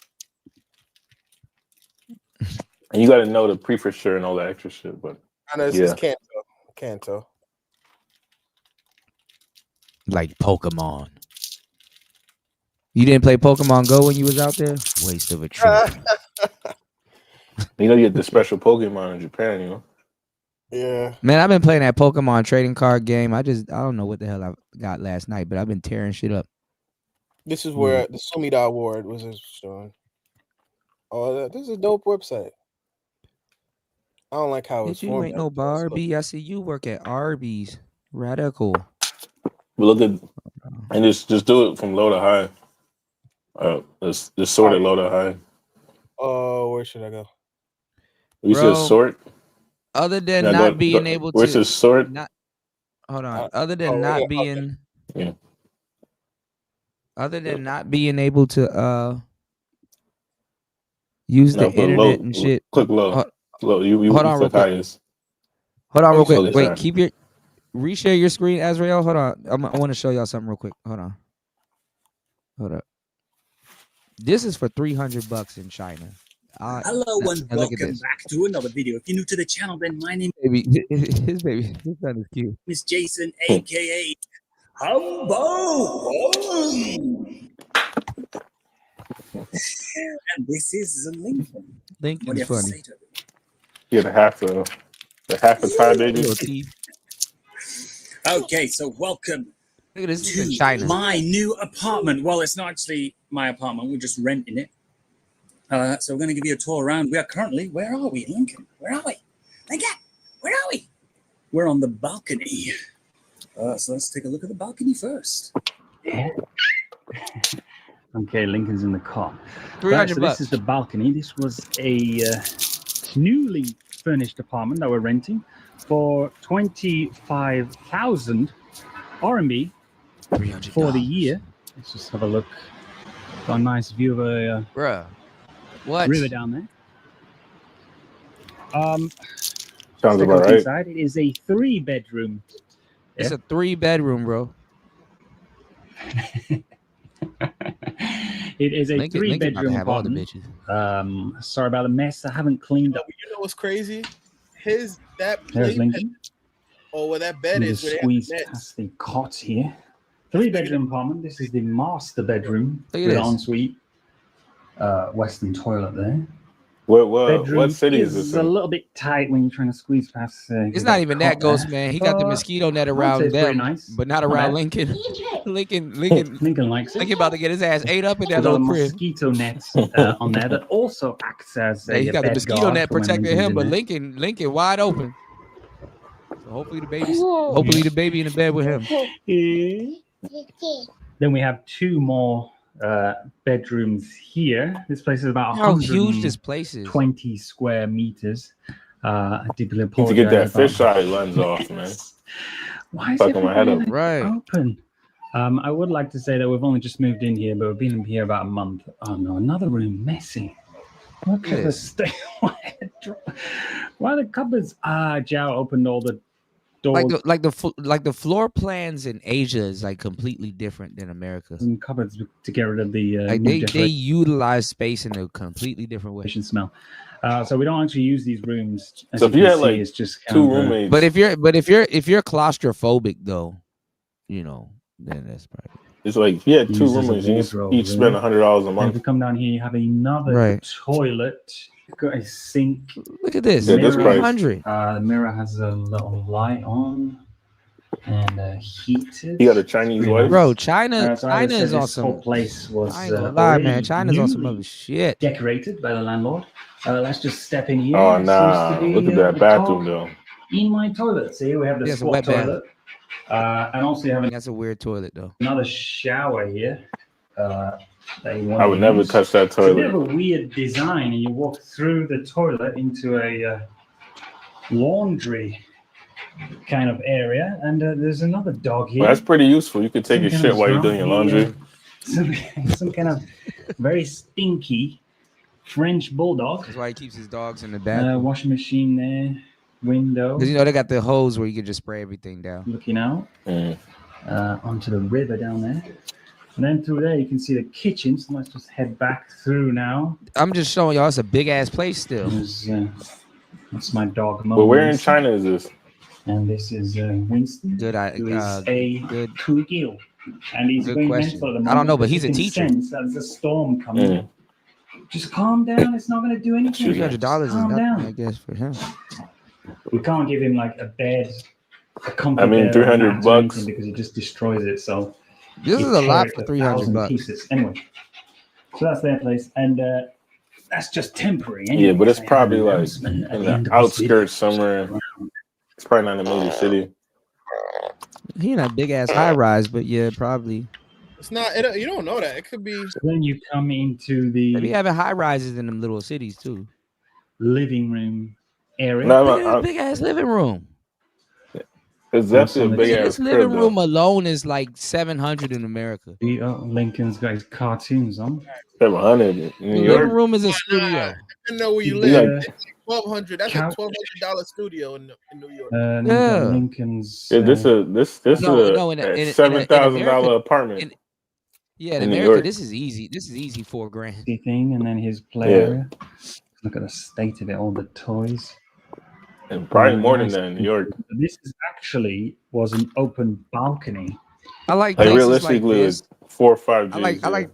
I like places like this because you know what I like to do, and I do it with my place right now. And all my places actually, I like places where you can open up the windows and like let a lot of air in. But I like to sometimes like close everything and like it be in the middle of the day, but it's like dark as hell in my house. You're some Yo, am I the only vampiric one? shit, son. I be sleeping Yeah, at like 3 p.m. you I be sleeping at like 3 p.m. But it's like dark as hell in the house. But And you can see the lights through the, Count Kuda. Not Dracula though. A lot of people in China, they decide to close off the balcony. I guess because they've already got that balcony. Squatting is the best way, across yeah. there. So they only wanted one, you know. I probably would have kept it open, but you get a bit of extra But it room. looked like you can close it off. he can like close And, that just the blinds and it gets super someone, dark. over there decided to Yeah, this bitch don't give a damn about life. clean their windows whilst Yeah, risking she just their own life. That's the price you got to pay for cleaning windows. And it Probably is a long, you probably paying her like $100 a month. way down. Yeah, so she probably like, nah, this for the free. She's got balls of steel. Balls of steel. What machine over there? Lincoln's little Walker. That is the. This is a fucking maze. Like I don't even set. like That's how where all the videos get made, edited. What's the name of this YouTuber? Living in China. Oh, funny enough. What $300 a month will get you? Living in China. I'm not sub to this guy. You seem like you was really thinking about going to China, huh? Man, y'all killed my fucking dreams with that VPN shit. I might just visit and come back. Go to Guangzhou and come back for a little bit. See, just I might sit down in Vietnam. I'll sit down in Vietnam for a little bit or Thailand or somewhere and just go visit and come back.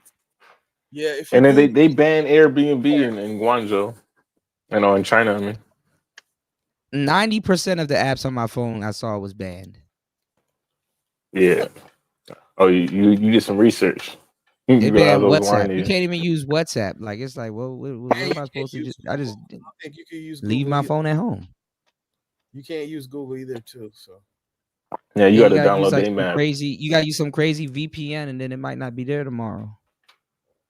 Yeah, basically. Can I tell you, nigga? I wonder what. I know somebody knows something out there. I'm gonna get a jailbroken phone. Like, what's the best VPN to use out there? Well, let me see. Oh, I'm looking on Agoda because you can't use Airbnb anymore, which sucks. Like sucks donkey dick. Yeah, Agoda be sucking too. Agoda is all right though. I found I was getting. Booking sucks too. Well, actually, sometimes bookings are. Okay, I found a hotel in Guangzhou for $7 a night. That's good. Okay, so I guess this is on Agoda. Yeah, I'll probably just stop at China for like a run or something. Still don't look too bad, bro. I go $7. China. I go China. You making me want to go to. For 29 nights, the total is $239. Dang.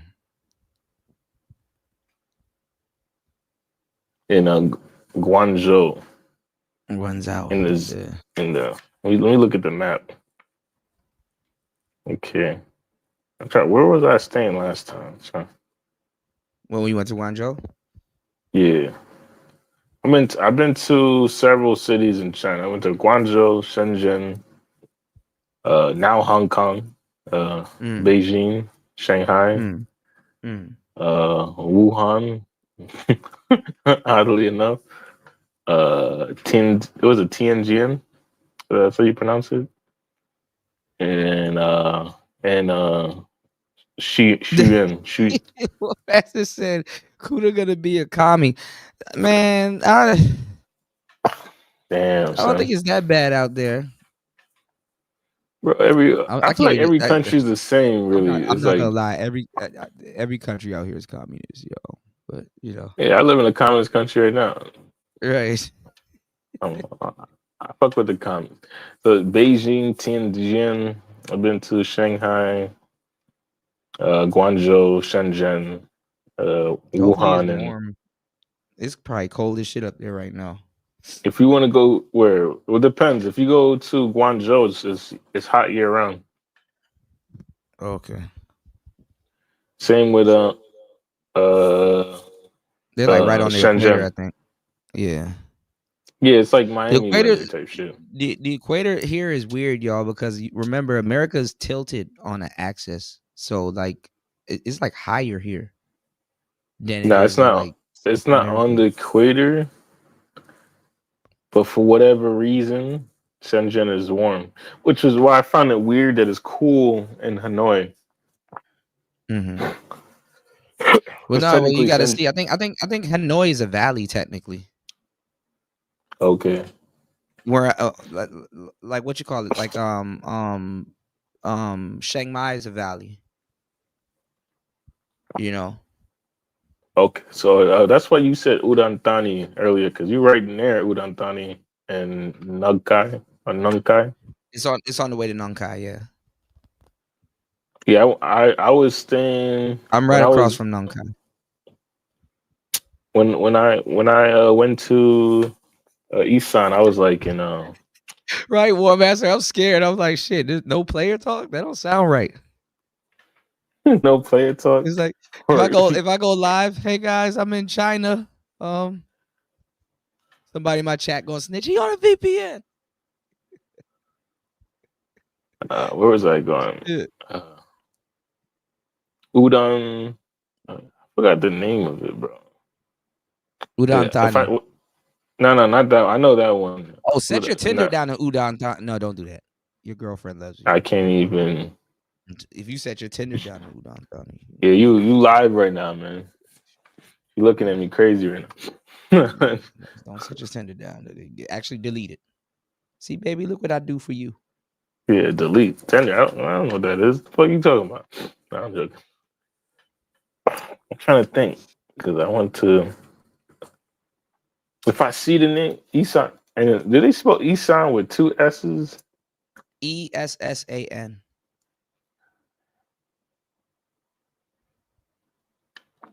Isan, Thailand. Those are the wifeable. Isan is a region. It's like that whole upper north right side. Thai. Yeah, I went to Isan. I'm just trying to remember the name of the city that I went to. It was like the wifeable ones. It wasn't even like no damn city, bro. It was like super country. Yeah, Yeah, you're telling me you were in the countryside. Yeah, the city that you got to go to is Udon, and you know. Oh, it was like Sarat or something like that. No, I go to Udon Thani. No, that's the biggest city in Isan. Yeah, I'm trying to remember where I was at. I was with a shorty. Azrael, you still there, bro? So Azrael, he was doing like accounting and stuff like that, but he's like a tech guy also. You know? Okay. I can't remember that website that you were telling me about though. That's the CompTIA website, right? He is well, I was talking about what was that website that you said and you could get the cert. You said you can get the cert like really easy. Yeah, it's the CompTIA A+ cert. The A+ one. You get Azrael? Okay, yeah, I was gonna go for that a minute ago, but people was like, "Oh, CompTIA is bad. Don't do it." Azrael. I mean, if you want a quick help desk job, that in your resume is gonna. Yeah. With help desk, you're not gonna make crazy amounts of bread, but you'll make like $22 an hour. Yeah, you're livable. Yeah, out here, yeah, you rich. Yeah. Think about it, you at $22 an hour. What's that like? Close to 50 Depending on grand. how long you work. Well, you'll do 40 hours.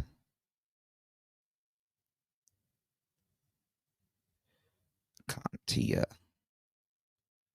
Help desk.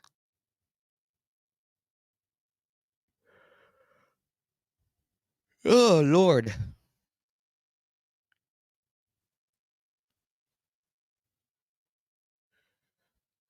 You said where the atmosphere rises because of the Earth's spin, the temperature is hotter or the opposite is true. I forget. There are a few bands around the world like that. Yeah. That's why I'm like, it's weird here. Cause you know what made me remember how weird it was here, War Master. I took a picture of it too. I was looking at the moon, and I've never seen this before. The top half of the moon, like it was a half moon, but it wasn't sideways like what we see in America. The top half was gone. I said, what the fuck? The moon looked like a bowl. You know, it looked like a white bowl just sitting in the sky, and I'm like, damn. And it was big as fuck. Like we're closer to the moon here. I've never seen the moon this big in America. Only on rare occasions. You know. So yeah. Like I don't know why it feels like we're on like the upside of the, you know what I'm saying? Because every time they show y'all Earth is like right side up, spinning sideways, and it's like, no, it's actually tilted, spinning a completely different way. But I guess they just show it to you the other way because flat earthers might get mad. I think about you know the second biggest city in Vietnam, not Vietnam, in Thailand. Is that Udon, right? Nah, it's Udon is a big city though. Karat. We're decent. That's Karat's like the nickname, I think. You know what I'm talking about? Where? That was Karat. No, I don't know that. Yeah, the actual name is Nakhon Ratchasima, but they call it Karat for whatever reason. Okay, it's you got either Chiang Mai and then you got Chiang Rai. That's where the dude that looked like Vin Diesel, the Fast and the Furious dude. That's where he's from. Chiang Rai. Largest cities in Thailand. All right, hold on. So Let's get back to Bangkok's this number real quick. one. My bad, y'all. I know we went way off. Hold on, my bad, y'all. People on. Let's listen a little bit more. I'm gonna be honest about it. He became famous. He blew up. He didn't, extend the ladder back and put his guys on, and it died. That's just what happened. Sure. Once he got into, into the mainstream, he didn't bring anybody up with him, and that's the cold hard truth. I hate to say that shit, but it's wild. the truth. And for us, we adopted a little bit of a different mindset where we're gonna blow up and we're gonna bring everybody up that came alongside us. And well, also too, Kevin Samuels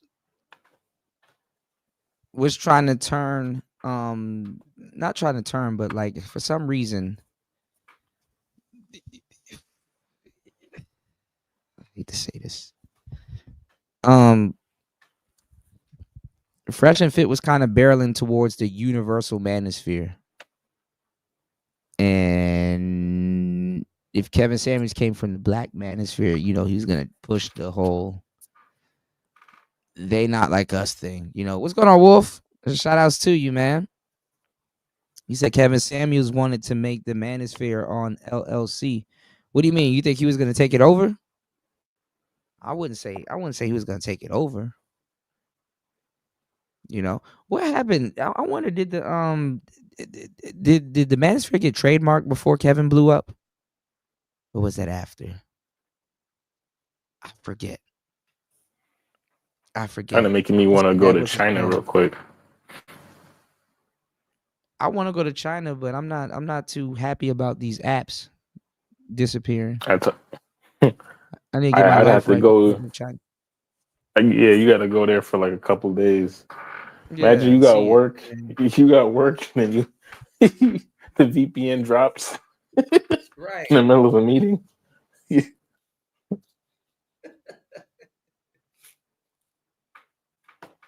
gonna be mad as hell. Facts. They don't even use Zoom. They use Doom. No, Google. Doom. We got Google.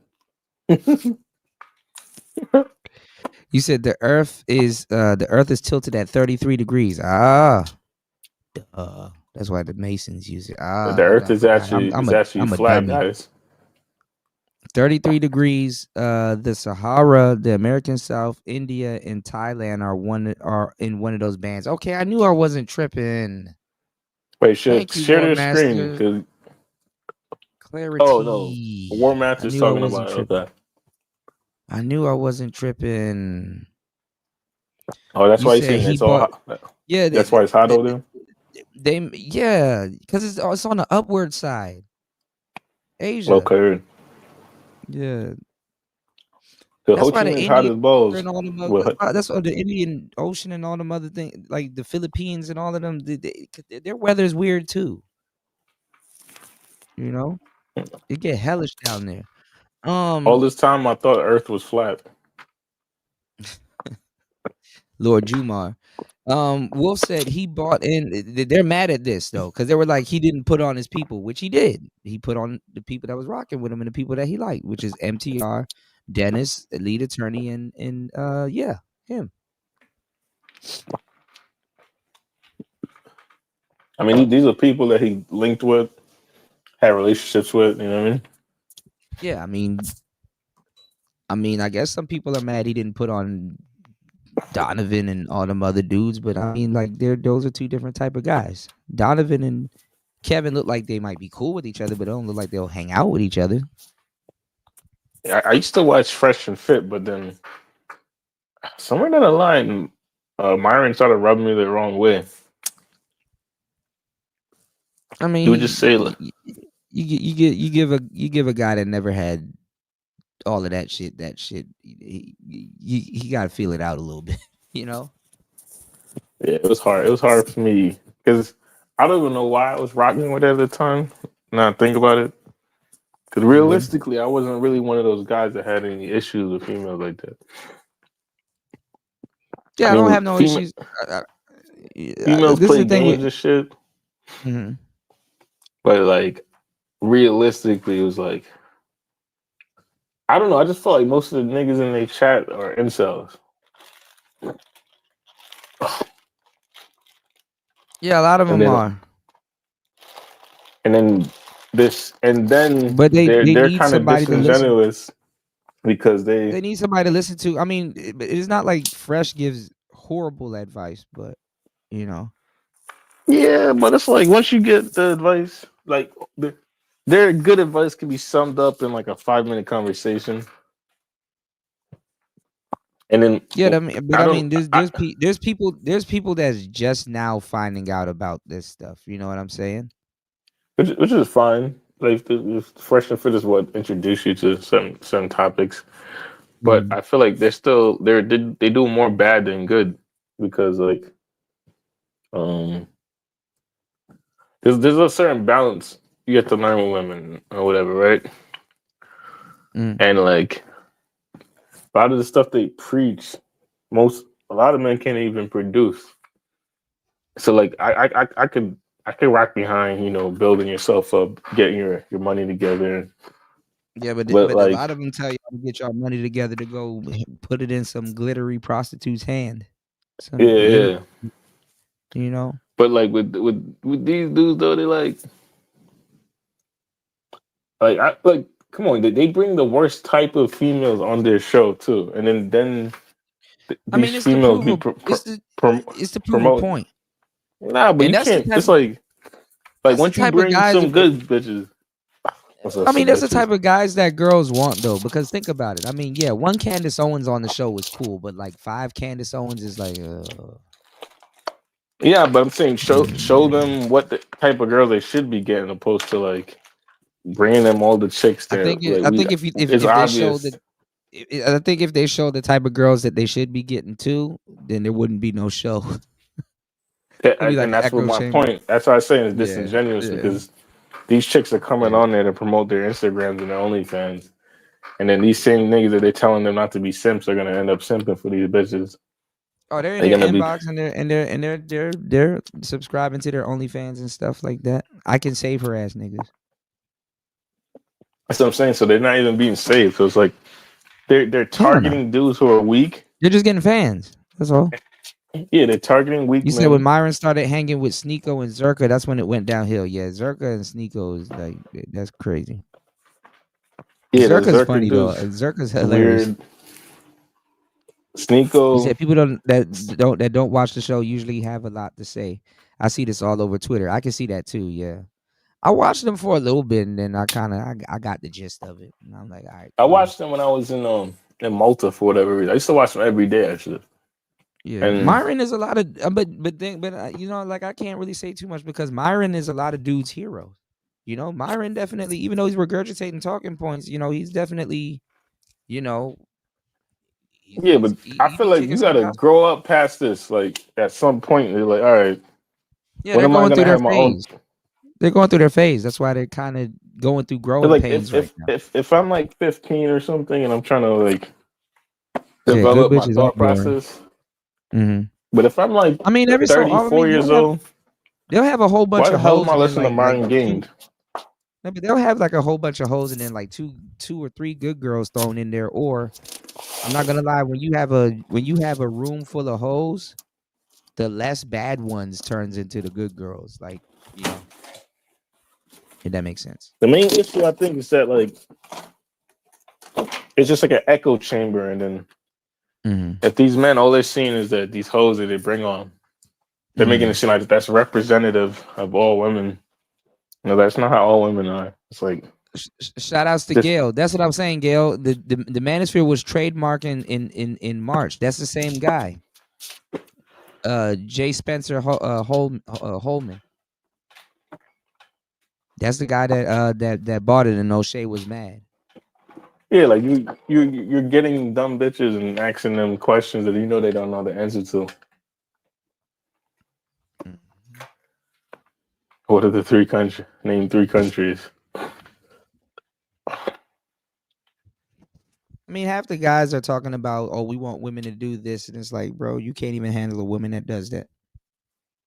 Like, bro, you in your mom's crib watching Myron Gaines instead of like going to fucking like getting Well, your there's life nothing wrong together. with watching Myron Gaines in your mom's crib, but go outside after that. Nah, hell no. You Oh, you're should like, get out your mom's crib first. Yeah, yes. Like you, if I Times feel are what hard. Kevin Samuel. Kevin Times are Samuel said hard. if you Listen, some of y'all don't. Times are hard. You know, I mean, if you work Kevin towards Samuel something like said used to say like if you still live in your parents' crib, you should be working 2 jobs. he said you should be working 70, 80 hours a week. You shouldn't have no time to listen to Myron Gaines.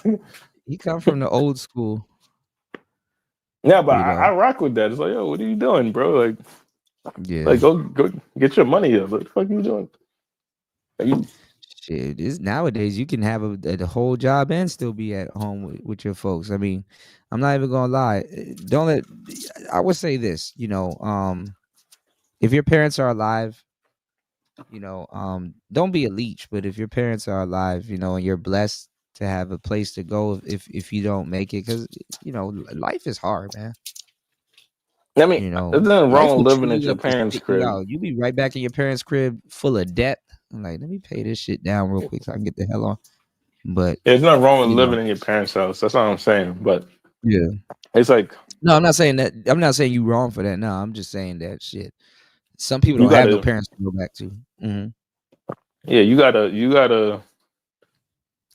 you should be working on yourself. Let's say you got a career and you're living at your That's parents' true, crib. That's War cool. Master. But it's like if you work part-time at the Home Depot and then you smoking weed and chilling and then watching Myron Gaines as a way to hate on women, but you're not actually doing any positive things like going to the gym and there is good things that they talk about like fitness. Yeah, because and they do, and that's the thing too. Like people pick and choose what they want to say because they do talk to guys about fitness and stuff like that. I have seen that, you know. yeah, but I feel And like once you figure that out, then it's kind of like you graduate past them. Like I don't really need these niggas no more. Like, I can just go to the gym. No, but I don't need. They used to invite real dudes on there because I remember they were running around with Robert Kiyosaki at one point. I was like, damn, that's dope. You know, Robert Kiyosaki is a scammer. so they say. They keep saying they've exposed him so many times, but I don't know. Yeah, if you look deep, the Rich Dad Poor Dad story is not even his book, and it has some good. Rich Dad Poor Dad wasn't. There's a lot of fluff talk in that book, but like you got to get the story. But like Rich Dad Poor Dad was good. Cash Quadrant is pretty good. I'm going over all these books actually recently. Cash Quadrant is good. I just got The Unfair Advantage. That's a really good book. And then there's another one called Financial IQ. You know, because I'm really trying to. But I'm do reading the you psychology really of money. believe in the Rich Dad Poor Dad model? I feel like that. I think that model is ending. He has a game like the financial IQ thing. Is like a game. Like he talks about it. I think he has a lot of good concepts. I think you just ultimately got to make a choice. I think with how he talks about it, people want to be in like 2-3 categories. You know. Okay. Rich Dad Poor Dad is confusing though. Cash Quadrant makes a lot of sense. Rich Dad Poor Dad is literally just about leveraging like your money. I think he's using Rich Dad Poor Dad as a mindset. Yeah, each dad is like a mindset. You know, my rich dad did this, and my poor dad suffered from this and handled it this way, and blah blah. You know. But that sounds really nice, but realistic. Oftentimes, you don't need someone to help when you're over helping in the first. Yeah, that's true too, Wolf. And another thing too, I ain't gonna lie, it's gonna be hard to curate panels with what you call it, good girls and bad girls and shit.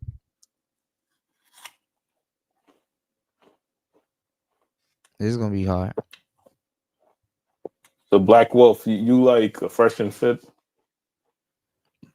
Yeah, Black Wolf. There's a lot of Fresh and Fit bros here too. You know, I didn't have a problem with them. They like people are acting like Fresh and Fit wouldn't have took off without Kevin Samuels. I was like, no, it would have still took off. Yeah, Fresh and Fit was like how I put it. That was what people wanted. Yeah, but I feel like a lot of dudes they end up like they just feel that the people that was doing it they shouldn't do it. It shouldn't have been them. And it's like why you think that?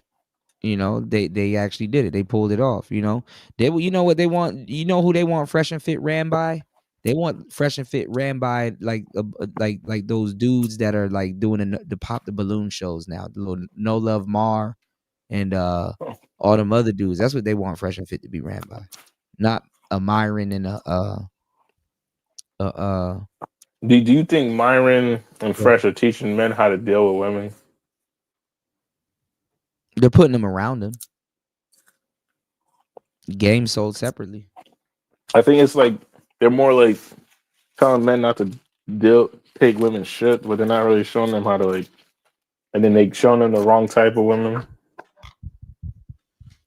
and then like they're promoting certain ideologies. I think that they do teach guys how to deal with women. It's just that when you give advice, sometimes it's hard to take. Sometimes your situation is complicated. You understand what I'm saying? So it's hard to take advice. Even your own advice. You know what to do, but you know that's kind of where the whole purple pill logic kicks in. You know, like you know what to do, but you just don't do it sometimes. You know, everybody goes through that. That's human. That's why when they were clowning Fresh for getting that Asian girl pregnant, I'm like, well, I've seen some of y'all baby mamas. I don't think he did that bad. Like she's a whole fucking specimen. You know, she's a whole model. You know what I'm saying? Now I knew she was capping. I knew that for a fact. I'm like, she obviously capping, bro. You know, I hate to say it, but the first thing to get aborted is a black baby. You know, wasn't Myron on a sugar daddy website? Yeah, he was on Seeking Arrangements. How does that make sense? You can lead a horse to water, but you can't make them drink. Right, Wolf. Right. Shouts to everybody in the building. Y'all hit the like button, support the show. Thank you, Gayle. Yeah, you know, but how you anti-tricking and you on the master trick site? They're telling people that Fresh and Fit ain't anti-tricking. Are they not anti-tricking? They not anti-tricking. They tell dudes to go trick. They're putting them around OnlyFans girls. That's what I'm saying. It's like, what? It's like, how is that? Fresh and Fit, they're just giving y'all talking points that we had for a long time ago, remixing it. They're not really about, they're not game dudes. Like any dude that's telling you, just get your money up, go to the gym, and blah, blah, blah. They're kind of, in but so many words, telling you the trick.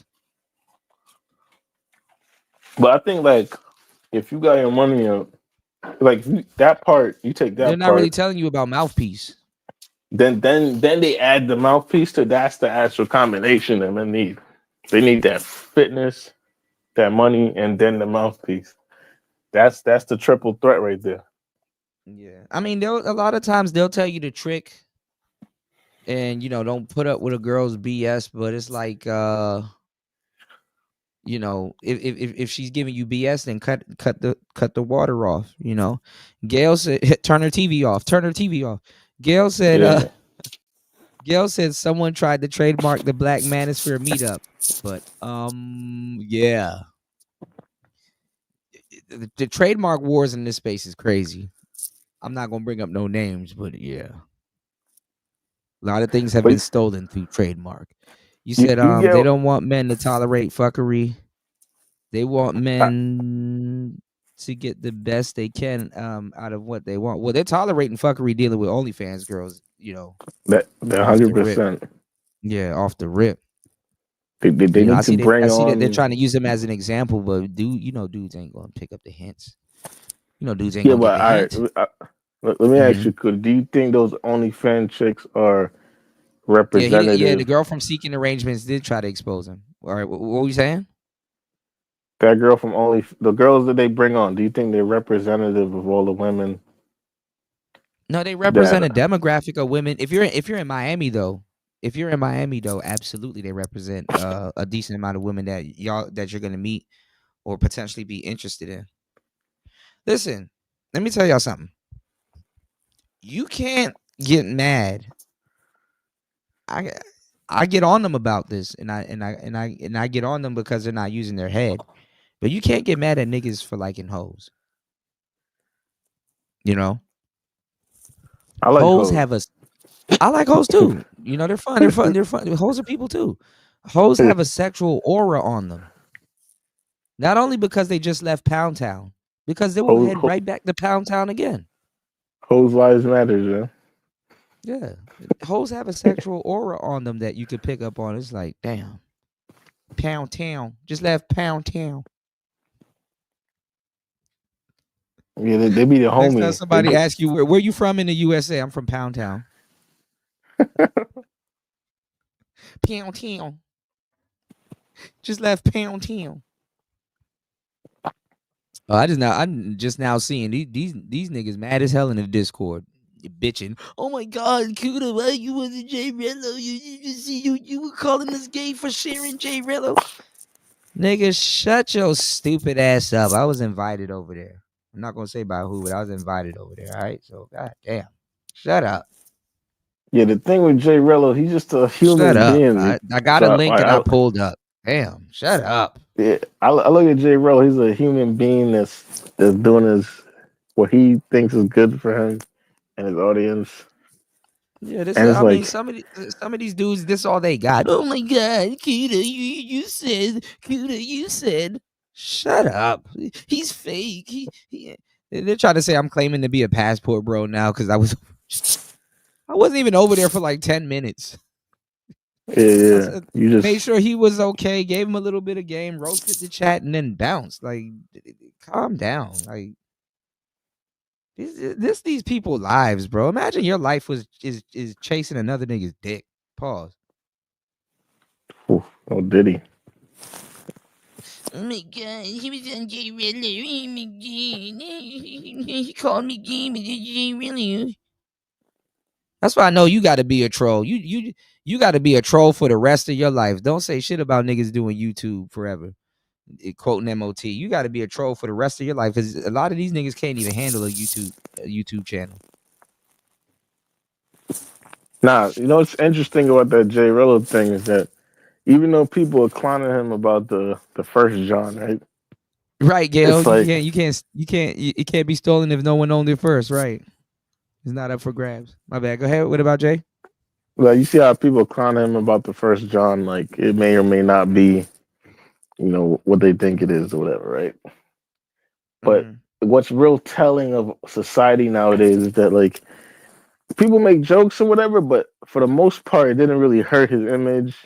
People still tuning in. People still donating. No, let me tell you what. Let me tell you what it is. Because I figured it out. Because niggas are bitches.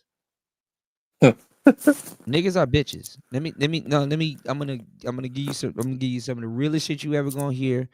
Just if you don't get it yet, just whenever it happens, I just want you to remember that I told you this, right? Let me tell you something. Never in my natural born life have I ever heard an actual gay man get called gay as an insult. As an insult. Okay. They know when you're straight that getting called gay will hurt. They will never call an actual gay man gay.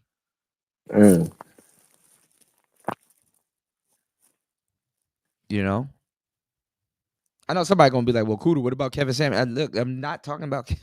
I'm not talking about Kevin Samuels. Come on, stop it. No, because you know somebody gonna bring that up because of the live stream and the nature of it.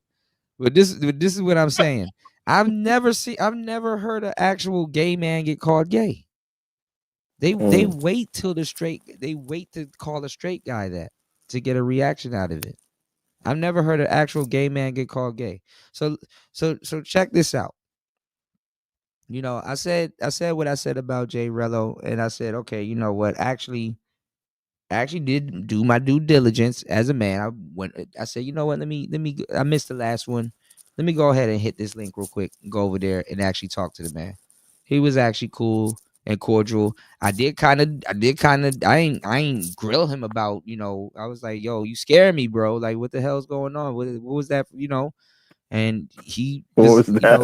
I don't know what that is. Yeah, I said, I don't know what that was. And he was, and I was like, he was like, I'm just out here taking L's. And I'm like, well, fair enough, you know, fair enough. And then I just gave him tips on being safe. And I kind of did plug the book, but I just gave him tips on being safe and told it and gave him some real game. Nobody's gonna tell y'all I went over there and told them that, bro, like, be careful with your chat. They can get you in trouble. You know, put yourself around good people that can't give a damn about your well-being. I actually gave him some good information and told him that, listen, anybody that give a damn about your well-being will tell you that. You know? That's a fact. I wasn't trying to sell him nothing. Didn't I say I was gonna give him the book for free? Yeah, that's a fact. Like, if I say, you know, I was very upset with him. I didn't want to see that. I didn't, you know, and I'm not gonna lie. I'm not gonna sugarcoat it. I talk my shit, but I'm like, you know what? Let me take this down. If y'all want to go see this on Rumble, fuck it. If y'all want to be nosy and go look for it, let me take this down because, you know, he I don't know if he on the spectrum or not. He probably didn't know. Yeah, that's what I'm trying to say, But he bro. did. It's like, but he didn't. You know, I mean, no, he would have known if it pulled down his pants, but I don't know. He said it had a pussy. So I don't know, bro. That I don't know what that was, bro. Man, as far as I'm concerned, it's a man. You know, it might have had a pussy. I don't know. Sydney Starr got a pussy. Remember that? It's an impossible pussy. That's diet pussy. It's pussy light. She probably got a squeeze button in her purse so it lubes itself. Yeah, hand me my purse so I can get wet. She got wet in the box. Oh my God, Gail, I'm so sorry you have to hear this. Love. You got that wet in the bugs. Oh my God! Shout outs to Gail. Gail is so innocent and just. This is not safe for work. Please, y'all don't listen to me at work because we both gonna get. Some pocket poems. You gotta listen to me on your lunch break or somewhere because this ain't gonna work. Oh my God! Hand me my purse so I can get word. You said I remember we was talking about that before. How does it get? Come on, Link. Link, you're not making this any better, bro. Because I'm gonna build on top of that, man. Come on, man. I mean, you know what? Really and truly, bro. He stood. Well, I could say he stood on business. Yeah, he stood on business. He stood on. That's what I'm saying. That's what I was alluding to. I was like, okay, so he stood on business. So he's like, okay, I guess he took it. And he said I'm catching L's. So he's looking at like, yeah, he's basically saying, I didn't know. Like I couldn't roast him after that. What was I gonna say? You gay? Like I'm not about to be on the internet calling. I said it's a little zesty. But he went out there and he kept saying I'm him. I'm like, no, you got a him. It's like he said something interesting as well. He said if they get a surgery, are they really, and they have a vagina, are they really a man? No, that still makes you gay. That still makes you gay. I mean, look, I'm not, I don't have an opinion on that, but that's what he said. I mean, you smashed a nigga named Thomas. That I have an opinion on that. No, that makes you G-hay. I mean, in your mind, it probably don't.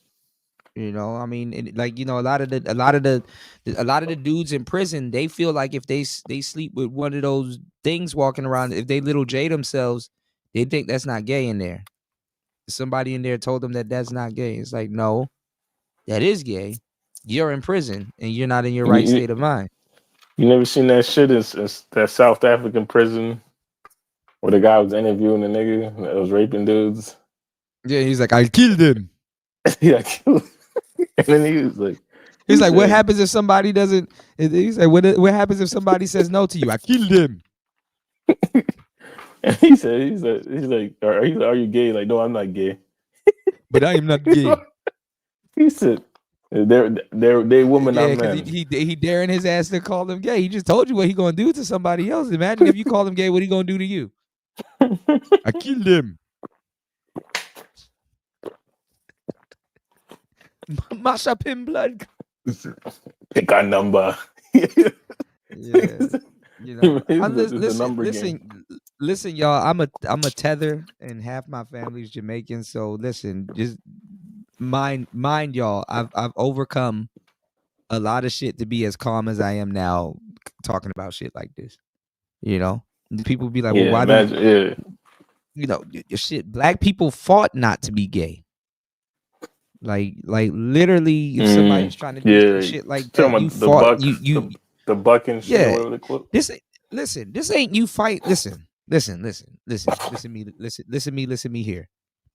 This ain't you fighting a bear or a snake or some shit that's trying to kill you. You fighting a bear, I get it. That's some man shit, but you're not defending your manhood. You understand? That snake don't give a damn. That snake about to try to bite you and probably leave or run off or whatever if you're fucking with it, I don't know if it's gonna pursue you. I don't know. Man versus nature.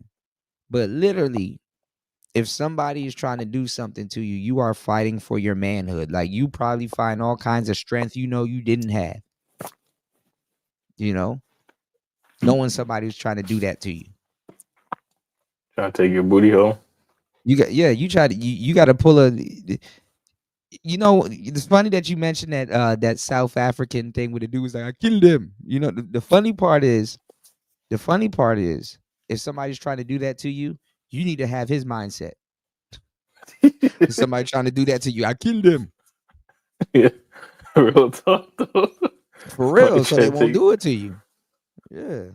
If somebody trying to take your booty, nigga, you gotta fight for your life, son. bro. You gotta fight for your ass. That's your ass. That technically is your life right there, dog. And listen, if you're gonna get unsubscribed from life in the middle of something like that, listen, make sure you long gone before you feel anything. And nigga gonna have to do that with a corpse. I ain't finna feel shit. I'm out of here. Pew. This is nasty work, bro. That is nasty work, but shit, I wouldn't know about it. I'm gone. That's tough. That's tough. Yeah. So like, I don't know. I mean, a lot of dudes, they go to prison and they get around certain things. Some dudes, they've fought for that not to happen to them. And then some dudes, they do weird shit, like the turtle man. You know, that man was like, "Oh, you didn't say that when you were trying to kiss me and all this." I'm like, now, I think well, I'm gonna tell you what I think. I think that's where me and Gail draw the line. That nigga said that's where you tried to kiss me. Oof, I don't think I'm gonna investigate that. I immediately did a pre-record. I was gonna tag Gail in it, like Gail. I think our job is done. I don't think the plumber nigga really. No, but sometimes it looks bad on their behalf when they're probably not gay, and then they they're thinking long term. It's like, don't ever say no shit like that about me, because I've been to prison and you know how people look at me, and you about to start a crazy ass rumor. Yeah, and I was just being cordial. Yeah, I could see that being like, that's what I'm saying. That's why I wasn't really mad at bro for like, Shit, I was immediately about to tag Gail in that pre-record. Case closed. Shit, this is my stop here. This is where I get off. Shit. Tip my hat and shit. Like, God damn, this is where I get off. Shout out to Tech World. Buy XRP. Yeah, I guess we gotta get on Robinhood to buy XRP. Buy XRP. The whole market is fucking tanking right now. Is it true they about to dump into Doge? Should we buy Doge or get rid of Doge? Should we buy Doge? I mean, right now, should we dodge the market's Doge? Pulling back. So usually when there's blood in the streets, it's a good time to buy, but you never know. You don't want to catch a falling knife. That shit could keep dumping. So I would wait it out. I think right now your safest bet is to buy Bitcoin. Yeah, I was gonna get another Bitcoin miner, but I can't even get the one that I got here to work. And I'm like, damn, okay, I just need to get a high rise, because the higher you up, the more it can mine. Why can't you get it to work? It's stupid. I can't get it to sync up with like a wallet and then some other shit. It's like it's an old school Bobcat helium, but it's a helium miner. Yeah. Oh, okay. That's why. See, I'm helping the world, y'all. Universal Wi-Fi. You dig? What's going on, Star P? What up, though? What up with my players, man? What's going on, man? What's going on? Can you really call yourself a player if you ain't really playing though? Can you really call yourself a player if you ain't playing? Hey man, ABP always be playing. ABP, man. Y'all start talking about the Bitcoin. I'm like, hold up, I'm over here playing Halo right now. You know what I'm saying? I'm a PC that I told y'all about. So I'm already playing the game. We need to do something. They have video games like that. Like when you play the video game, it mines Bitcoin, but I don't know. Yeah, you gotta look at the few things, man. But I wanted to say this. There's information out there with these certain apps that's getting into your phones when you download them and getting your information. You know what I'm saying? So it gotta be a little bit more aware about what you're putting on your devices and stuff, man. Because all my passwords are compromised. They trying to steal everything, bro. You know what I'm saying, to prevent motherfuckers from getting rich and shit, bro. You know what I'm saying? So I just want to throw that out there. But yeah, man. But besides that, how everybody doing, man? somebody steal my information, they're gonna get that shit right back. Like, god damn. Well, this shit worthless. Stay on YouTube, nigga. God damn. But besides all of that, man, how everybody doing on today, man? It's snowy out where I'm at, man. You know what I'm saying? It's snowing and shit. So nigga locked in and just gaming out. Kuda had a one-on-one with Jay Rello. Yeah, I went over there. Actually, yeah, I went over there. These dudes crying in the Discord, but I went over there and chopped it up with Jay Rello. Just see, you know, he wasn't on no rah-rah shit today. I think them African girls kind of humbling, but I told him be careful with them African girls though. What was what was his temperature though? What was his temperature? No, he was on some cool shit. He was alright. You know, he was taking in a lot of the information too though, because I mean I was saying some sound. I was giving him some real good info, you know. And his chat was hating though. It's like who's this guy? Oh, I'm going to sleep. Oh, I'm like, bro, you got a chat full of trolls, bro. YouTube is unleashing the algorithm on you, bro. YouTube don't like you when they keep sending trolls to your channel. I mean, I understand the type of content that he does can warrant trolls, but after a while, like the chat, I've been doing YouTube for a long time. The chat ends up cleansing itself, you know.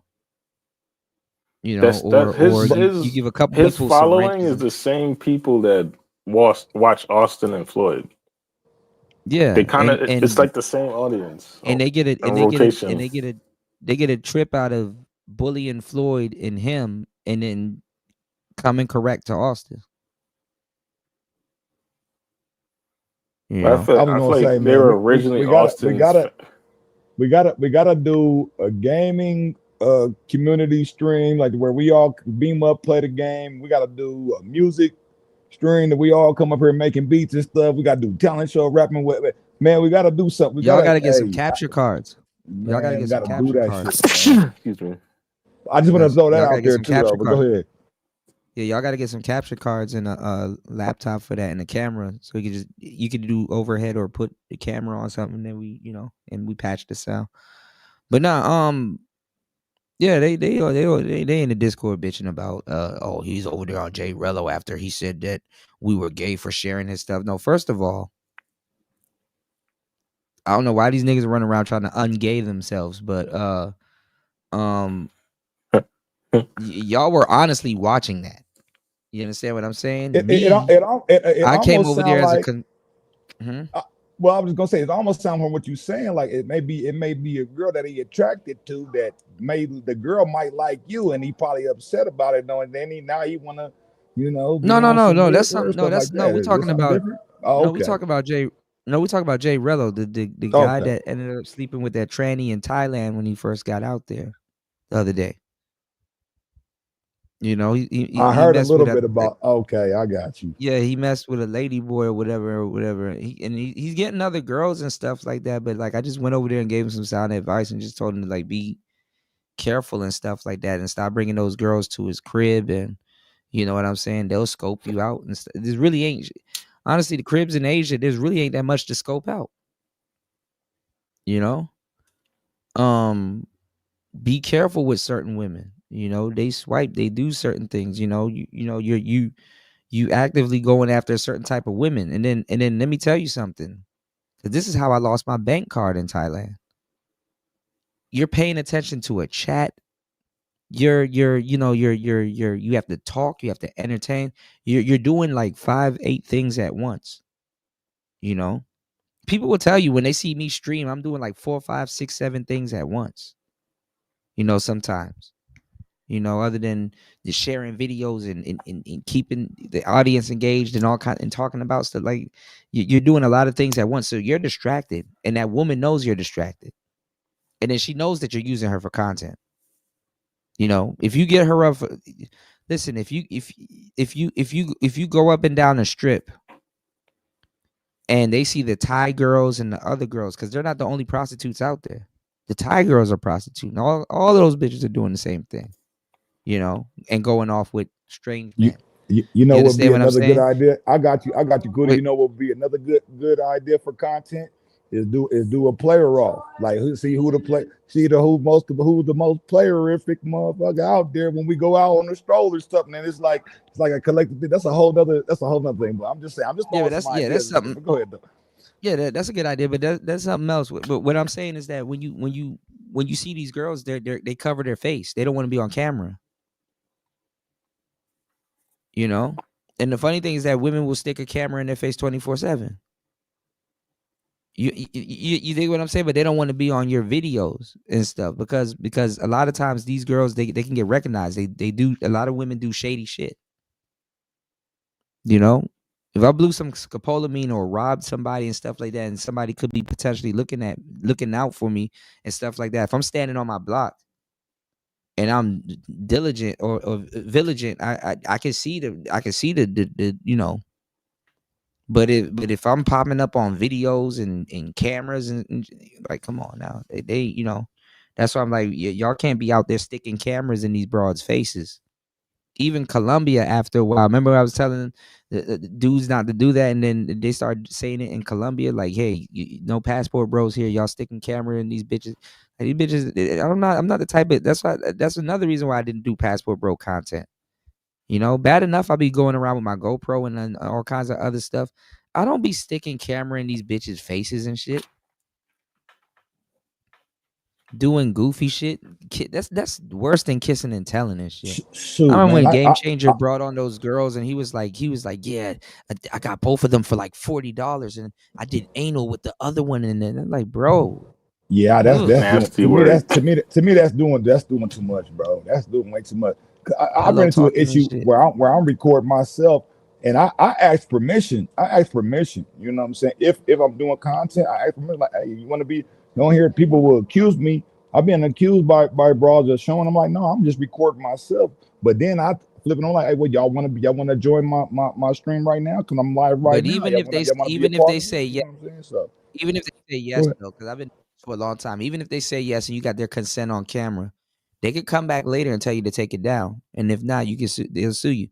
Like, the thing is that y'all don't understand how, not y'all, but I'm saying in general, like how women. You gotta get them to sign a release form. Yeah, NDA. Yeah. Or release. Yeah, but let me tell y'all something too though, and this is the thing with women. Women eventually go off and get married, whether it's to a dude that know what he's doing or a simp. They go off and they get married. You know, you got your wife is on somebody's YouTube video popping a balloon or giving head behind a curtain and stuff or whatever. Like, they want that video off the internet. You know, the internet, by the time that video hit the internet, it's probably mass produced right now. I was going to say, man, people don't react. Difficult. That's what I'm saying. You know how much people don't react to some of them streams, and now these girls, they're like, "Oh, I saw you on the internet. You that girl," and she's like, "From where?" And then you that girl. Whole T, she up there sitting on Jay Rello's couch. And it's like, man, hey, Kuda, I done posted stuff where people where even now people recognize my voice, or I might flash myself for a couple of seconds. They be like, "Ain't you the cat that was talking about this and saying that? I seen you on YouTube." And I'm like, "What?" And it could be a video that I didn't even do on you, but it's crazy. Go ahead, man. I just want to throw that out there. Saying, you know what I'm saying? Even, but you know how much people that people start learning about them through my show. I could play sound bites from people, and people like, I know who she is, but you never seen her face before, you know. So which one of you niggas was eating ass? Yep. Somebody put her name in the chat. Shout outs to her, man. She be over on bombs now, but somebody put it. Well, she always over on bombs, but somebody put her name in the chat. People know. You know, BGS has I mean, if he had got the SM7B, like I told him to, shout outs to War Master. Got it right. And I'm sounding like War Master. If BGS got that SM7B, like I told him to, you know, he would have a way more reputable voice in the space. But hey, bro, I'm over here being lazy, bro. I got the equipment to stream and get on my computer and stream and stuff, but I just you got mics and all kinds of shit that you could. Yeah, you got mics and all kinds of shit you could have ran into your computer and you just Bro, you tripping. You got a whole inbox that you can run as a sound source. And that shit'll come up as inbox too. You did? Oh, Stoic, did you bounced or you on the other phone? Stoic got like two phones. No, I'm here. Stoic's I'm just burner. Okay, I was about to say your burner phone. So what's your because it sounds like you got a overall gripe. Like is there an overall gripe what you for No, your there's topic no gripes. It's just a bunch of dudes that's questioning their sexuality, bitching in the Discord that I went over on another brother's show that I did do a video about, mind you. And I ended up talking to the dude. You know, I got invited twice. And the second time the first time I didn't see it. You know, I was running around, but the second time I did see it, and I just went over there and spoke to him. Check his temperature, see if he was all right a little bit and stuff like that. I'm like, okay, he probably not a bad dude. Probably genuinely just got caught up in some bullshit. And I'm like, okay, well, hit me up. I'll send you the book for free. You know, you can listen to it on your own time. But so did you have an intentional message that you wanted to get across to him? Like, would you say it was you had success? well, the damage is done. I don't know what the hell he Oh, slept with on the first night. That nigga was scaring me. I'm like, okay. hey, you know, I don't know what the hell that was, but hey, you know, here's a resource. You know, hey, you're in Thailand. Look out for this. Yo, don't play around too much. Hey, don't listen to your audience. There's a lot of trolls in your audience. Cleanse your audience. You know, have them people that wants you to crash out. Don't even support your channel anyway. You know, he was telling me that, you know, like people be like trying to insult him and all kinds of stuff, and it's like, nah, that's not, you know. So he got some sense. You know, it's just he probably, you know, he probably stressed out. He looks stressed.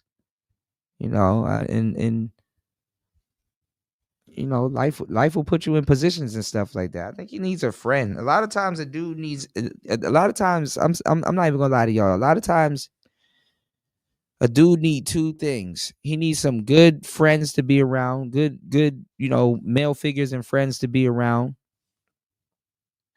or to at least help him out, you know. And he might need a just a down chick, a down ass chick that's like, you know, I'll take care of him. I got him. And you can be like, all right, thanks, man. You know. Yeah, I've been You there. could leave him. So, You could leave him with his girl or a girl that you know that's like, you know, that's not going to spike his drink or do something like that. You know what I'm saying? Like he, you know, a lot of these guys get lost in prostitutes, man.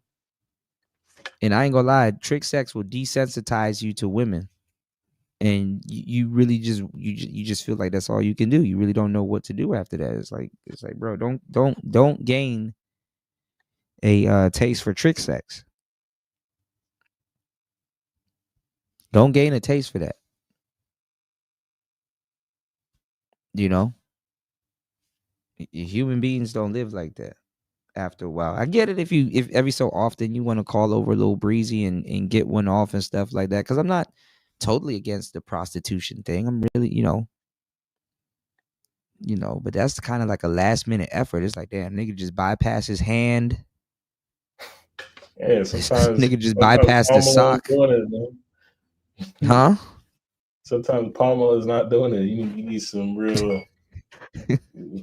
Man, this Asian canola oil is not doing it. Heavy not getting the job done. Be some yams bouncing off your thighs and shit. Nigga, you done bypass the vegetable oil. Yeah, man. Your homeboy come over. It smell like chicken in your house. Like, nigga, somebody frying chicken. Nah, I was never mind. I fuck with bro's honesty. I ain't gonna lie. I was like, because at first I'm like, man, I don't even want to talk to dude or hang out with dude and shit like that. Because that's what people was like, yo, won't you hang out with Jay Rella? I'm like, all right, let me see what he got going on in Thailand. And I'm like, oh fuck, here we go. You know, and I'm like, Y'all heard what I said. I gotta be careful I'm not gonna because repeat that. if I end up coming I- over to one of them Asian countries, man, I think, man, I might be, hey, man, it might get wild. So I got to pump my brakes. I'm like, because if I start tapping in, because I know what kind of guy I am.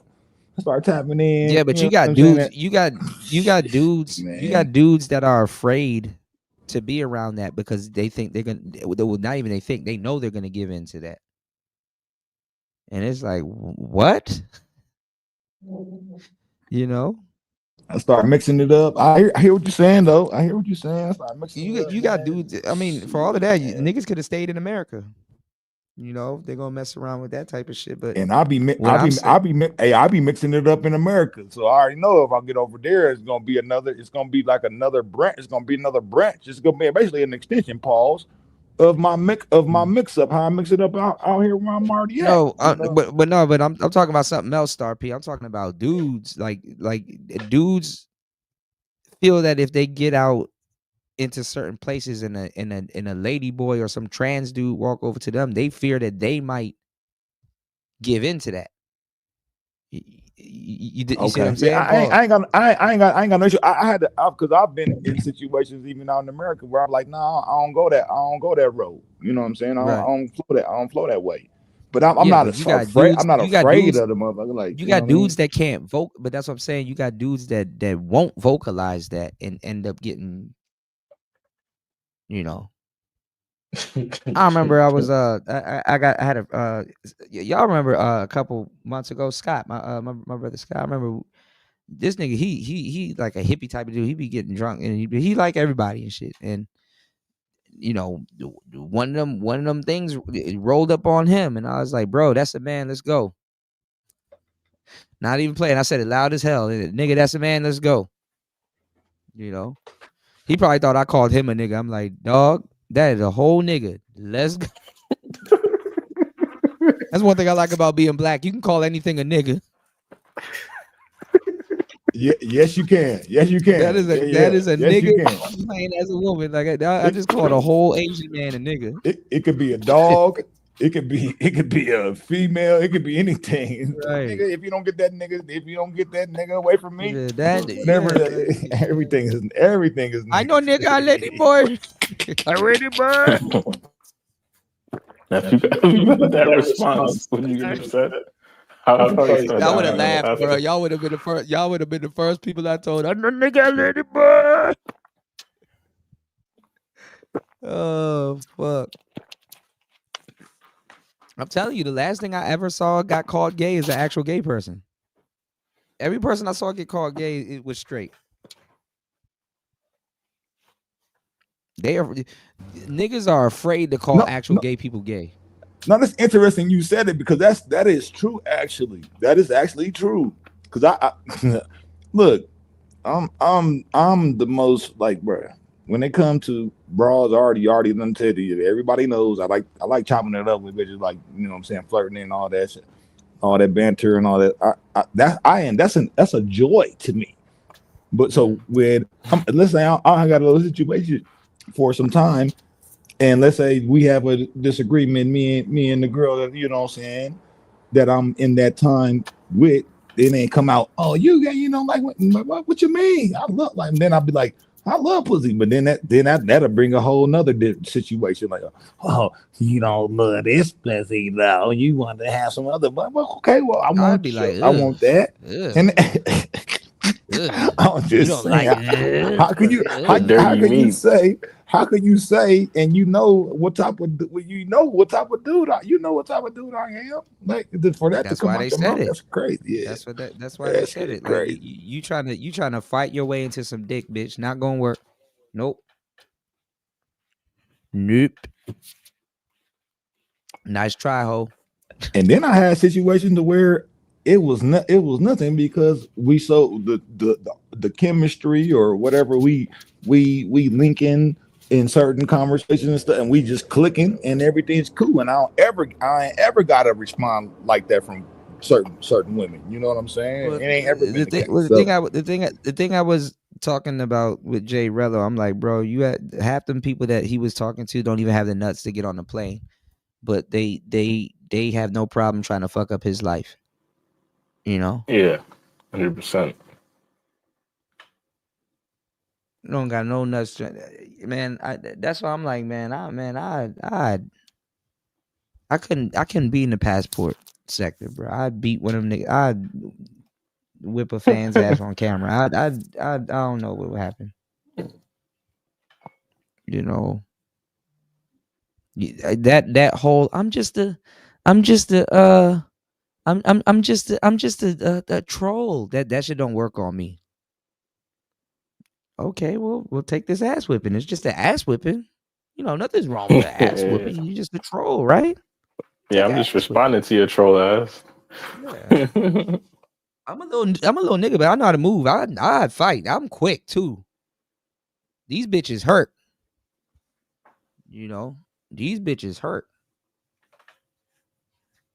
So what you? Hey, let me ask you just a little. Switch it up a little bit. What kind of tech and software you fucking with right now, Gouda? I'm actually fucking around with DeepSeek last night. It was actually cool. I fucked with DeepSeek. Actually, I got that shit on my shit right now. Actually, DeepSeek. Yeah. I can't get the app though. The app don't work, so I got to use the browser. You start fucking with DeepSeek finally? I told you, bro. Yeah, that should give you a damn paragraph. I'm like, God damn, this shit at ECR. And it gives you his whole thought process and shit. Yeah. it goes further. Gemini would never. Yeah, it goes further into an explanation of things. I realized that about DeepSeek. Yeah. It does.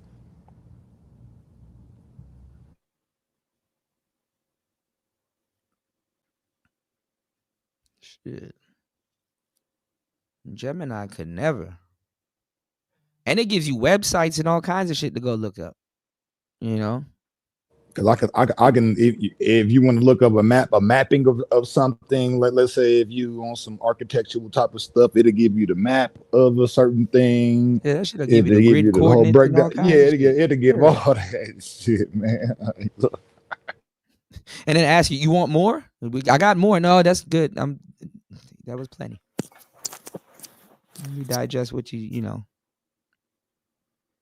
Shout outs to everybody here. Once again, make sure you guys head over to hempforfitness.com for the best CBD and THC manufacturing company in Chicago. They ship everywhere. Make sure you head over to hempforfitness.com, mention DJ Kuda, and receive 2 free gifts. You know, I'm gonna reach out to LT man and see if we can do something for St. Patrick's Day, so you can get 3 because we missed Valentine's Day, y'all.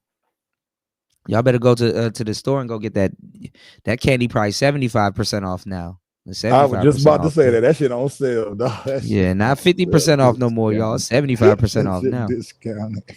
Nigga, I'd eat a whole box of chocolates by my damn self. You know, fuck the bullshit. I'm my Valentine's. Yeah. All right, let's get back to this, man. We be having more fun, man. Then YouTube be hitting me with with reused content. Whole time I need to do what Ms. V said and take this down off the screen when I'm talking. But the whole time we just up here talking, not even, you know. I'm gonna let him speak, but understand the context of the conversation. This is not, they were friends and they were collaborators and they were planning on doing good work in the future. They were ops. Kevin did not bang with the Fresh and Fit platform. That's cap. And Fresh and Fit did not bang with Kevin. That's now, cap. to get into the history of why that happened, we don't have time here within the scope of this conversation, within the content, because I want to address his specific points about it all falling and crumbling because Kevin did nothing to bring others up with him, which is categorically incorrect. But and MTR came a little bit. MTR came a little bit later. I think MTR MTR reacted to Kevin Samuels' average at best video. I think that's how he got. Do they ever have a personal interaction where they actually met face to face when they had a conversation? Him and MTR has him MTR lead attorney and Dennis Sperling. You know, and Kevin. So you got like 2 regular dudes and 2 lawyers. You know. All black though. You know, but I think he got put on to Kevin after the average at best videos. MTR probably reacted to it. So MTR reacts to all the red pill stuff in this space.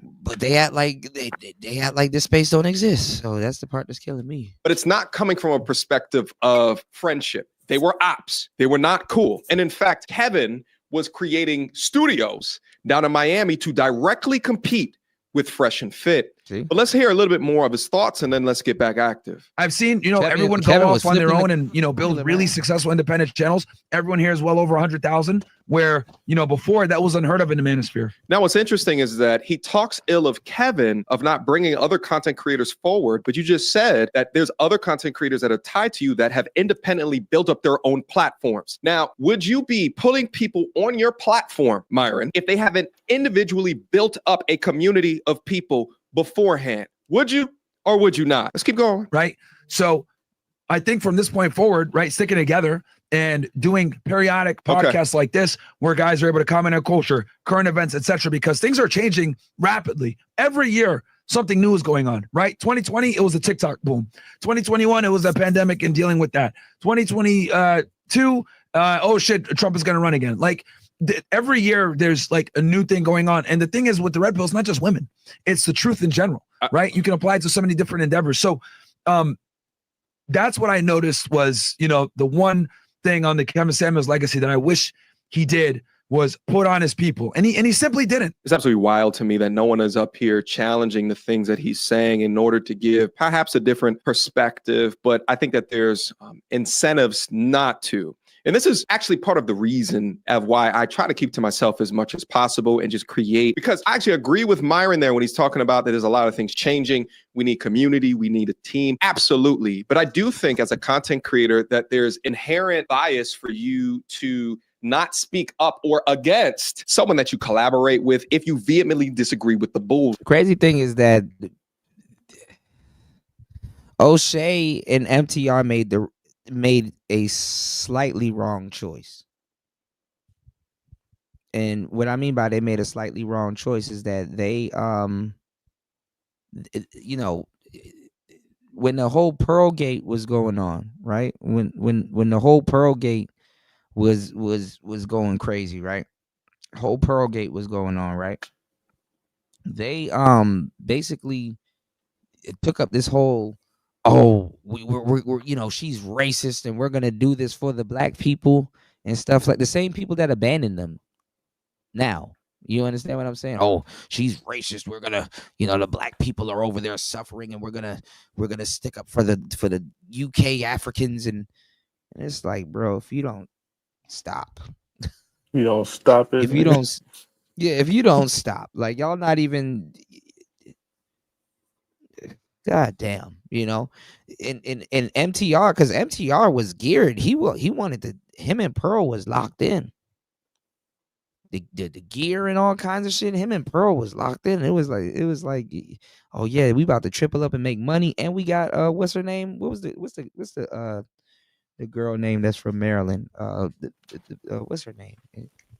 She done changed her hair from the dreads to the Melanie King. They had Melanie King too. Man, they had a roster. They had a whole roster. What's going on, Joey? Jump in, player.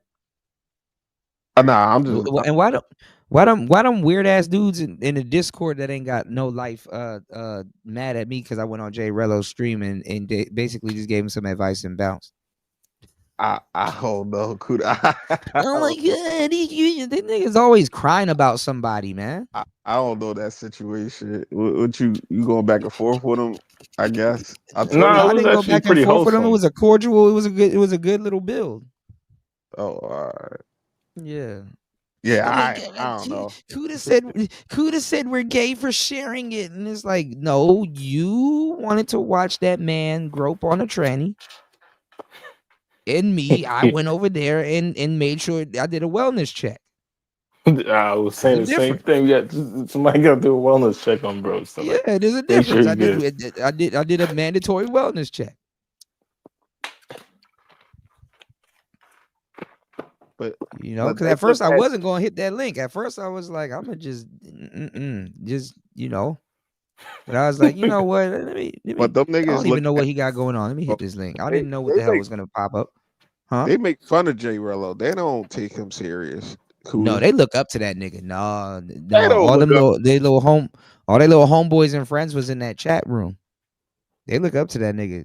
But You don't religiously follow somebody and sharing links and niggas be sharing the same niggas be sharing like 4 or 5 links of the same thing in a day, and it's like, bro, somebody already shared it. Like, why? Damn. Did y'all see this? Oh my god. Did y'all see this? They religiously watch them. They mad as shit right now. They're crying and bitching in the chat. Like, oh my god, I can't take Kuda seriously. He says he's a passport bro now. I'm like, what are you talking about? Yeah, that's why you got to see. And Joey, you know this. You know, we from the East Coast, keep our head on the swivel. That's why you got to see shit for yourself. Because if you go off of somebody else's opinion, you're gonna be looking stupid. It's like a lot of people ain't even a good judge anyway. You know, see it for yourself. I don't know. I didn't know y'all was really going at it like that. That Discord. I thought everybody chilled out. Man, them niggas, Wait, bro. Them niggas could never show their face, bro. Them niggas. well, which Discord was it? Was it your Discord or somebody else's Discord? No, Untitled Discord. Well, you can't really pay attention. Untitled Discord is full of a bunch of weasel, young niggas. Yeah, like, I wouldn't even. That's what I'm saying. It's a bunch of wild niggas. I keep telling Kuda them niggas wild. They don't give a fuck. Man, they like little niggas. It's exactly they are weasels, bro. It's just exactly, you know. I wouldn't call them weasels. They just there to talk shit, bro, them have fun. weasels, bro. They jump from dude to dude to dude to dude. I give it to them. They do roast a lot of dudes, but after a while, it's just incessant babble and bitching, and it's like, bro, y'all typed all of this overnight. That's the internet, though, Kuda. That's what niggas do. Nah, some niggas in there got full-fledged careers, bro, and they get mad when somebody don't want to listen to them. It's like, bro, you have a Discord career, and you don't even go live. Nah. Like I said before, a lot of those trolls are dudes that don't have the balls to actually be YouTubers. Yeah, I agree. But most people don't want to be YouTubers because they just hear this. Who want to be YouTubers? They just don't want to put in the work, and they don't have the balls to do it. They don't. Nobody. They will be talking to themselves. Nobody knows them. Nobody would care. They will be talking to themselves. But some of the people, I look at the audience, entertainment sometimes too. Like, yeah, but see, the audience got to know about you. You got to do something and then bring people over. Like they can't build nothing from a troll. Can't build nothing from scratch. Shit, today it can. You don't see all these people out here be trolling. they had to go to somebody else and try to funnel it in. They can't. Trolls can't build nothing from scratch. They don't even build the bridge that they're under from scratch. Everybody they can't build nothing from scratch. They need an audience, if you're a troll, like even a troll. Notice this: a troll would never try to troll you one-on-one. They need somebody to see it. I mean, that's what somebody to back them up. A Discord, they troll you one-on-one. No, they troll you one-on-one, but they know other people are in that Discord looking. That's what I'm trying to tell you. I mean, that's just the internet, period. Somebody gonna watch it, getting trolled. Nah, like them people will be quiet as fuck in real life.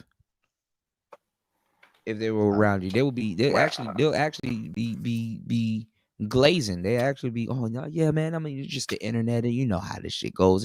But until they get around a whole bunch of other niggas, come on, Joey, you know that. You know that, man.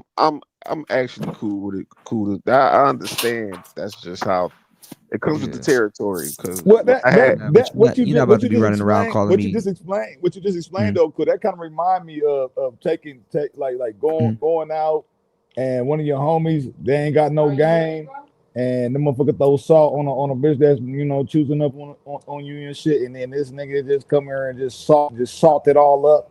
So it kind of sounds. What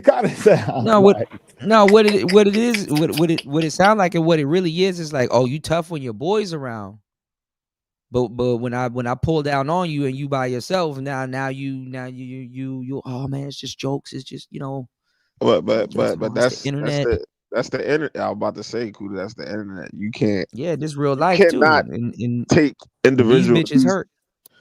You can't take none of these. One of these guys, like, and just focus on them and be like, well, if you see me in person, you might not know. He might just be that way. He might just go at you. You don't know.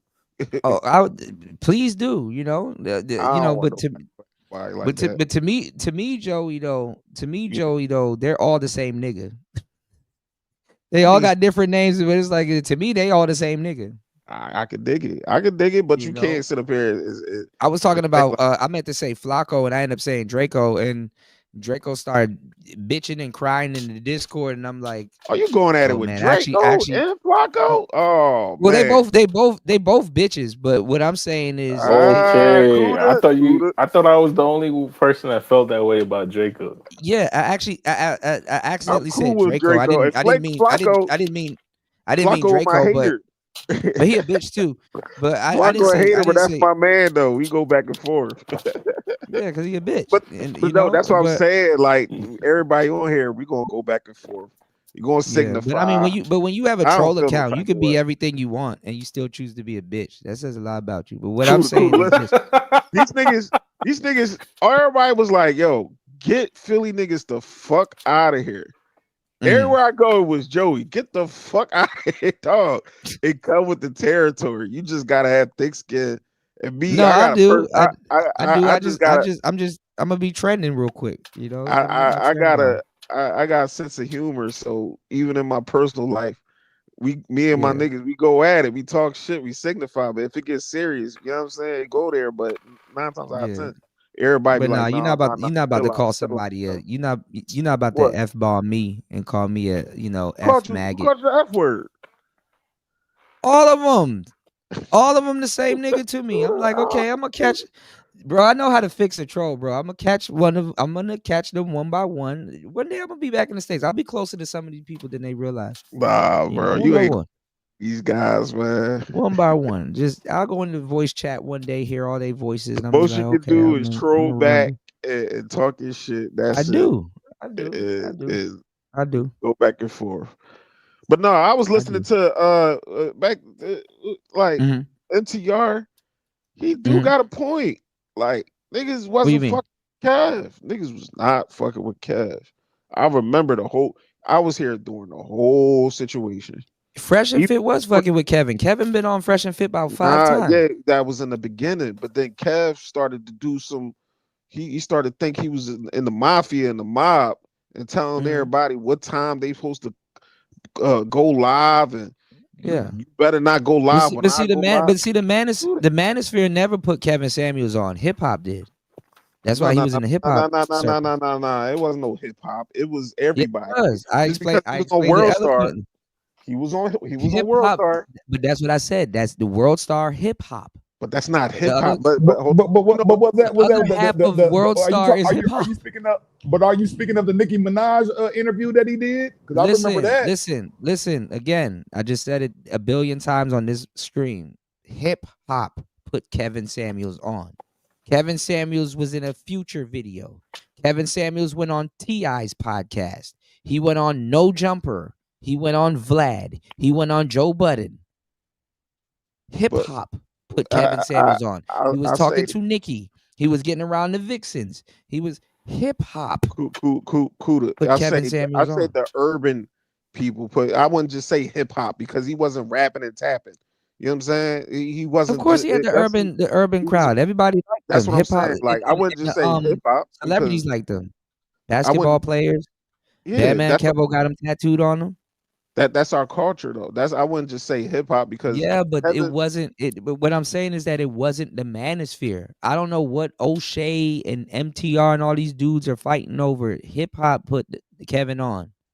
No, but Kevin Samuels is not the manosphere. Kevin Samuels is an anomaly in the manosphere. You cannot honestly say the average manosphere guy carries himself and look like Kevin Samuels. No, he had to start in the manosphere though. Kuda, the he black did, but he got roasted in the manosphere.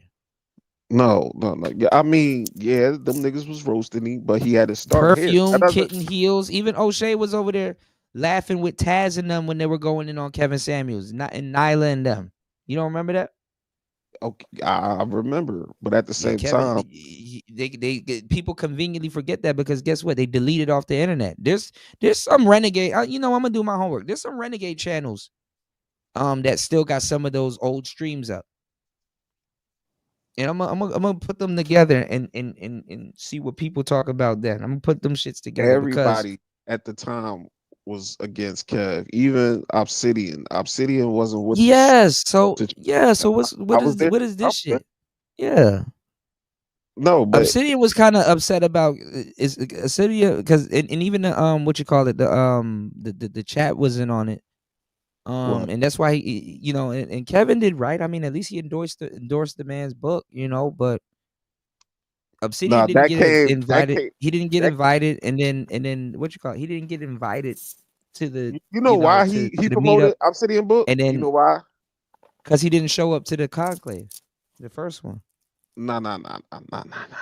And Kevin was right down the street too. It was in Atlanta. It was in Atlanta, and That wasn't the Kevin reason. was in Atlanta. That wasn't the reason, Kuda. That wasn't the Why reason. he endorsed his book? Kev was a slick motherfucker. He was slick. He is slick, rest in yeah. peace, but he was slick. The only reason Yeah, he why was. he promoted Obsidian book is because at the time both him and Donovan had words with each other. Yeah, they were into it. And Donovan don't was fuck cool with with Fresh. Obsidian. Fresh and And- Fit. Exactly. Yeah. And Kev was trying to do some little And that's how him and flim-flam O'Shea thing. got into it. And he turned around and said, "No, I that's one thing I can respect about Fresh and Fit. They was like, nah, nigga, we still going live when we want to." And Kev Right. wasn't feeling that because Donovan was breaking it down, and then Right. he felt some type of way. He wanted them to change their time slot. He cut him off. Right. Kev cut him off, and then he started promoting motherfucking Obsidian. Yeah. and then that's where I remember that too. Yeah. That's some good detail because that did happen too. Yeah, Kev knew what he was manipulating all these guys. Minister Jack, he was getting mad because he couldn't. Oh yeah, I remember that. Yeah. Satan's Thinner, that whole shit. Like, come on, man. Kev did some backhanded shit to a lot. Kev was a pookie. A lot of people don't know that. All these niggas pookies, man, so called. These niggas be talking shit about Pookie. They the same niggas that they complain about. Like They're the same or they want to be. They're aspiring pookies. But I don't even go with the whole Pookie and educated lane bullshit. I just say, well, no, most of the dudes here are Pookie because look at the factions. Yo, SYSBM for life. Like you it's like somebody like took some spray paint and wrote MGTOW on the wall, and then somebody else comes by and like whack out the MGTOW. Put SYSBM on it. That name sound crazy. SYSBM. Yo, what set you claim? SYSBM lower third tier. Like where you from? I'm a IB IBMOR. I'm a Ibmore. I got that shit tatted on my everybody got neck, their own nigga. little cliques. Everybody got their own big towel. I said it's some gang shit. I'm cool. I'm actually cool with it though, to be honest. Shoot. I'm a tuner, y'all. I'm a turned up non-affiliate. Shit, I woke up to the thing. I'm like, hold on, like, because I started recognizing a similar thing what you just said, where they got the little clicks and I'm like, oh, so y'all working? Oh, y'all in the background chopping it up and doing the shit. Oh, okay, I see what type of People time ain't it even is. no goddamn gang people, members man. and shit Shit, like that. tough. I bet you Nah, there ain't some no of these niggas gang. won't get. I bet you won't get that SYSBM shit tatted on your forehead. Some of you niggas out here looking like X4. Nah, they just everybody got their own Crying. identity over here, and they got their own little clique. And I kind of fuck with it. Like everybody, I'm over here. This is what we represent. You over there. That's what you represent. And everybody standing on their own business where they at. They're not standing on no damn I'm philosophy. too old to be representing anybody. Right. I represent my bills. That's it. I represent my bills and my fucking kids and my taxes and my property. Like I ain't got time for that. Insurance. Dun, dun, dun, dun. Yeah, exactly. But no, I get with NTR, and come on, man, we can't sit up here and erase Well, history. no, a lot of people Can't know, erase but you know what? history, MTR striking back a little bit. This is the time to strike when the iron's hot, because I ain't gonna lie, and this was right before Kevin died, when he assembled MTR, Dennis, and Lead, and then Kevin was there, because these are guys you can easily put in a suit, mind you. You don't have to argue with them. No, these guys, in his eyes, the successful guys. Well, that too, yeah. They all had some good channels at the time, and everybody was just reacting and passing around the same content, by the way. But people were mad at them, like, "Ooh, he chose MTR. Why MTR up there looking like Darkwing Duck?" And then then people were making fun of lead attorney, and they called him Milk Dud Head and some other shit, and they said Dennis looked like Sinbad and some. Oh, this space is hell, bro. This space is hell, dog. Disgusting. Oh, bro, Sinbad. That's hilarious. Actually, that's funny. That is high key hilarious. Sinbad. He do like Sinbad. He's Mexican Sinbad. Yeah. But I remember that whole scenario, and guys was mad, and I hate to say it, that nigga Angry Man. He wasn't a part of it. Angry Man was the biggest hater. O'Shea would look crazy in his suit. Kevin couldn't really do. He's not going to accept this, because if Kevin was alive, all of these people that's claiming him would be beefing with him right now, because they didn't really know how Kevin really got down. Who say a name? Who you think? Who say a name? O'Shea definitely would have been beefing with him. Obsidian would have been beefing with him. I think Obsidian definitely would have been beefing with him. Yeah, I got old man over a disagreement. He always flip. Ramil would have still been. I don't know how him and Ramil fell out, but that's he ain't fuck with Chaos. He kept that same. I mean, they had a show together. They had a show at one point. I don't know what happened. Did, but he ain't fuck with him because he was on some backhanded shit. That's what I'm saying. Kevin kind of moved a little. Supposedly, I don't know. That's their situation, but yeah, but Kevin in general moved a little. He'd make some adjustments without you knowing. Let's just say that. Do what he do. He move like a businessman. I can't get money with you to fuck you. I'm out of here. And that's how you treat who people be confused? You know who people be confused about? But he kind of tells you before he about to split on you, Jay-Z. Yeah. Yeah. The businessman mentality. Kev had that mentality, because that time he was on Bernard's and niggas was going at him. He was like, man, give me about $3-4 million and I'll dip and I'll switch my content. About that what somebody said when he passed away, he had like 4 or 5 million in his account. That's some paper. Yeah. Dang, he was sitting on it like a mother hen. And he was about to switch up on y'all, on all these niggas. And I don't even blame Kev. Let me come up on 4 or 5 million. War Master already know what's gonna happen. My hand's gonna turn white. It's gonna be a white man running Player Talk Radio. I'm gonna have a white face. 4 or 5 million is wild, bro. Like, man, so I could only imagine, man, if I touched anything like that. But the majority of people that found Kevin, he was already gone before they found him. The majority of but people War Master laughing because he knows it's true. It's gonna be a white man running Player Talk.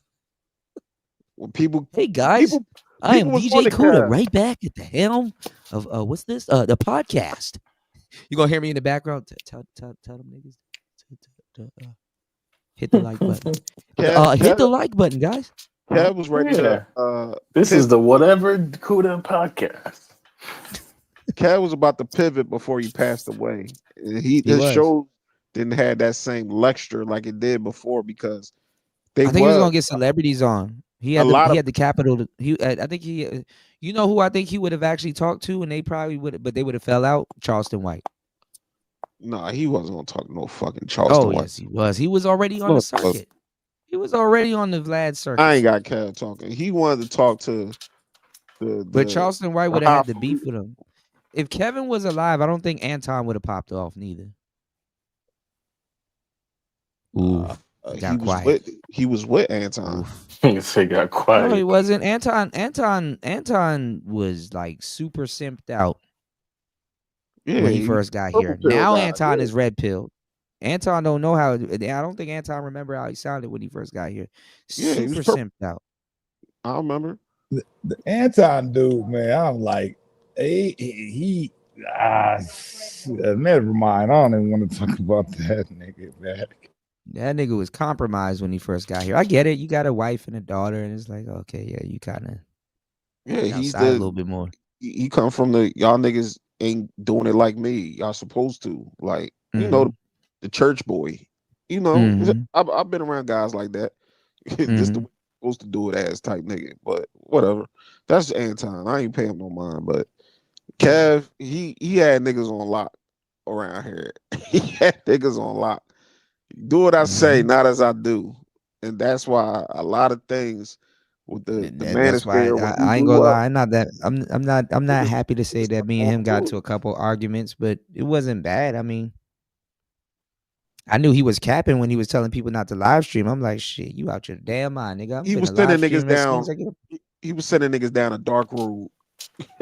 I know. He thought that shit was gonna work on me, and you saw when I told him, I'm like, nah, bro. Live streaming is where it's at, and we need to get our microphones and all that shit together. Remember that? He told niggas don't live stream. Y'all he told me because all the people that sat up here and was like, oh, he told me that shit. Told you, you know. But it was meant for everybody. But the reason why I say he told me because everybody was afraid to go up there and talk to him on O'Shea's platform. It was me, O'Shea, and Kevin Samuels on that show talking. Everybody else was afraid to come up there and challenge him on that. He said he don't want y'all fucking it up. Y'all shouldn't be live streaming. Y'all should be doing pre-records, and then he goes and do live stream. Like that's because what I'm saying. And then he turned around and took my advice and upgraded his damn. That man was gonna go to Miami and build a whole studio with the same list that I gave him. I said, damn, my stupid ass up there gave him that shit for free. I mean, $4 buckaroos. God damn, $4 million. $4 million. $4 million. $4 million.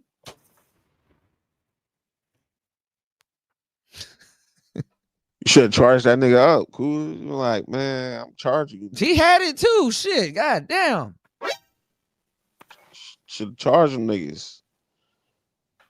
5 racks for consultation on how to set your shit up. This is what happens when you do shit off the scruff. This is what happens when you help niggas off the scruff. God damn it. I mean, ain't nothing wrong with that, but in due time, you gotta make yourself some bread too. Nah, it's okay, man. Kevin was fuck that okay shit. I'm a businessman, cuz he could have spun the block, but it's okay. Shit, even while I'm talking to you right now, I'm taking care of business. I need my paper. Any beans necessary. Fuck that freebie. Freebie time been over. Once I turned 18, freebie time been over. Dudes wasn't understanding when I was telling them that their equipment is basically their employee, you know. I mean, yeah, it's gonna help you get money. Yeah, it's your tools, it's your canvas, you know. But that's one thing I can say about Kev. He took his Joey. shit. Let me see if Joey capping. Joey, so what happened to me when I started pushing productivity in a space that claimed that it pushes productivity, literally pushing production? What happened to me when I started pushing? Yeah, what happened to me when I started pushing mics, productivity, and cameras and stuff like that? What motherfuckers was hating on you, bro. They was hating on you. I wouldn't say they was all hating. There was some guys that was, but it was like, all right, cool with the goddamn mic. and look at the space now. Look at all the Lapeefs. Look at all of that shit. See, stop talking about the mics. And then he turned around and bought a mic. And then migrated over to Lapeef and sat on their panels. And you know what's crazy though? I already come from that background. You know, I stumbled upon this whole space and everything. I'm like, but I already knew about the music and stuff because I make beats and all this other stuff. So I know about audio quality. So, same thing with War Master. So, War Master hooked up stereos and all kinds of ground wide niggas doesn't risk getting electric shock so people can hear some good shit. and fucking, it was common sense what I was saying. I'm like, why are y'all acting like this? It was common sense. You're gonna be sitting down talking. You talk. You talk for hours. When you talked about the production, all the things that you were talking about made sense to me. I can't speak for everybody else, but it made sense to me. You know, so it all made sense. It was the next logical step. I didn't tell niggas to fucking go try to shock themselves trying to ground a wire or do something like that. I just said, yo, just get a nice decent headphones, get a little M box or whatever in a fucking microphone, so we can at least sound decent. YouTube supports higher sound quality. Use it. I didn't tell nobody to show their face yet. Nah, we didn't even get into cameras yet. I got about 5 cameras right here. I mean, we didn't even get into cameras yet. Nah, some niggas need to cam down. You ain't got cam up, Cuda. I'm cool. Yeah, but that's what I'm saying. They got a face for radio. It just and I'm cool with that. They got a voice. Yeah, just I'd rather hear. Yeah, but I after a while though, you can't be talking shit. I'm not finna argue with Goku all night about hoes, bro. Well, guess what? And I'm not, cause no, for real. Cause if you look a nigga in the face and be like, okay, I see your problem, huh? Nah, but at the end of the day, I can't. It's the internet. Like, people gonna argue. No, because some of these dudes, I'm not gonna lie. Okay, like for example, I said I might put hands if I run up or go to a seminar somewhere and I find out one of the trolls is there at the seminar, right? I said I might put hands on somebody. But if I run up on somebody and I look them dead in the face and like they're cockeyed, I might not. I'm like, you know what? You run up on Draco, bro's 4'11". Yeah, like I run up on a guy and I'm like, oh, you the dude. Oh, damn, this nigga cockeyed. That's crazy. That's crazy you saying that. Though, knock right that shit back straight. I probably still hit. Hold on, bro. You ain't gonna see this one coming, but you know. Hold on, hold on. Are you heartless? Y'all niggas will fight somebody that's cockeyed. I ain't fighting nobody at all. I'm old now. I'm up now. I'm chilling. You would never fight somebody that's cockeyed. Unless he put his hands on me, then I have to probably put them paws. But I ain't fighting none of these niggas, dog. I got way too much shit to lose. These niggas. And if I talking shit like Joey, what the fuck you looking at? Like, listen, oh nigga, no, you did not. What are you looking at? The last nigga I fought, he wound up trying to sue me. I broke that nigga jaw. Actually, you right. Yeah. I'm cool. Hey, I will mush. Sometimes when you hitting somebody, you gotta tell them though, like, cause I will open hand mush a motherfucker like, nigga, you too close, like, nigga, back the fuck up. I'll do that. Like, nigga, move, nigga. The fuck, you all in my grill, nigga, back the fuck up. Cause I got, nigga, my hands are pretty big, nigga. I will mush face a nigga like, motherfucker, get the fuck on somewhere. Closed fist get you in trouble. Open hand, I ain't got in trouble for open hand. I got in trouble for War Master. Closed fist. War Master, would you fight someone that's cockeyed? Everybody in the chat, damn, I need to put a poll in the chat. Would y'all fight somebody that's cockeyed? Like, would you fight somebody that's cockeyed? Where do you draw the line? Still see, he just cockeyed it. You can still see. I mean, if he's threatening me, I feel like I gotta defend myself. He said he can still see you, but like, is it one eye? Like, is it one eye or is it, you know? I'm gonna just have to just. Nigga done turn it into chameleon and on your ass, nigga. Like, you gotta fight him from like the peripherals, his peripheral side to make it a fair fight. I had a homie that's cockeyed it. He could kick some ass. That nigga. That's what I was about to say. I was gonna say, what if he could actually fight though? My homie eyes was cockeyed, but that nigga could rumble. He was tenting niggas' eyes. Everybody was getting lumps on him. He's not cockeyed for himself. He's cockeyed for, like honestly, like he could probably parry something. Because he saw it coming. That shit don't mean nothing. Nigga can still see. Shit just cross-eyed it, like.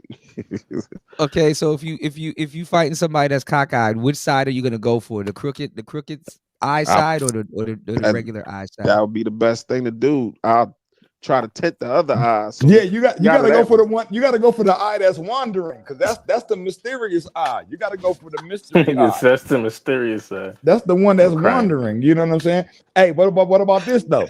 Would you play with a nigga? Would you play not pause? Play football with a nigga they got a short they got a short leg, but the nigga will run his ass off though. He got one leg is shorter than the other.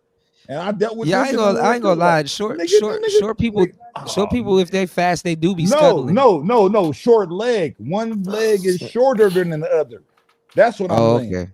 That nigga I mean, some of them niggas sometimes defy gravity. Sometimes they wear the big boot because they gotta balance out. But them niggas be defying gravity and shit like that. Like somebody with a short leg probably clear more ground because they doing something else. Joey, what Philly look like? Everybody wearing them ghillie hats? I kind of want a ghillie hat. They been wearing them joints. Okay. They been was rocking them. They rocking everything green out here. What an upset! You heard Gilly. No, you heard Gilly said. You heard Gilly say he ran into Wayne. He wanted to get him on the podcast, but Wayne bounced. Yeah, Wayne. That would have been crazy. Bruh, that Chiefs and Eagles game was a big. I made a little bit of bread off that, bro. And that is crazy though, because Gilly is hanging around the NFL. Like Wayne is hanging around like the NFL stuff. So, dang. You gotta understand, Gilly is a household name right now. You know what I'm saying? Yeah, that's what I'm saying. Yeah, no, but I was talking. When I talked about the show, I did a whole show, and you came on later. I'm like, damn, you done missed all the Philly shit. Gilly used to run everything. Yeah, this nigga Jarrello's he's streaming. You got another chick? He's doing a fundraiser. Okay. He's trying to raise $1,200. I was saying, like, Jay really he got to know when to hold him and fold him. Like he got to know when to go sit down. That's his thing. Cool to know. That's his thing. All right. That's his thing. Hey.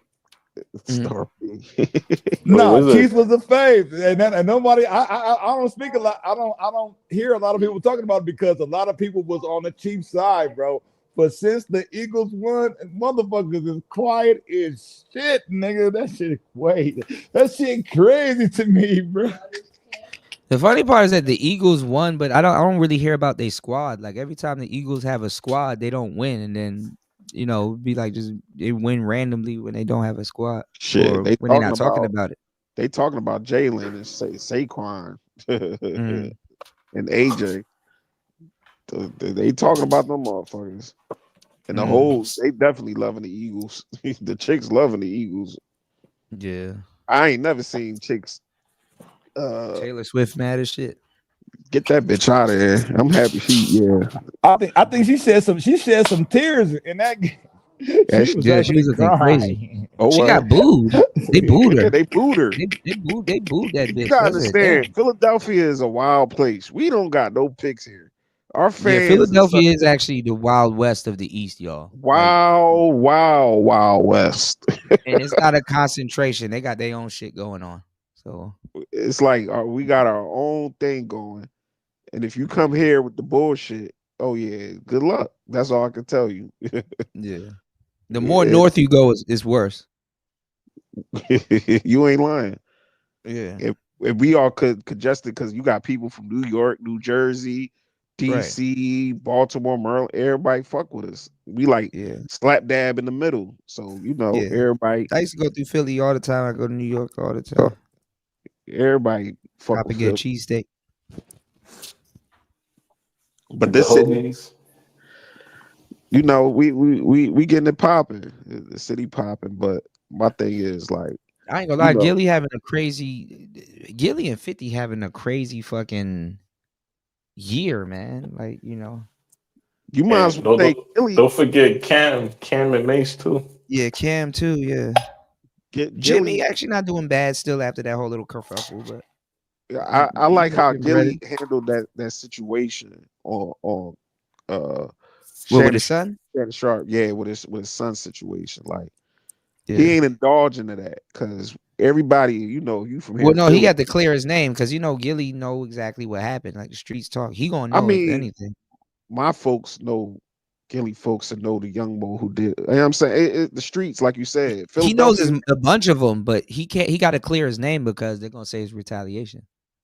But at the same time, it's like everybody know each other here in the city. Like we know everybody got the drop, and they young boys, they YNs, and they out here with guns and they thinking they tough. Well, but he said he said his son was at the wrong place at the wrong time. Basically, his son pulled up and they was not too far from where I live at. Yeah, his son was not too far from where I live at. So I don't think they were targeting his son, but come on, bro, you can't be having your kid out there. It ain't so much wrong place, wrong time. It's if you associated with this person and I don't fuck with them, then right, and you around them and they shooting, you shooting shit up. You are nigga. All y'all niggas out of here. But at the same time, it's like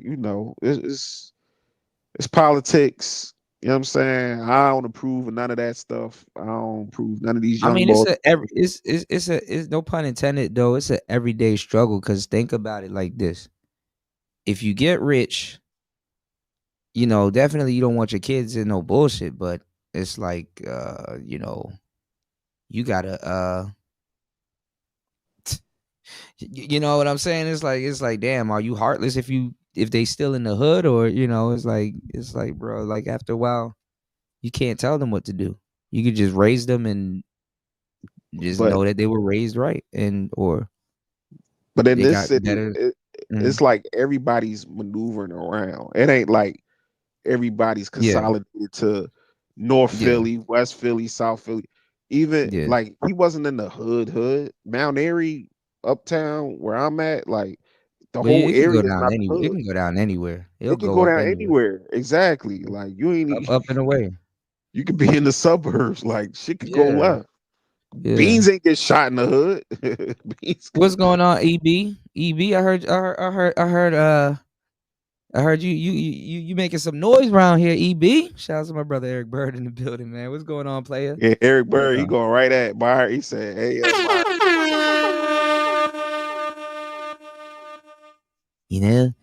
I don't like those guys over at Reg the Bad Guys channel, and you got Eric Bird over there, and then you and then you. Oh, don't start.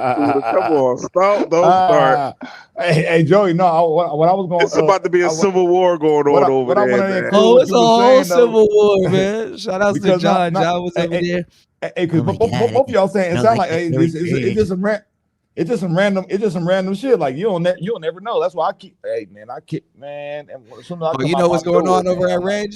You know what's going on over at Reg? Everybody knows what's going on. Yeah, I can't. No, I don't, bro.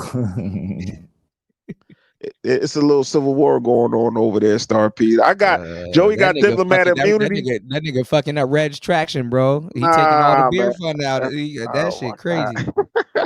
Beer fund gone now. God damn, Reg, you gotta keep the beer. Nah, it's some static. God. Later on, everybody might come back around, cool out, and chill out. Yeah. Right. Yeah. But it's YouTube. Everybody got their opinions, cuz like I ain't got nothing against Red. Still my nigga. I don't like Brian, and I don't like this nigga got like 8 niggas over there. He don't like damn. That's the whole show. Like shit. Hold on. Don't tell me that's the nigga that was supposed to do. Y'all was funking. Hold on. I know that ain't. Hold on, Gouda. Don't tell me that's the one. The little ant voice nigga. Like maybe I could get. I got the characters mixed up. I don't know. No, I'm talking about Satan himself.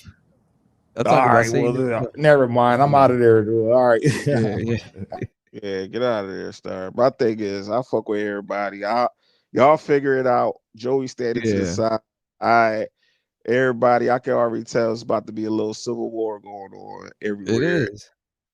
This person don't like Everybody this person. This person don't like that person. I'm like, y'all niggas gotta chill, bro. Everybody clicking up. There about to be some new content creators coming out of this.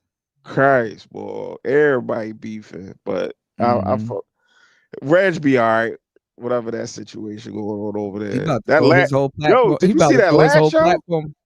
That last show was wild.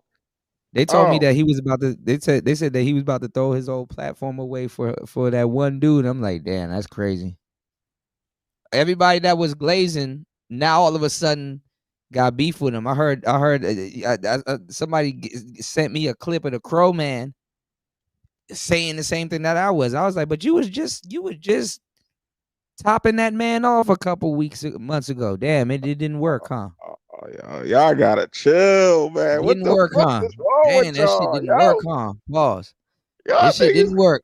Yo, man, y'all niggas gotta chill. Nah, he wanted to argue with me about old boy, and he was definitely glazing, and then now all of a sudden, you know what I'm saying? Old boy going at him. Now all of a sudden, I don't trust guys like that. No. You was giving that man top. Glazing is crazy, but go ahead. I'm standing back because True, that's my hometown brethren. Shout out to True. I already know you talking about Sly. Fuck with Sly. Kudu, you about to. Y'all niggas gonna figure it out, bro. Joey gonna stand back. He was glazing the hell out of Sly I'm and gonna not stand confirming back. nothing, trying to jump on the How train was he and call glazing me Sly gay. though? I don't remember True glazing Sly. Like I don't He remember was that. reacting to Sly streaming. Kuda, you scaring me? Are you gay? Kuda, nigga, what the fuck are you the talking demi about? arc. Oh, the demi arc situation. Yeah.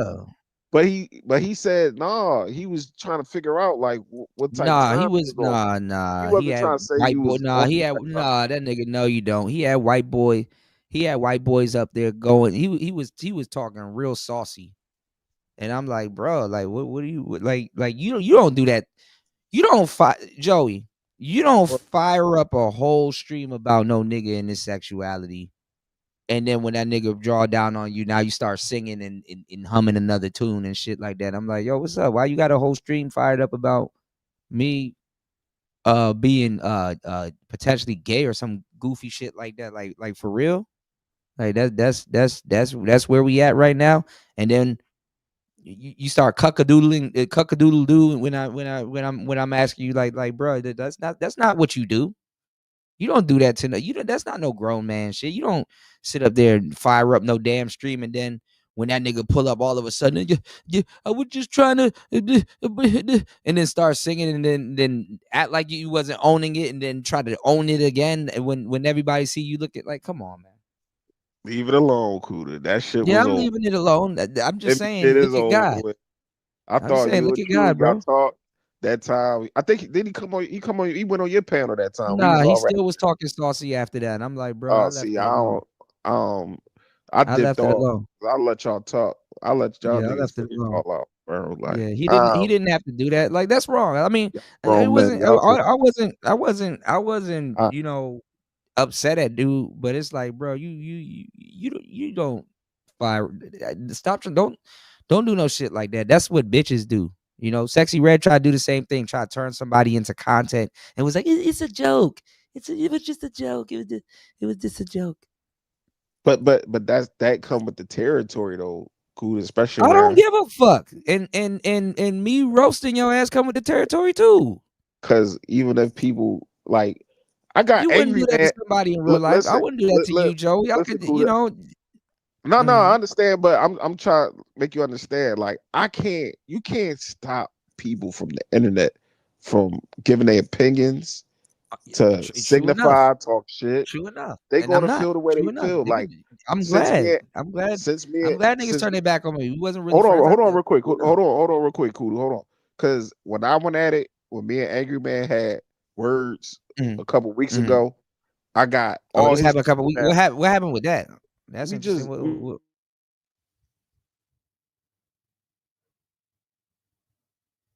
My fault. Is that me I or just Joe? got a call. Okay, My I was about to fault. say, I'm back. I'm back. No, Okay. I was Damn, gonna say like we you had got some too angry. words. We had some words. You know, he got his people. And everywhere I go is bitch ass nigga Joey. Da da da da. It come with the territory, bro. I can't go at all these niggas and be like, fuck y'all Yeah, but niggas. you're I'm not gonna about to beat y'all fire up niggas no damn asses. live I stream can't do about all my that, bro. sexuality and shit like that. Like nigga, which one is it? Am I gay or am I? You know, this is Player Talk Radio. Now, granted, I don't talk about hoes all day. sometimes. But what I'm saying is like again, I'm gonna tell you the truth. I've never seen an actual gay guy get called gay. Every time I seen somebody get called gay was somebody that's straight. They afraid that shows So you you how call, pussy dudes are are. you Like, what saying if Jay an Rello actual is gay dude straight? gay? Huh? Are you saying Jay Rello is straight? I don't know. I mean, I'm gonna just cool off on him for now. Like I said to him, like, bro, I don't know what you slept with on the first night, bro. And I just gave him a wellness check. Dudes in the Discord bitching though. Oh my god, it's like relax. I mean, all right. Let's just say this is my thought process. Like, let's say that he thought that was a woman. Whatever He it still is, has right? he has a tranny under his belt. But If that's the does that case, make the lady you? for it. Does that make you gay? Though is the question. Yeah, it does.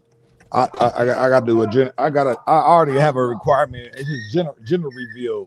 When I'm even talking to my age, like, nah, I gotta see some action. What happened to me? Go I got ahead, a though. homeboy out Go here ahead, that though. was a player. He got every time I'm at the club, he got one of the baddest girls where I'm at. And I ran up on him and something happened. I don't know, in the conversation kind of turned on to that, and he was like, yeah, I got tricked one time. He was like, I think I got drugged, and he was like, yeah, that shit crazy and it's different. And I'm like, oh. He started getting into detail. I said, no, I'm good, bro. Hey, look, hey, bro, hey, just be careful next time. It's not like I'm gonna cut you off or I'm gonna get mad at you or oh my god, get away from me. You're gay. No, I'm just like damn, that's crazy. That's My thing is to rape, avoid though. it. That's like My thing date is to rape. avoid it. Who, Jay? Well, I'm not saying No, the they try to blame situation. it on the Xanax and stuff like that. Listen, a Xanny won't do that or whatever. You know Well, what I'm I'm saying? saying your boy, he got tricked on a similar scenario Oh yeah, type shit. yeah. But to a certain degree, that's common in Asia. I know white boys, bro. There's a dude and it's a girl. Actually, it's two dudes and it's a girl, and they kidnap niggas and as I said, you don't want to get caught up with the wrong people. Oh, I got stories. I got endless stories that I haven't told everybody on here though. Stoic man, I got a story where I got a nigga ended up in a K den. A K den, what the fuck? With A K strike, den, it's a special K. Yeah, a Hello. special K den. No, I know. Why is everybody in here acting weird? I think I know what you're Okay. saying, but man. I'm That's at trouble. Niggas don't really know shit about no damn ketamine.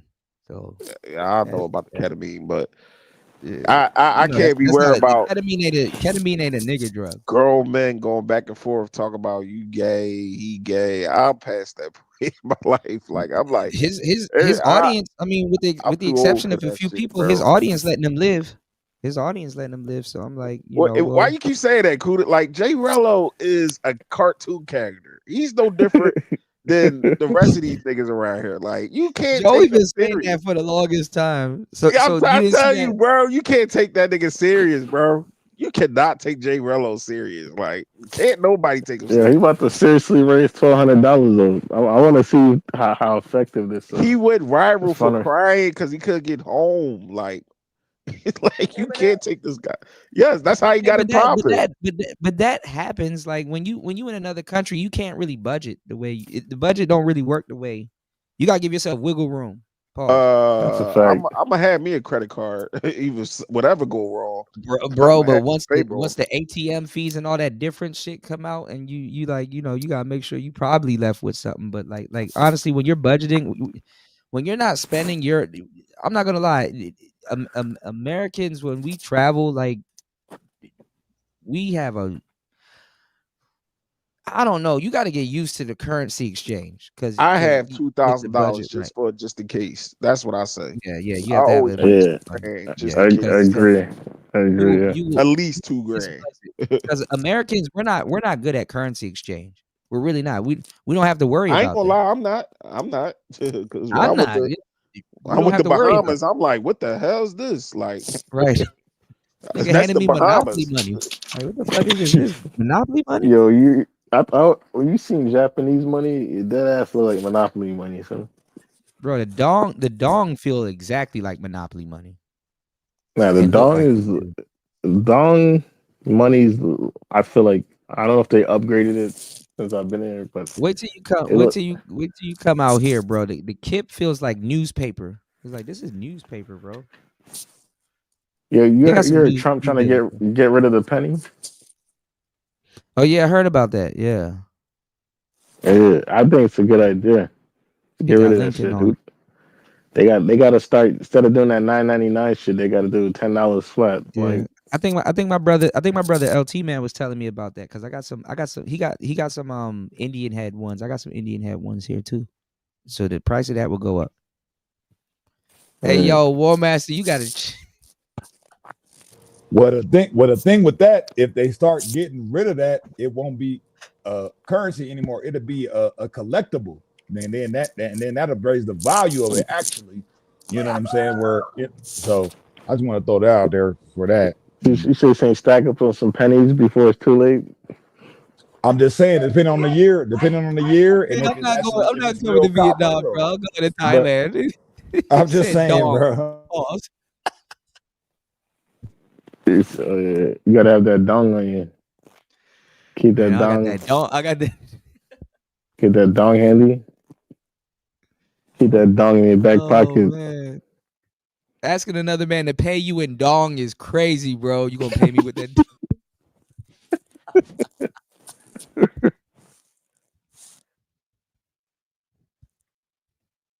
Hey, hold on, man. Bobby, don't come in here laughing and enable this man. Shout outs to Bobby in the building, man. Dog. Yeah, bro. Dong is crazy. I didn't even think about that. Yo, dong is wild. I'm gonna just say VND.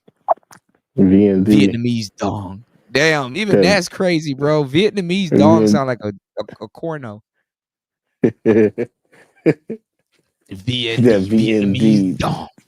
That You ever had some Vietnamese dong, baby? Oh man, I got the perfect pickup line.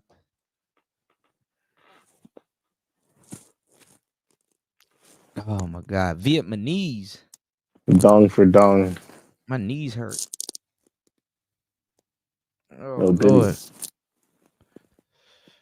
Oof. Look, man.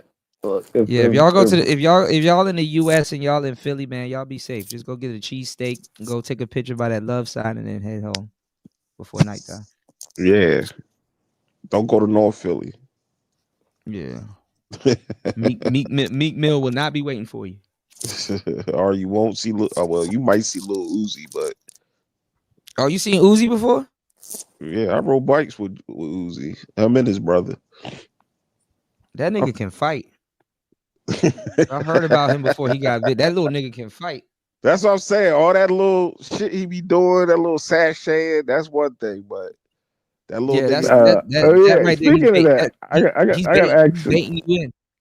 I gotta ask you a question about. I've been watching these Philly niggas. I know it was just the YNs, but they have some suspect dance moves out there in Philly. What's good with that, man? Oh, that little shimmy with the hips. Yeah, that shit be crazy. And all that I shit. gotta stop that. But then That's again, just that. they be Listen, doing bro. shit like that in Baltimore. Cool to listen. I'm 40, bro. My son, my nephews, my son don't even do all that shit, but my nephews, they dance like that. That's their thing. I'd rather for them to dance than shoot each other. Let's just put it like that. Go ahead and shake y'all I like little the hips. Philly house though. That Philly house music. That's what they do it to, a little Philly house drill. Yeah. You know that Baltimore, New Jersey type joint. Yeah. What's good with the chalk hairline thing? That's a little weird too. Man, that shit been around for years, but now these YNs making it a thing where your line gotta be super. You're supposed to wipe it off after you line Yeah, them up. you're supposed to wipe it off with the alcohol or sea breeze, but these little niggas keep it on there and make it look like they the sharpest hair. It's a different time. They're just letting you know that that shit's sharp. Yeah. I just let these little niggas do what they do. They put eyeliner on their hairline. Now what I can't get with is niggas because I don't get that. Like niggas in the Discord was calling me gay, but then will share a video with a nigga with a bonnet on, trying to rizz up. What? I'm like, what? Who you talking about? When do niggas Keep start calling wearing that their niggas in girls' the bonnets? Discord, yo. They're a title in the chat too. We're a title. When do niggas start wearing bonnets? Like when the fuck did this happen? Niggas been wearing bonnets, but now it's just because I guess niggas let their hair grow. My son wears a bonnet, and let me I have a problem with it. ask y'all. Do y'all think? But you know what's crazy though? The Go ahead. nigga. Hold on. Jump in, star people. The nigga bonnets are worse or better than the women bonnets because the nigga bonnets they look silky and they don't move, but the women bonnets they look tacky. Anyway, Man, that shit look like a shower, and that's like look like a shower cap. That's motherfuckers going to sleep with that shit on their head. Like I don't get it, man. I ain't gonna lie, my son wears a bonnet, but I told his mom to give him a do rag, but she like, oh, the bonnet keeps his hair fresh. He can wear my son wear the joint for your dreads. Can't wear. I don't know. My son ain't wearing no bonnet. Y'all like wear the shit where you put your dreads in, the little stocking cap type joint. Little hat thing on the end of it. Yeah. I allow stocking cap and motherfucking do rag with bonnet. That's going too far. Nah. My son can't wear. I told his mom to take that off. Put a sweater or we shirt. might have to catch a fade. Like, man, nigga, nah, take that bullshit off, nigga. Nah. Yeah, put a sweater on top of your head. PD Pablo your shit. You ain't about to wear no fucking bonnet. Nah, his mom when she does his hair, he puts the bonnet on so it keeps his hair crispy. Always the women that's feminizing the kids. Always. Yeah. Stop No bonnets allowed for hetero. Stop putting bonnets on my kids. No bonnets, man. No. I told her that, bro, but I don't argue with that shit, man. I didn't know you had a son, Stoic. Yeah, I got a little 7-year-old. That's good. When he get a little older, you gonna fly him out? He come hang with dad? I think they both coming out next year. Oh shit, she travels. Okay. Yeah, next year. They both coming out. Is your son foundational? Is he foundational or he's like one because you're Jamaican? He's a tether. His foundational tether. Foundational tether. No, it's his mother is like half Jamaican. Her mom is half Puerto Rican. Stoic, keep it real. You don't weasel your way into this motherfucking country, nigga. Like, come on, it's all right. It's okay, bro. It's all right. It's all right, bro. It's all right. It's okay. It's okay, Bruh, man. if they come out here, can you please tell her to bring some jerk chicken and cocoa bread, please? Wait, so all right, is that what a tether is? Somebody who's like, somebody's like half. What is a tether exactly? You don't know what a tether is? Nah, I have no clue. A lot of people don't. People don't fuck with that tether stuff. You're not watching my Tariq Nasheed breakdown videos, man. God, shame on you. So the tether is. All right, it's a long story. I'm gonna have to. I'm gonna break this down some other day. Basically, you're not from the United States. You're not foundational black. You foreign, but you talk down on American people. Point blank. Period. American black people. FBAs. You got a joke. All these dudes running around claiming FBAs. They're not FBAs. I'll be demanding to see paperwork because these niggas be lying. They be lying their ass off to be a part of anything. And niggas do be lying. They be lying like shit. So let's say your parents real are Haitian. FBAs need to see paperwork. Real FBAs need to see paperwork. Let's say your parents are Haitian, and then niggas don't even know they family. They don't even know who their grandma is talking about my ancestors, and I need my subsidies. What are you talking about, nigga? Let's say your parents are Haitian, but you born here in the States, or you born in fucking Brooklyn or some shit. They still you're a first generation tether. Okay. Yeah, I'm definitely a tether then, because my parents. My folks. None of my parents were born in America. Yeah, my folks been here for 20 years before I was even a thought. So wait, where are your parents from? Mother Jamaican, father Nigerian. This makes a lot of sense. So you essentially. I was born here though. Yeah, I was born in I was born in Queens. I was born in the worst place ever. Well, I was born in Jamaica, Queens. And then you got to be careful with that. Just because y'all born here, hey, Trump changing that shit up. Hey, if your parents, I'm just saying. It just depends. It's more so of the time frame. Like how long have you been? You know what I'm saying? That's where it comes down to. It's a time frame thing. Yeah. That was an anchor baby. Because Caucasians are tethers too. Technically, they're not originally from America. Right, they are. And then you got to ask the question: how far do y'all want to go back with it? So that's what I'm saying. Because if he signs that, it might bite him in the ass later on. Or the other people in the ass later on. But isn't that technically everybody's a tether then? Because the only people who originated from here, like Native Americans. No, Native American is a misnomer, bro. Because Native Americans are foreigners. Native Americans are people that came over here to claim a certain character or status when they came over here. To basically be considered, that's a whole nother bag of apples. You know what I'm saying? But it's the thing though, Star P. You had 3-4 different types of black people here. You know, you had Native Americans. You know what I'm saying? Which were Africans also, but they you have Native Americans, you had African people, different tribes. Then you had the Moors. You know what I'm saying? And then also too, a lot of people don't know, you had some Pacific Asian people here. You know, yeah, Asian. You had Indian, which is indigenous, but people that the Asians been here, but they don't talk about that. Cali side. You know, I'm just saying. Yeah. Not only Cali though, but all throughout all throughout South America, of America. You know what I'm saying? So it gets sketchy, man. So but yeah. Yeah, Joey said he'll be right back and stuff. What's going on, Emac? Jump in, man. What's going on, Kudo? What's going on, man? I just have to say I'm a long time listener. Yes, sir. I enjoy your content a lot, and you and me are from the same area. Yeah, I know you from DC. Yeah, I grew up in Maryland, like the suburbs of Maryland. So. You from Moco? You from PG? Or no, Moco? I'm from. I started off in Moco, Silver Spring area, but then my folks moved to Frederick. That's like way out in the near Hagerstown area. Bro, I used to trap. I can't tell you I used to trap out there. But I used to trap out of Frederick. Frederick ain't got no. Yeah, so hey, you out there, you know about Sheets? You go to Sheets out there? Hell yeah, bro.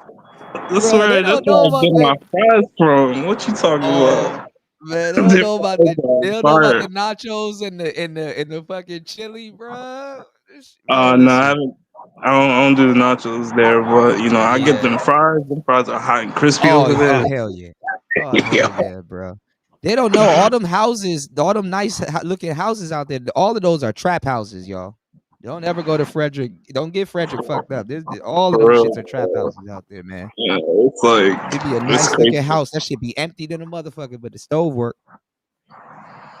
Yeah, and you got like Hagerstown. That's like the suburban ghetto up there.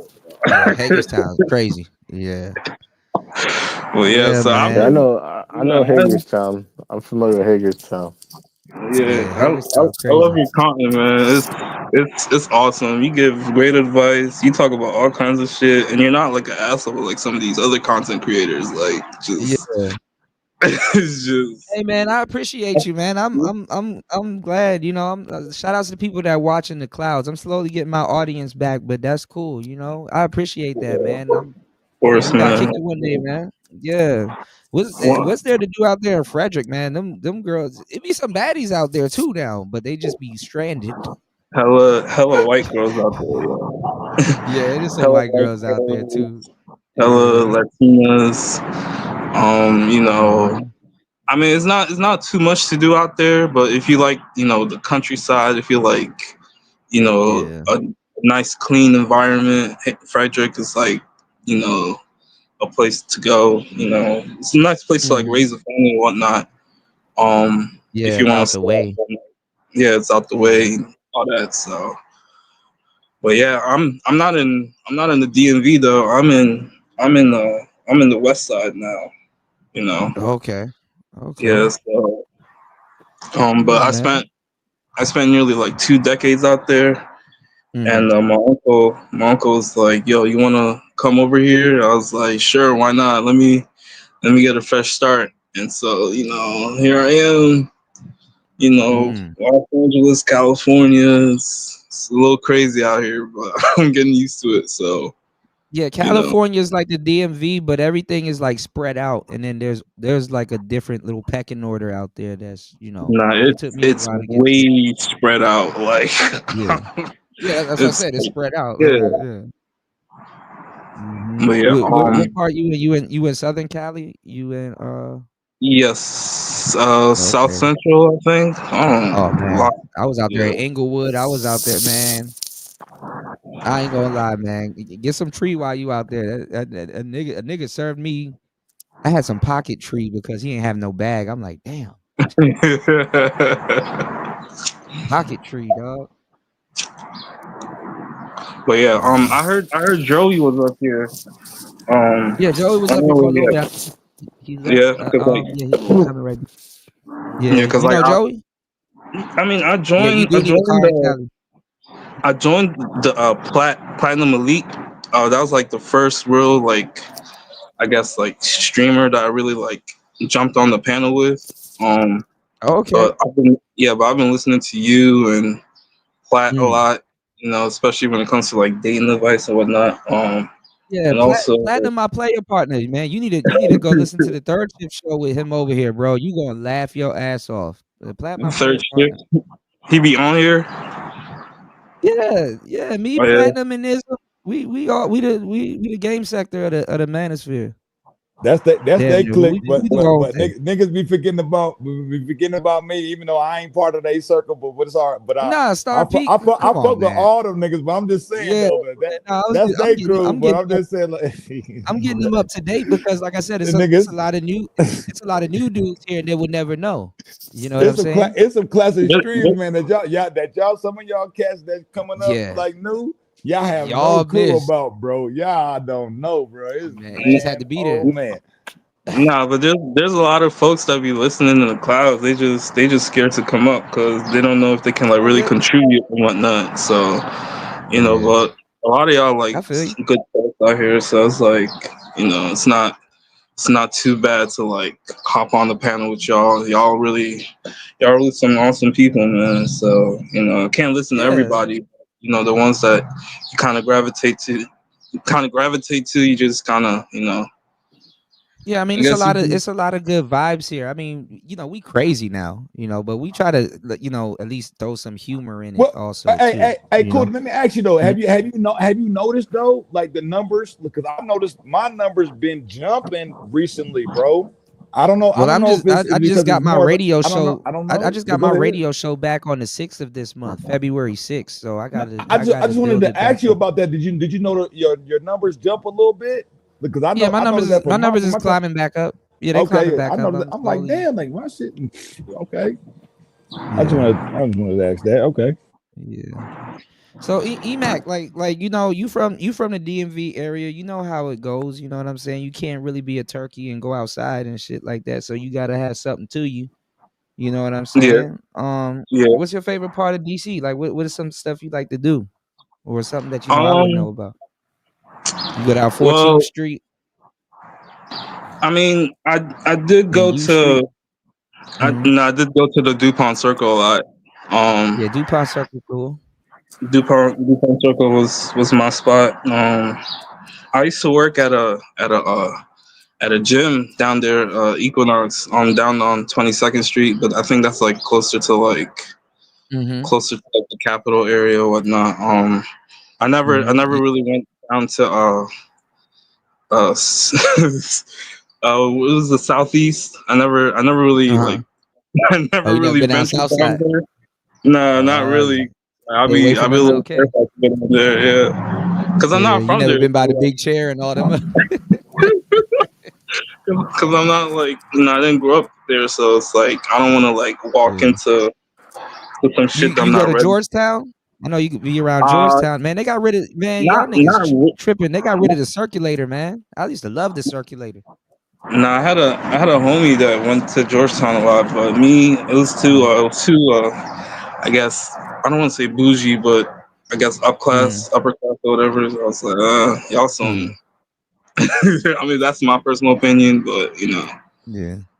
So I mean, the girls at University of Maryland, they be trying to act like that also too. So. Right. It's like, baby girl, you at University of Maryland. Stop. Yeah, was it the red line that they take, or is it the green line? I don't The remember. University of Maryland, green line. That's all green line. Green line, yeah. So you know, take green line straight to, and I did venture up a PG a lot, so you know. Yeah, I'm from PG. Whatnot. I'm Yeah. easy. I'm from PG though. I'm from the west side though. I'm on the PG Plaza side. Word. Yeah, but I stayed on both sides of the green line. I be out in Temple Hills. That's the hood too. Yeah. Big 30, you know, Yeah, Kent Lane, I know. Zoo, 1001. They know me all up there. 3rd Street, nigga. Oh, word, yeah. So, yeah. Nigga, I be trying to tell dudes, bro. I date bitches that carry guns. You know? That's a fact. That's a fact. But I miss Maryland. Yeah, I miss my hometown. I've been out here for about a year. I'm kind of homesick too. I'm homesick also. Yeah, man. I need some fucking mumbo sauce, man. Hey, no, Kuda, no, because you just said that, bro. You gotta be careful because the bitch might end up shooting you, man. Like hold the fuck on, bro. I'm just saying. You said When war you mask. sleep, you need a car in LA. Is that Chaos or Stoke? Stoke, you sleep? That nigga food kicked in. War Master says you need a car in LA. Yeah, you need a car in LA. I kind of agree, but Stoic over there catching some Z's. He over here blowing bubbles through his nose. Hey, Stoic, man. Hey, man. That Vietnamese food will put you down, bro. Like he down for the count. Let me mute his mic. I won't do nobody like that. You mute they mic. Oh man, I might have to resurrect the 3rd shift, y'all. At this point, that nigga breathing heavy. Sound like a fat ass panda bear right now. Like, bro. Bro, that's the best sleep you get. Like when if you drool, bro, the best sleep is when you drool, bro. I remember the other day I was drooling. I said, damn, I was good as hell. Yo, that's the exhausting, yo. Yeah. I woke up looking crazy as hell. You know, but yeah, the DMV area is different, man. And them Cali girls, be careful with them Cali girls, bro. Because you'll get a baddie and you won't even believe it. Like, God damn, this bitch is gonna set me up. I ain't everything in the DMV. Let me tell y'all how we work in the DMV, y'all. Everything's a setup. We constantly believe we getting set up. You know, keep your head on the swivel.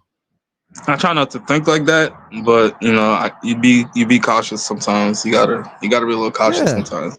There's mad niggas over there, so you just gotta have a poker face. You just gotta have a poker face because sometimes as soon as you let your guard down, bam. I don't like I constantly nah. You know, come pick me up. Nah, you gonna have to meet me halfway. Meet me by that trash can. Walk over to that trash can real quick and clap 3 times. Right. So I know it's you. Yeah. Stranger danger. Yeah. It is. But right now I'm at a like state where I'm like like I don't want to say like I'm done listening to like, you know, like streamers or whatever, but I'm like at a stage where I'm like, should I start making content or should I just, you know, kind of like just live my life and just, What you do know, you want to hop talk about? If you were to make content, what would you talk about? I don't even know. That's the thing. It's like, what do you like? like Like, what can you talk about for hours and not get tired of it?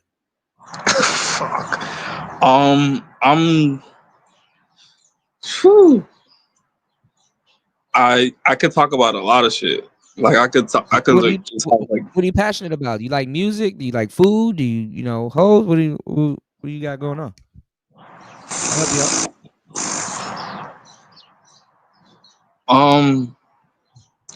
I don't know what my go-to conversation is.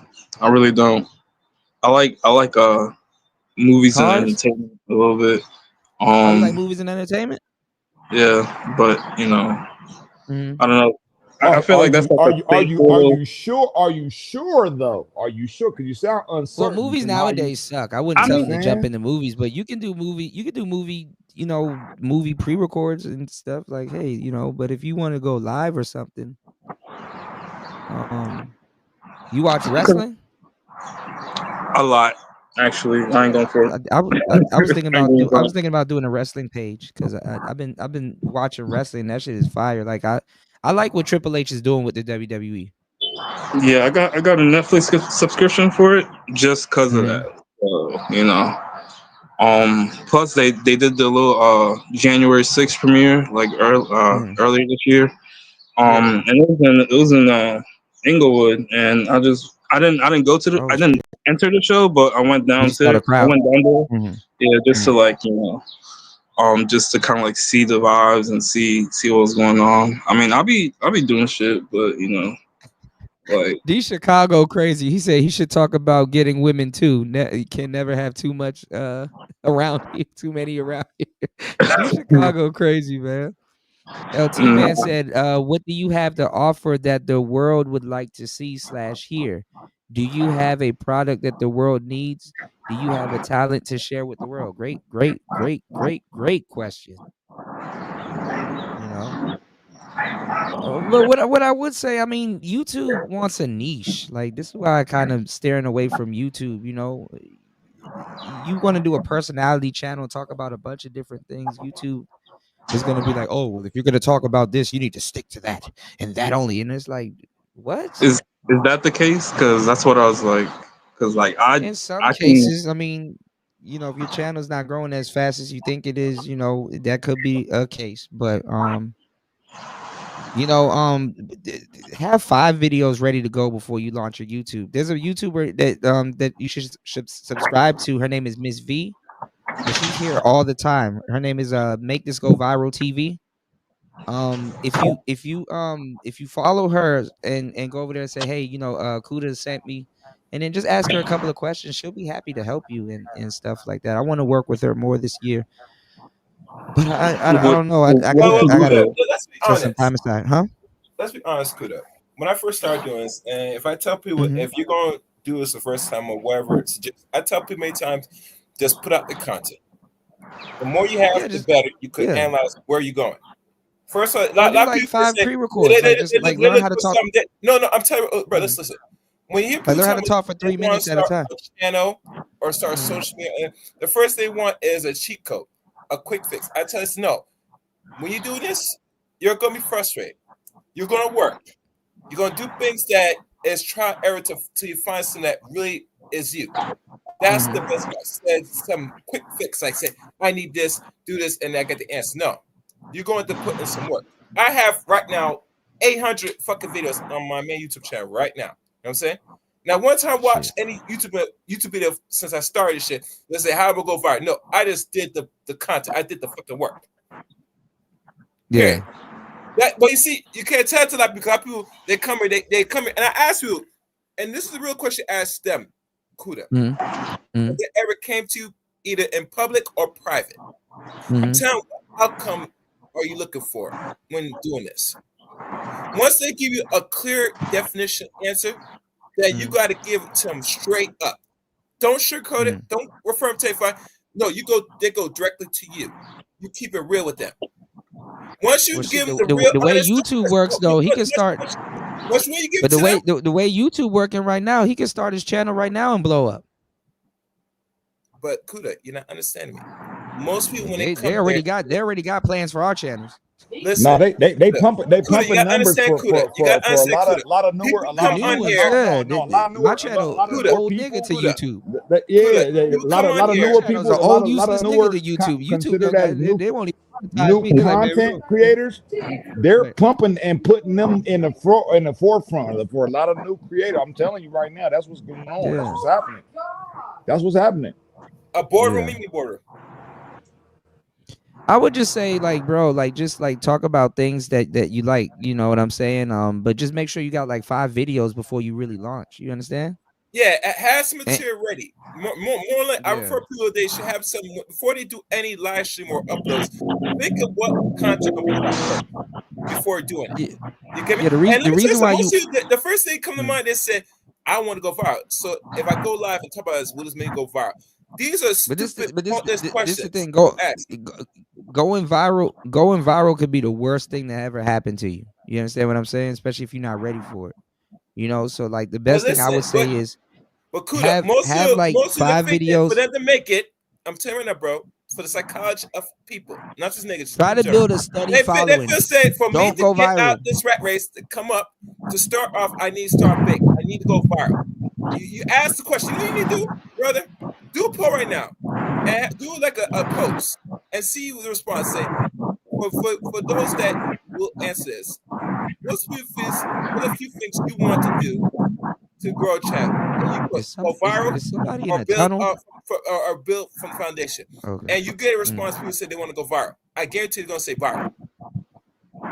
Because they don't know. That's what I'm trying to say. I just tell them to basically but they don't YouTube want channel. To know. They want self-gratification. I don't know if that's the right word to use it. They want it. But this is what I'm saying. Now, I would tell them to start a YouTube channel, right? And just like, you know, when you start your YouTube channel, just make sure you have like 5 videos so people can you know, after they finish one video, they can watch your other videos and stuff like that. Make sure you get your file names together. Do some pre-records so you don't have the pressure of going live on you, because live takes a lot of energy, is draining, and I'm not going to live. Basically, what you're saying is like you got a string of things that you can have things one after the other. So if they like his video, you could just, and then let me tell you something too, because this is things that never got told to me. Don't ever say, okay, well, we're at the end of the video and blah blah blah. Sometimes I say it on live, but don't ever say we're at the end of the video. You got to do a CTA, call to action, send them to another video. You know, because when people say, well, we're at the end of the video, then your views dramatically drop off because people are like, oh, okay, let me go find something else to watch. You know, and it's like, nah, just send them to your other video. They're going to find something else to watch, but you're going to send them to your other video. It's like, hey, if you want to know how to, you know, do something here, check out this video. I had another, you know, if you're interested in this conversation here, check out this video. And stuff like that. Just do like 2-3 minute videos, because YouTube, they done changed it now. Everything changes on YouTube, and that's why like people's channels be getting fucked up. Honestly, YouTube shorts are 3 minutes now. So, you know, kind of do like a beginning. Hey, blah blah blah, this, that, and the third. A middle. Hey, this is the middle of, you know, not the middle, but like, you know, hey, this is like the crux of what I want to talk about, and then an ending. And take a minute or you know, a minute and a half to kind of do a beginning and you know, in a middle and end, you know. So it's you know, just experiment with it. You know what I'm saying, bro? Like, you know, just try to do like shorts first, because those are blowing up anyway. You know. Yeah, I'm just kind of like at the beginning stages of it, just kind of thinking, still like brainstorming on what topics I might talk about, whatever. So you know. It's nothing like fortified yet, but just. Well, this is what I'll do. I'll extend this to you. You know, if you see me live or whatever, and I'm talking about something, just come through, hit the link and chop it up on the topic, and you know, just, you know, get a little bit more experience by, you know, getting on the panel and talking more. Just get more comfortable. You understand? Yeah, I hear you. Yeah, because sometimes it's just. Yeah, because sometimes, you know, even if it's just like, even if you're going to be on camera, you got to get comfortable in front of that camera. You know what I'm saying? And if it's just talking, you got to get comfortable because you're gonna go on camera, right? I'm not sure yet. First I thought maybe I should just like do like a panel channel, just kind of like a place where people can hang out. You know, you want to do it like you want to kind of do something like what I'm doing now, like what I'm doing right now, not a necessarily. little bit. Yeah, I mean, either that or I don't know. I'm still kind of like just dabbling with the idea, but you know. Well, I mean, LT it's Man is nothing to saying the like. same thing too. LT Man is saying the same thing that I'm saying also too. Even people be like, it don't matter if you're ready or you're not or whatever, just start. You know, because let me tell you something too. You know, in the beginning, your video might not get that much views anyway. So you know, you don't want to stress yourself out. You know, Yeah, thinking I'm that, not. oh man, what if you know, Yeah. So you know, you get it. Sometimes it's good that you don't get that much views in the beginning because guess what? You get to create your fan you know what I'm base. saying? Yeah, you Your get to build your hardcore fan fan base base. also. Yeah, you get to build your fan base also too. But the thing is that like one of the worst things, and I said this too when I got a lot of experience. One of my worst fears is going viral and you're not ready.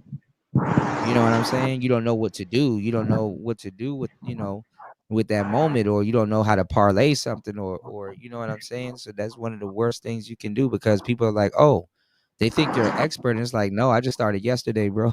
Like, yeah, like it's like you know. Yeah, you do got a little bit of background noise, Mac, but Yeah, sorry, I'm outside. That's why. No, you Gucci, bro. Just rock with me, and when Miss V comes through, you know what I'm saying. Subscribe to her channel. Make this go viral TV. You know, MTGVTV.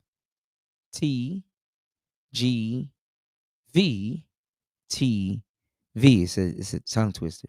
You know, make this go viral TV. And she talks about YouTube all the time and drops gems and give the game. Like she's better than Think Media, you know, to me.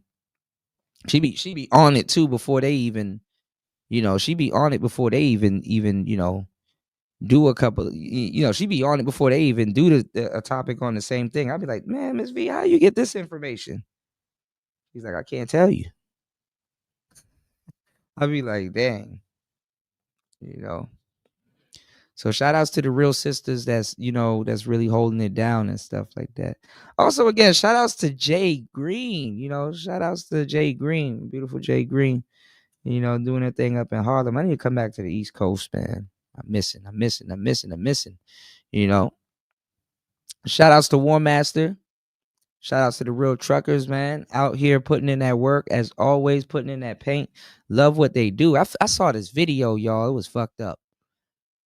I don't know how this happened. I don't know. They found this trucker, and I don't know what happened. I guess he'd been on the side of the road, unsubscribed for a minute because they had to bust open the window to the cab, right? And when they busted open the window, like the person that was doing commentary on it, she was like, "Ooh," she was like, when they busted open the window, like the decomposition smell. I was like, dang. So y'all be safe on them roads and shit like that. You said Twitter is gold for content. Too bad Kuda doesn't play Xbox. Look, I want to get on Twitter. I want to get on Spaces. I heard Spaces is dope. It looks like a Clubhouse a little bit. I'm surprised Clubhouse is still well, shout outs to Beach. Beach just went live. I'm surprised Clubhouse is still a thing, something like the party line. But then again, I guess you can bring back all the old shit, and the younger kids will be like, "Oh, this is brand new. It's cool." And it's like, nigga, that's the party line. And, a lot of niggas wouldn't have got catfished if Clubhouse was out and it was ran like the party line.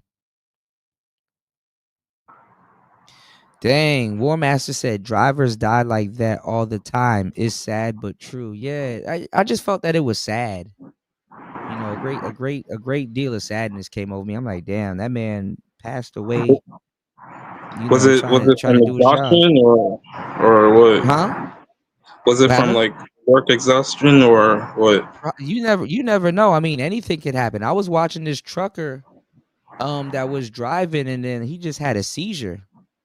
You know what I'm Ooh. saying? And I'm, it's like I'm not even gonna lie. Like he was leaning back for a minute, and then like he was just out of it, and the truck just flying, and then it just he just ended up hitting a wall, and boom, boom, boom, and they had to drag him out of the cab and everything. I'm not sure if he had problems with having a seizure, but what's going on, Gabe?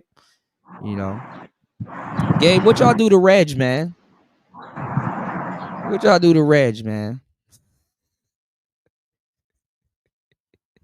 What y'all do? Gabe, what y'all do to Reg, man? You said 14 degrees and dropping in Detroit. Oh, hell no. LT man said time temperature check-in in Chicago 3:48 p.m. Let me hold on. Let me see. Nah, Yeah, it's it's probably cold too. as hell. You said It's you said too. I It's didn't do any. You said I didn't do anything to Reg. I'm not blocked. Laugh out loud. Oh man. No, I was Shout gonna outs say, to yeah, Reg. I know y'all seen the stories about all these planes and planes Yeah, I heard crashing another plane crash, upside man. down. Yep, That another shit. crash. I'm like, what's going on? But the machine's malfunctioning. Yeah, hey, just keep a lookout, Them man. Keep shits like fall you out the said, sky. keep your head on the Yeah. swivel, man. Yeah, though. They're about to decommission these pilots and have AI drive to fly the plane. Yeah. That's Be even more like, oh, we don't scary. need pilots anymore. We got Yeah, AI that's even doing the more. job. That's even more scarier. I'm not even gonna lie, War Master. Now you making me scared, man. He said if you're in your truck 300 plus days a year, where else are you gonna die? Damn. Point taken. Damn. Hey, You said I said something like that a while ago. The more you're on the road, the more risk you're at. Yeah. It And it's is. crazy. It's It's not true. even. It's a Yes, it numbers. happened to people. It's a numbers game. It's a numbers game, man. No, but I mean, yes, it happens to people while driving. I mean, because if you drive Uber or trucks and stuff like that, your chances for having a car accident, greatly increases. When I used to drive Uber, bro, I used to clean up on Uber, man. They used to hate me. They used to turn my promotions off. Like, nah, don't get that shit to that nigga. You gonna get it. I used to drive in the rain. The rain is the best time to drive in Uber. Because people want to get in the car. And they want to, I used to drive in the rain. You said that spring weather. Yeah, I think Uber like skips on my ride sometimes. When I used to drive for them, I feel like they purposely like not send me like requests and Yeah, whatnot. they skim. Yeah, they skim you. They Uber is robbing people. Yeah, they skim the shit out your ass. I'll be kind of salty after that. But like, damn, like 2 days and no requests. What They'll the fuck have is you drive all to the other side of town and be like $2. You like, right? nigga, what? $2. Yeah. $2. And then it's fucked up because you gotta take taxes out of that too. Right. Even though niggas don't. Shit. I ain't gonna lie, I kind of miss driving Uber because I used to ride around listening to audiobooks and listening to SZA and all these. Bruh, I used to listen to albums over and over and over again. I'm like, man. I remember I went to Gallaudet one time and I picked up some bad deaf bitches. I'm like, damn. These girls honking in the backseat of my car. They deaf though. I was dropping them off at Ibiza. But they sound nightclub. they sound like this.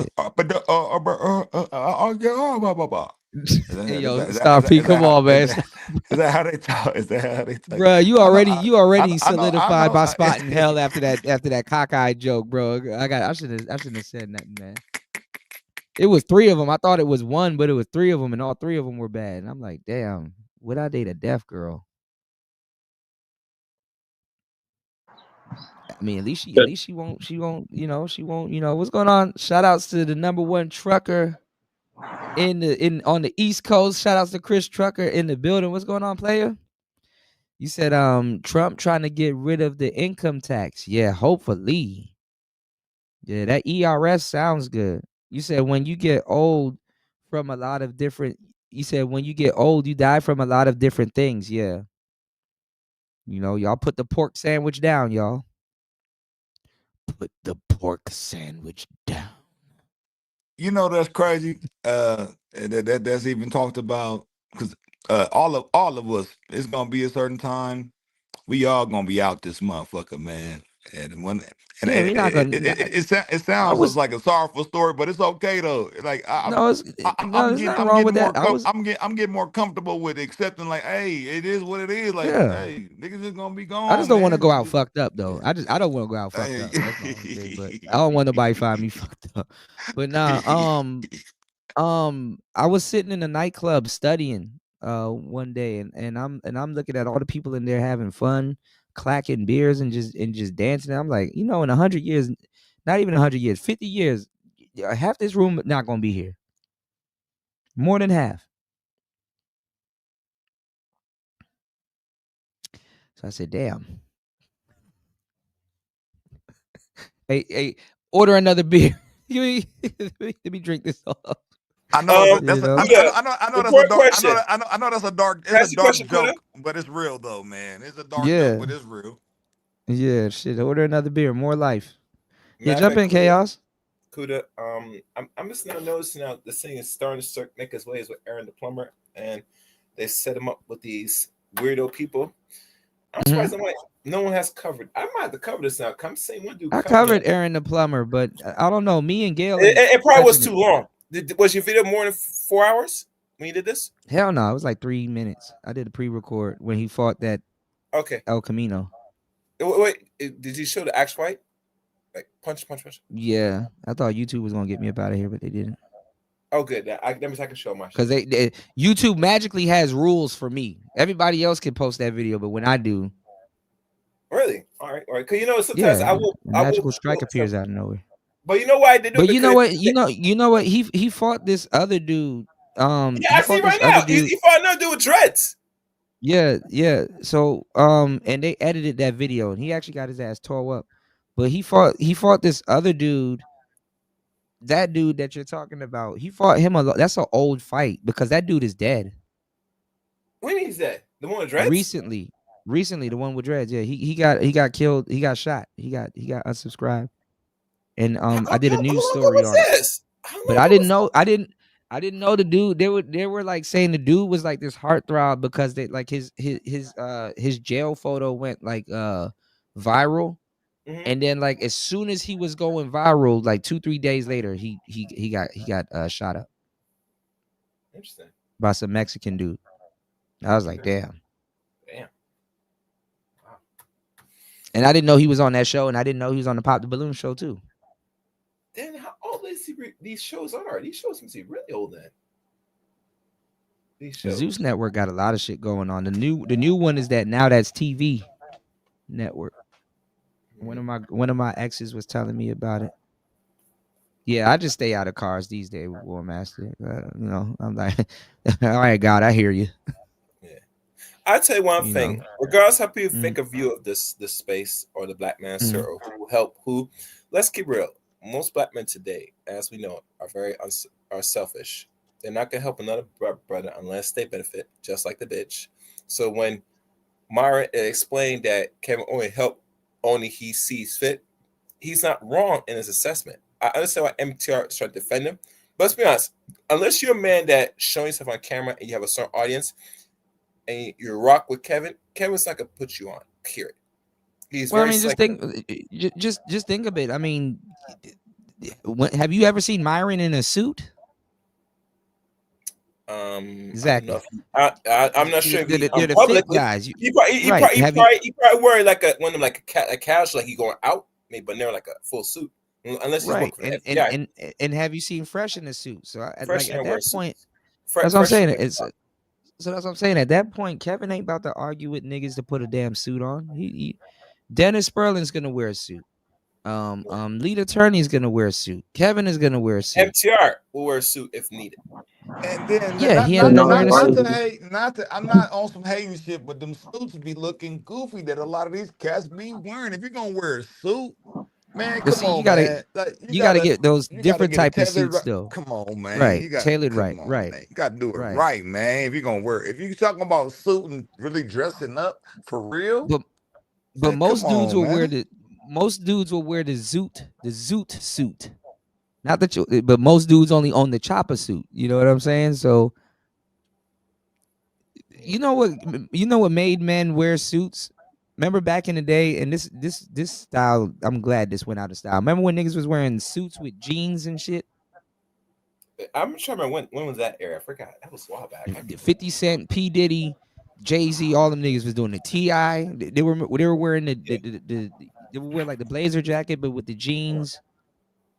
And maybe a new Inichi. You said you can't go get a right, LT man. You can't go get a Walmart suit like you, unless it's Sean John. I ain't gonna lie, man. Sean John saved a lot of niggas at funerals and shit. You know, you go to Macy's and stuff. Man, Macy's is expensive. Hex and all them shits was expensive. Shit, you pay a bag for some a suit from Marshalls too. Not gonna lie, no cap. But it's probably a Sean John suit or FUBU suit. You know, but anyway, you know, just try to wear something that fits. You know, was it Joseon Bank in the men's store? The men's store. You know, Men's Warehouse. yeah, Men's Warehouse. Yeah. The men's store. Yeah, the men's store. That was probably like the closest to manosphere we got back in the day. The men's store. I used to go to PG when they had Toys R Us. I'm gonna start putting shout outs to Stoic because that was a good idea. I remember that. I'm gonna start putting Toys R Us on my resume. I was a lead manager at Toys R Us. It's like, who you gonna call? They're out of business. You know. Oh man, the Steve Harvey. Yeah, you said exactly what Steve Harvey said about the colors of the suit that you should wear and make with only 5. Yeah, because you can always mix and match the colors. Yeah. Yeah, Steve Harvey, that's a gem right there. You know. And then they say too, if people that wear suits for no fucking reason, they get paid 30% more than a lot of people. You know, you end up getting a job if you're known to wear suits. So, get your dinner on. Yeah, my dad used to wear a lot of suits. I hated that shit. He would wear a suit just to go to the store. Like, are you serious, bro? Sometimes too, though. You mean you could be dressed up for the occasion. You know, sometimes it's like, oh, the occasion pops. Oh, I'm automatically got a suit on. The grocery store though, like, are you serious? I mean, it is diabolical to spill like go to McDonald's with a suit on and be spilling regular clothes on some nice fabric. So yeah, like I don't know. Did he wear a tie or a bow tie? He wore a tie or a bow tie. He wore a tie. He'd wear a suit and he wore a tie for every occasion, bro. Sometimes he would just stick out of place. Like, he looked out of place sometimes. It's like, come on, yo. Like, but can't. I mean, it was a time where suits were the in fashion, so it's not what we used to anymore. But even butlers wear suits, right? You know, the closest I would wear would be like a vest. Yeah, those are cool. That'll probably be like Look the at most Medium I'd wear. Man. When Medium Man does his thing, this man be having double plated breasted suits and shit. I'm like, damn, nigga. Okay, where you going? I'm going to live stream. Okay. right. No, but it's good to dress. It's good to dress up like that on live stream also too. But I mean, there's an audience for it. Yeah, I mean, you got millionaires out here like Jay Leno. You're gonna always see him in a gray in a jeans. I guess that would be called. Damn, is that the Canadian tuxedo? Does Jay Leno technically wear the Canadian tuxedo, y'all? He got an all jeans suit, but I think it's like an overall or whatever. But I don't know. I mean, like Bill Gates, Jay Leno, a lot of these people, they wear the same clothes over, not the same clothes, but they, black shirt khakis. They have the same outfits, because they save money. That's another way to save money. Yeah, a really dressed down, casual kind of attire. Mm-hmm. Yeah, they save a lot of money by you said you can pull off an outfit with a nice pair of jeans, quality pair of gym shoes, and it's yeah. We had a Mac off where we were talking about that, LT, man. Absolutely. And dress casual, and dress comfortable. But that was the thing though with Kevin Samuels, he wanted guys to dress like they give a damn, I don't think he wanted guys to wear suits all the time. But it's like pulling teeth to tell guys to, hey, dress up like you give a damn. And that was a narrative. That was a narrative like for sports figures when people used to say a lot of these sports guys coming here and they just they wearing started like the laxing on street them because they clothes and dress all this down other now. stuff. Yeah, they didn't. That's crazy. I don't think they. I don't. You're right about that, Star P. Because I don't think they wanted guys to dress up like Cam Newton, but like they were like like dress more professional when you're not on the court, and niggas would show up with the Shaq suit and shit, and it's like, yeah, okay, yeah, just wear some jeans or something,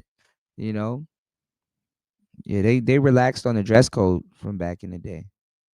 Good observation. I totally forgot about that. But yeah, not everybody want to look like they going to prom, So, all right, let me see. And then also too, what's funny? If black men started wearing suits, black women would look out of place. I bet you nobody never said that. If black men started dressing up in suits, black women would look out of place. I don't know about that. I don't know. You never thought about that? No, I just think they would probably wear more dresses. Like, just if black men just start wearing, some of them might start wearing more dresses. But I'm talking about but like dresses, like if you start looking really good and wearing suits and stuff like that, a lot of them don't have those dresses that you wear at like a ball or a gala and stuff like that. Not on hand. I will say this. I will say this to give. You probably look like a pimp standing beside a and then a lot of us will be riding to church like, oh, church, come on now, and saying hallelujah and all this other crazy stuff, like, you know what I'm saying, that ain't ever did nothing. Man, girls be wearing leggings at church. They do that. I'm just saying, like, they be wearing booty shorts in church. Like, it's like Jesus would not. No. Damn, Kudo, what church you go to? They run amok. Man, the devil in church, man. The devil be the ones opening the door in church. They be running amok in church. Shit. Man, they be wearing their club clothes in church. No, that I do know. That is a fact. They ain't got enough time to change between. Man, they be twerking in church. They been twerking in church. Talking about it's a spiritual dance. No, it's not. You fucking pastor. They ain't got enough time to change between 4 a.m. and fucking 8. It's a spiritual dance, all right. Yeah. And you know what's gonna be? It's gonna be the spirit in the room. You know what I'm saying? Like, yeah, I'm just saying. If you can catch my drift. I'm just saying. Man, I'm telling you, man, the days that we live in, man, these, Book of Revelations, Lord have mercy. All right, let's get back into this, y'all. Let's get back into this, and then we'll close out. Shit, or at least not publicly. Hold on. What the the hell? reason of why I try to keep to myself as much as possible and just create, because I actually agree with Myron there when he's talking about that there's a lot of things changing. We need community, we need a team. Absolutely. But I do think as a content creator that there's inherent bias for you to not speak up or against someone that you collaborate with if you vehemently disagree with the bullshit, or at least not publicly address it. But now your image gets caught up in the things that they are saying, just like the images of everyone up here is being caught up for not calling out or chastising the things that he is saying. Nevertheless, let's address the elephant in the room, being that Kevin did nothing to bring back up others up on his platform is categorically untrue. I won't even speak about all the content creators, at least right now, that he spoke about, but let's just take me for an example. Kevin shouted me out on his platform an uncountable amount of times. And in fact, you were you're one going of to the see comments four. right below this video of people saying that they found my channel out after watching KS. And I never asked for a shout. Now, I'm not even going to lie. What type of dude that exists in the space would listen to Kevin, Lead, Dennis, and MTR? I'm trying to figure it out because Dennis, his personality is a different speed from MTR's. Kevin and Lead Attorney will they probably they probably would click. And then MTR does the review video. So I'm trying to, is it the older demographic or the younger demographic? I don't even think the younger demographic really listened to Kevin Samuels like that. They just No, they heard some did. of this stuff. I think they know some of the quotes, but they don't. I don't think the younger Gen Z cats. I don't think they listen to a full Kevin Samuels show. Maybe older Gen Z, late millennials, maybe, but Yeah. But anything under 05, Mm-hmm. probably not. If you were born after 05, probably not. Yeah. But They'll listen to the quotes. They'll probably watch his shorts and maybe the more palatable stuff. But I don't,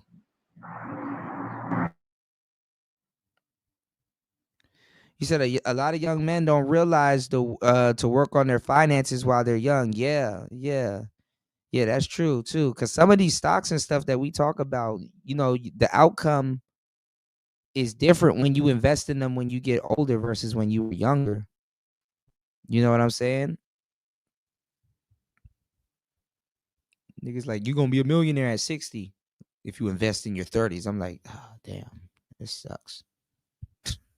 That sucks. I don't even think they're gonna be making the Corvette anymore at that time. They're gonna have spaceships.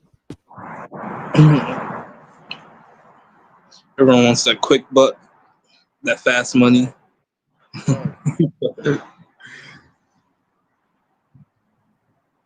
All right, let's get back into it. All right, hold on. Out. I never paid for him to mention me or anything odd like that. It all just came from him understanding my brand, what it was that I was trying to offer from a entertainment or education perspective, and he decided to call me out. Also, let me bring this up as well. He actually had a whole stream where the name of my channel was the topic. Let me bring it up. For all of those that may forgot, this is actually still active on his channel, but he called the stream Mediocre at Best. Sound familiar? And while obviously this is a play off of his average at best viral video, he utilized first name on my channel and was quoted multiple times within this saying that modern women today might need some mediocre tutorials and reviews. And I even said it down up in here. You'll see this comment from 3 years ago. Fantastic stream. And I appreciate the references. Shout out to the Godfather. And what you guys don't know about this is that Kevin actually reached out to me via DMs. It was one of the first times that he ever reached out to me. And he said, hey, I want to use your title name within the stream tonight. You cool with that? And at the time, I was like, see, now that's the shit that's going to make people mad. It's he giving you credit, but he stole my shit. Like, hell yeah, if you want to utilize my ish. I throw it up on stream right now, but I think it'd be tacky for me to show DMs between Kevin and I during that time. But he ain't have to do this. He ain't have to leave my comment out for people to go up, click on my profile and see what I am about. Shit, he also shouted me out when I had cancer. And he ensured that when he wanted to reach back to work with others to continue on pushing the brand forward, to get it in front of people's eyes that would not normally look at this content, he did. I have content with Kevin that's on the channel. So this is the thing. Kevin Samuels was supposed to, because this is what he was doing originally, right? He was supposed to be putting together an elite group of men together, right? That know how to dress, that that I guess they're making they're high value men, they're making a certain amount of money, and whoop de whoop, right? He was supposed to put all of that together, and you know what I'm saying? He was supposed to put all of that shit together, and it's weird. Like, he was supposed to put all of that shit together. Okay, Nightbot. Oh, Jesus Christ. Hold on, y'all. Yeah, it was like a whole high value team, right, Eric Bird? He was supposed to put all of that shit together, and guess what? He was supposed to do his female dating show. And literally the group of dudes that he was supposed to literally tell the women that, hey, I got a bunch, I got a bunch of dudes here. You know what I'm saying? I got a bunch of dudes here that are qualified and ready to date and whoop-de-whoop, and see if you guys actually, can are you up to their standards? You know what I'm saying? Like, basically, he had like he's like, okay, I got a bunch of qualified men here for you guys. What's the problem now? Are you on their stand? Are you on their level? Are you, like, basically he just had a springboard group of guys that he could say that you're not up to, you don't qualify. You're not up to par, or, you got too much baggage and stuff like that. So he was supposed to use those group of dudes as like a springboard, project, but it you see how that turned out. So the female dating show was making so much, he just aborted mission halfway. He just aborted the mission halfway. So, that was interesting. And you never know. I mean, he passed away before this shit happened. I mean, you never know. I don't know if he was going to use Dennis as a test subject. I don't know if he was going to use Lead as a test subject. I don't know if he was going to use, MTR as a test subject, So, that was pretty interesting. That's what he was trying to do. He was trying to build up a whole bunch of guys, and then, turn around and, I guess, say, hey, I got dating options for y'all. But eventually, I mean, if he was smart enough, he would have known that the women would have rejected those dudes, even if they liked them. One of the weirdest things that you'll find, and this happened to me a couple of times, which is funny as hell. I'm from the DMV area, but like, for example, EMAC, you here, right? I'm from the DMV area, but I don't talk like the average person from the DMV. Does that make sense? Yeah. I still somewhat talk proper. Yeah, I hear you. In this slang, or you hear me say something like, I'm saying, I jolly like talk, or say something, and he's like, oh, okay, where are you from? Oh, okay, whoop-de-whoop, but you'll have women that will reject you because you speak proper. That happened to me before. You'll have women that will reject you because you speak proper. Or even if you have your shit together, you'll have women that will reject you. Now, they're doing you a favor in a lot of cases, but a lot of people aren't ready to change their lifestyle, or or make room in their life to deal with somebody that got their shit together. If you don't got your shit together, to deal with somebody that got their shit together, you got to make room in your life. They rather reject that person or put that person on the back burner or have that person as somewhat of an orbiter, and then you know what I'm saying, then get back to what they doing, So, water seeps its own level. You dig? So, it's funny, and it's crazy at the same time too that Kevin Samuels, would build up a team of dudes that ultimately would have gotten rejected, or called zesty, or whatever they were gonna, or whatever, you know what I'm saying? And honestly, too, it's even bad on Kevin's behalf because it's like, oh, okay, like you really about to subject a good group of dudes to that, it's horrible. LT Man said many men live or will live in quite desperation if they came up in and many men will live in quite desperation if they came up in life. Yeah. Eric Bird said also the real femme sapien claimed Kevin Samuels motivated her to get married. Yeah, she was with that dude for a good minute. Yeah. Had a kid and everything. You dig? You know what's funny? The femme sapien girl, if she wasn't pregnant, she would have been bigger than Pearl. But she, she a cute little military girl. Had a little lisp. I picked up on her lisp. A lot of people didn't pick up on. Who you talking about? Who you talking about, Kuda? About who didn't get pregnant? The femme sapien. Those the two androids, Pearl and femme sapien. Oh no, she's not. She last person to take it was that bitch. Yeah, she had a lisp. The reason why Pearl and femme sapien would have taken off or had taken off at the time is because you can't be too much of a beautiful girl in the space. Same thing with Six the Goddess. Same thing with Melanie King and some of these other girls. Like if you're a beautiful girl in the space, you better off having a boyfriend than being single. You can't be no cooking with Kaya looking chick in this space. Because there's a catch. Dudes are gonna be like, And she's selling pure sex. I'm surprised that bitch don't got OnlyFans now. She probably have a OnlyFans cooking with Kaya. She probably got one. She probably tried to delete it before she got famous. But yeah. what I'm saying is the girls had to be a little bit less attractive for them to get that type of or somewhat average, not mid, but somewhat, the girl next door type sexy type shit. So these dudes will kind of be on their line because guess what? If she looked too good, she's not gonna seem tangible. Like niggas, there's niggas out here that like Melanie King, but they know they don't stand a chance in hell. There's dudes out here that like Six the Goddess, don't stand a chance in hell. So that's why it's like you better off kind of being like Danica.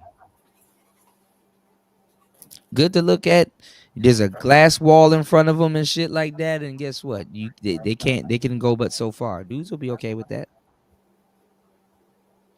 You said some women hated cooking with Kaya. Most women hated cooking with Kaya. She pulled their chef card. It's like she can twerk and cook too.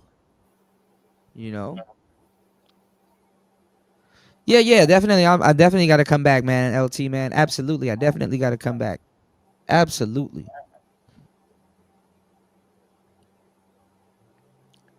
JR said, MTR. You said yuppie, young, upwardly mobile, middle class. Yeah, and educated.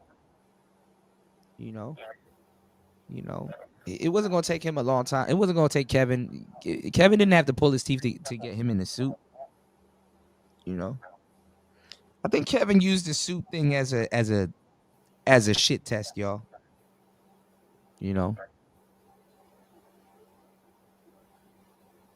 But honestly, it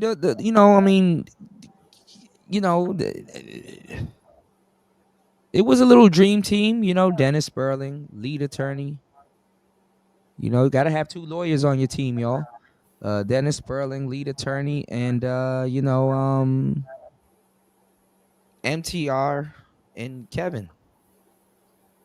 I guess that's a dream team, right? I guess. Shit, he planned an entire trip where we went to Brooklyn to go visit the Zuniga brothers in order to look at their operations. Because the things that the Teaching Men's Fashion brothers are doing for their community, the Latino community, is absolutely insane. So to be able to leverage what they have created as a byproduct of what can be created for majority Black audience, he was getting us in front of those people to learn. And I appreciated him for that. I didn't know that. Opening up an opportunity to be able to learn and informing the beginnings of a team in Wasn't order Bernard to Riley try on to that help push on that these like little group ideologies forward. too? Or No, I was talking about that earlier because I talked about that earlier. Cool.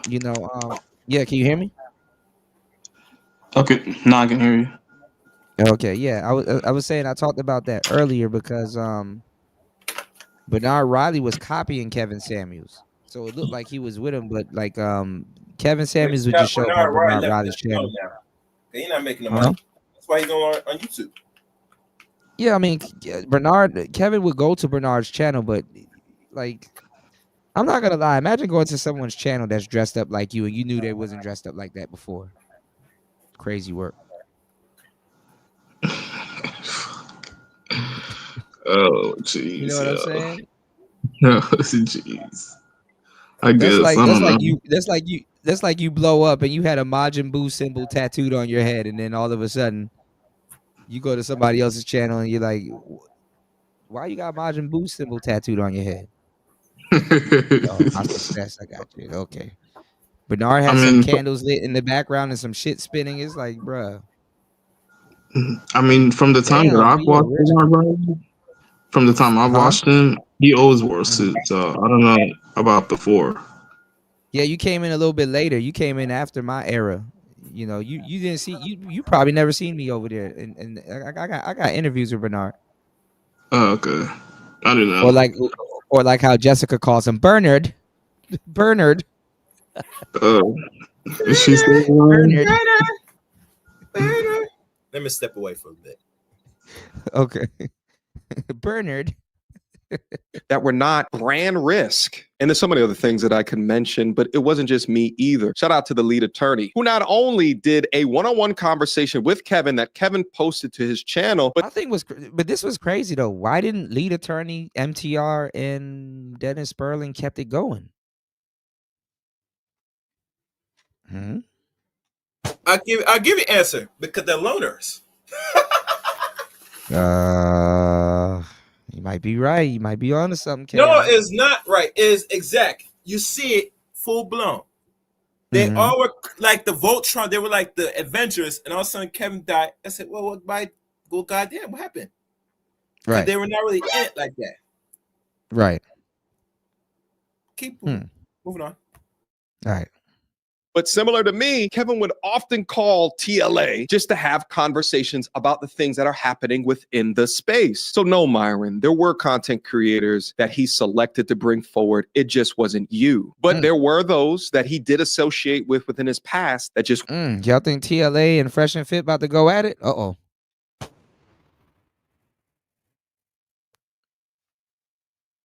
TLA? I mean, not TLA. I think Fresh and Fit and MTR are gonna go at it. Any takers? I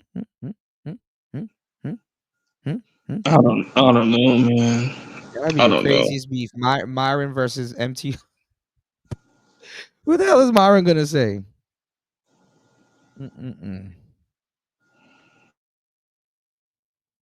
MTR wants to be on Fresh and Fit also, but he can't go over there because Pearl was over there. Pearlgate really messed up MTR because he would have been, he would have been making some bank with Pearl. See, I really did stay away from like the beef aspect of YouTube. Like, I really like came here for the advice, and if people were beefing, I just kind of like stayed away from it. I didn't really like pick a side or anything like that. So, Okay. Yeah. JR said, sorry, y'all both wrong. It's because the type of content they do is bottom feeding reaction content. Yeah, you're right. Some of it is reaction content. People don't respect celebrity junk. People respect original, elite, unique content. Yeah. Overall. When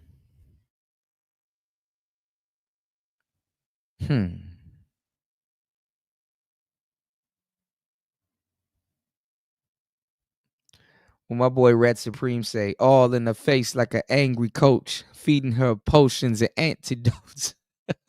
Weren't ready, or they did not have the appropriate professional image to carry the torch forward. That may be hard for you to understand, but apparently, after looking at the history of what's happened over the past 2.5 years since he's passed, Kevin was absolutely correct. The people that were seen as the leaders of this movement have appropriately squandered whatever listening ears that we would have had in order to really impact change. And I'm not trying to say that I've been done the best at it myself. Dang, is he talking about O'Shea?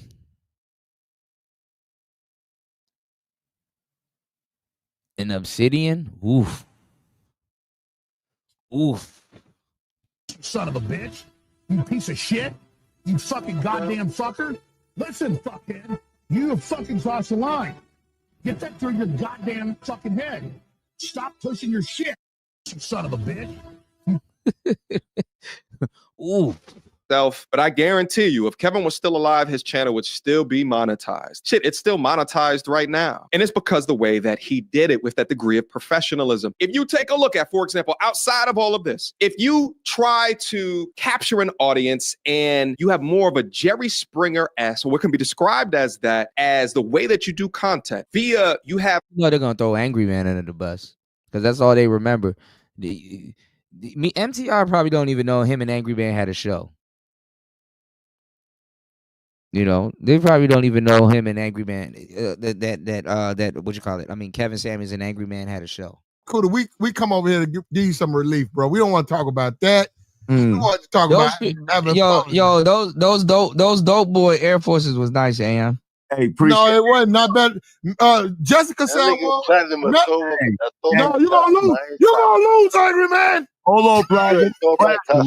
Look. Go back to Check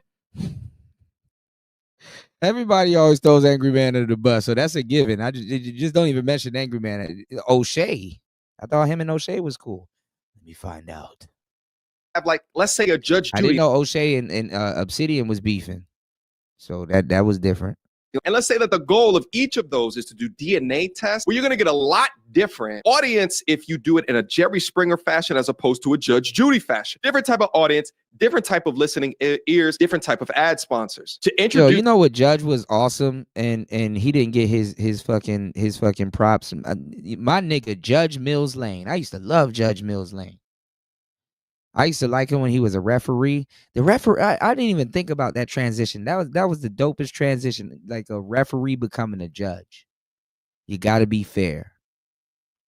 Two professions that you never thought would make sense. Do something as robust as what Kevin was attempting to introduce, you have to be surgical. You can't go in like an atom bomb in the mainstream and act like that's going to be the way to really impact change. No, it has to be surgical.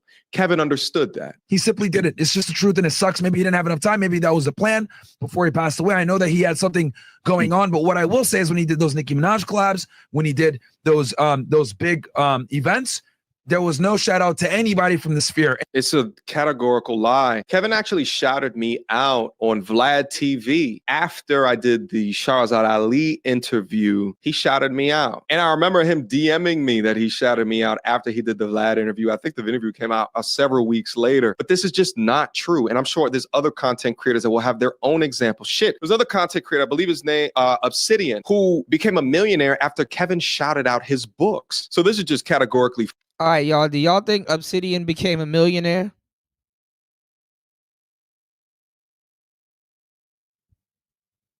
That was an interesting. Did y'all think Obsidian became a millionaire? Cool, huh?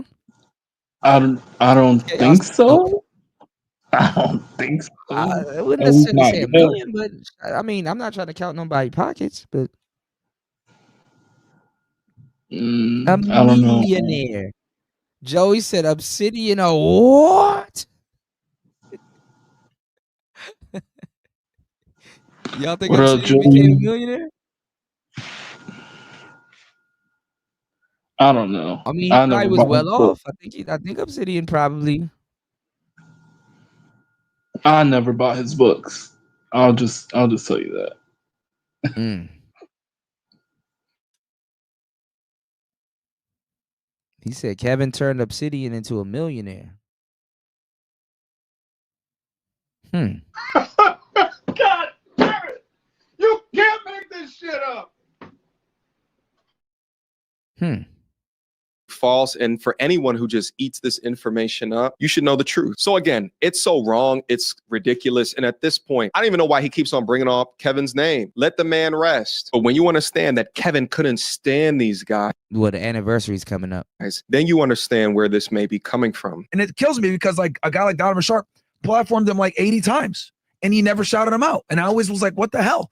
Right. And I was like, we're not going to do that. Damn. So I think, you know, we absolutely need to stand united and do periodic shows like this. I know. All right. So this is actually when he addresses on his own channel, he's addressing the comments after it started to blow up. And he brought up another content creator by the name of Donovan Sharp. And you may not be familiar with him, but Kevin's not alive again to speak for himself. But let me try to think through this. Kevin's brand was mostly popularized within Black media, where Kevin would ride for fixing things that were wrong within the Black community while also giving strength and power to men. But Kevin was for relationships. He was for marriages. He was for bringing people together. Now imagine if he shouted out Donovan and then they go over to Donovan's platform and they hear Donovan saying things such as Black is this, Black is that. Now, I don't know if he still talks like that, but if your expectation is that because you work with somebody. I mean, Kevin probably would have worked with Tommy Sotomayor, and you know, Tommy Sotomayor gonna call it, you know, sisters of. So, I guess Collaborated. What does he say? 80 times. What do you think, Smack? God damn it, I said Smack. Jesus Christ, Emac. God damn it, my eyes. Do I think Kevin would have worked with Tommy, or is that the question? Yeah, he would have ran into Tommy at some point. Eventually, but I don't know if they would click because Tommy's a little he's a little vulgar with his words and whatever. So absolutely, Kevin's a little more refined. So I mean, it would have made an interesting pairing, but I mean, long term, I doubt it. Yeah. Tommy went batshit crazy too. He went batshit crazy too. So yeah. Times or something like that for free, unpaid, whatever, just your time. Is your expectation is that now because you've done that, now I have to be able to put you on? People would question Kevin's narrative or motives if someone that he puts on is speaking that negatively about the people that he's trying to put together. As I said, these people in these spaces, they operate like gangs and stuff like that. Man, see, he left the hood. He ain't trying to come back to the hood. And that is fact. That's a fact. That ain't what it sounds like. He ain't put the hood on. Some internet gangs. Yeah. I'm guilty of saying this shit too at a couple points. Yeah. You know, but like I said, hip hop made Kevin Samuels, not the manosphere. Even though he comes from the space, hip hop recognized him. Hip hop was the one that, you know, let's go. Together for healthy relationships. I don't even think Donovan would disagree on that. I can understand Donovan being upset after collaborating with him for so much, but if you take a step back and you look at what Kevin was trying to accomplish, I think it would make a lot more sense, logically speaking. And I can imagine what Myron would say, all this, everyone's. I mean, eventually Kevin would have got tired, you know, because he would have been SBEing, you know. Eventually he would have got tired and moved on to something else, or maybe start presenting people from the Black manosphere. Here's some new talent, but hey, free speech till I die, motherfuckers. That You could get mad at the platform and the powers that be all that you want. But again, if you're trying to make this amount of change within the world, you have to be surgical, strategic. For example, Kevin got a lot of backlash for appearing to go easy on Nicki Minaj when was brought up on that platform. But do you think Kevin cared about that? No. Kevin wanted to get in. Why? Because Kevin wanted her audience. Go in there, speak to them a little bit more of how they used to be spoken to. That's strategic. Man, Kevin didn't want no goddamn Nicki Minaj audience. He didn't want no fucking barbs. He was keeping his rap. He was keeping his rap connects in order and stuff like that. That's how he got to Nicki with the collab with Future. Nicki was around Future a lot around that time. Yeah, my question is, what would you expect him to do once he get all that traction, in such a short period of time? Like, they wanted him to flame Nicki up. They wanted him to. That's what they wanted to do. They were waiting for him. Even Nicki was waiting for him to say or do something. They wanted him to flame Nicki up. He wanted that hip hop connect. I agree with that. They wanted him to crash out because then they would have been like, look at how Kevin crashed out with Nicki Minaj. No, they wanted him to flame Nicki up. They wanted him to go in on her husband. They wanted him to flame her ass up because Nicki. Everybody's like, well, Nicki's everything that we speak against, but totally forgot that Nicki's everything that these niggas want to date. Niggas want, yeah. Bro, these niggas will date a pirate. These niggas will lie to you and say, "Oh, black women this, black women that," and they actively chasing some broad with tattoos on their knuckles. Don't listen to these niggas, man. You know, they actively chasing women that drink barrels of Douce and they got tattoos on their knuckles. Like these dudes ain't fooling nobody, and it's okay. You know, you don't gotta lie. You know. For real. Yeah. These niggas will date a pirate. Out drink them, out smoke them, loud, obnoxious, rude. I don't give a damn how much time you cosplay and dress up as Kevin Samuels. I know what you want. These dudes will date a cooking with Kaya out of nowhere. Out of nowhere. Just cause it's there. They will pass up a good woman for a cooking with Kaya. You know? But are good women really putting it out there like that? That's really the question. Yeah, LT man, if you give them the chance, they will date a whole pirate. Strategic. You go in there and you start popping off about how stupid or ridiculous some of their mindsets or ideologies are. You think that's going to make change or get them to listen to the things that you're saying? Be the free speech titan that you want to be. Just don't expect everybody to rock with it. Let's go.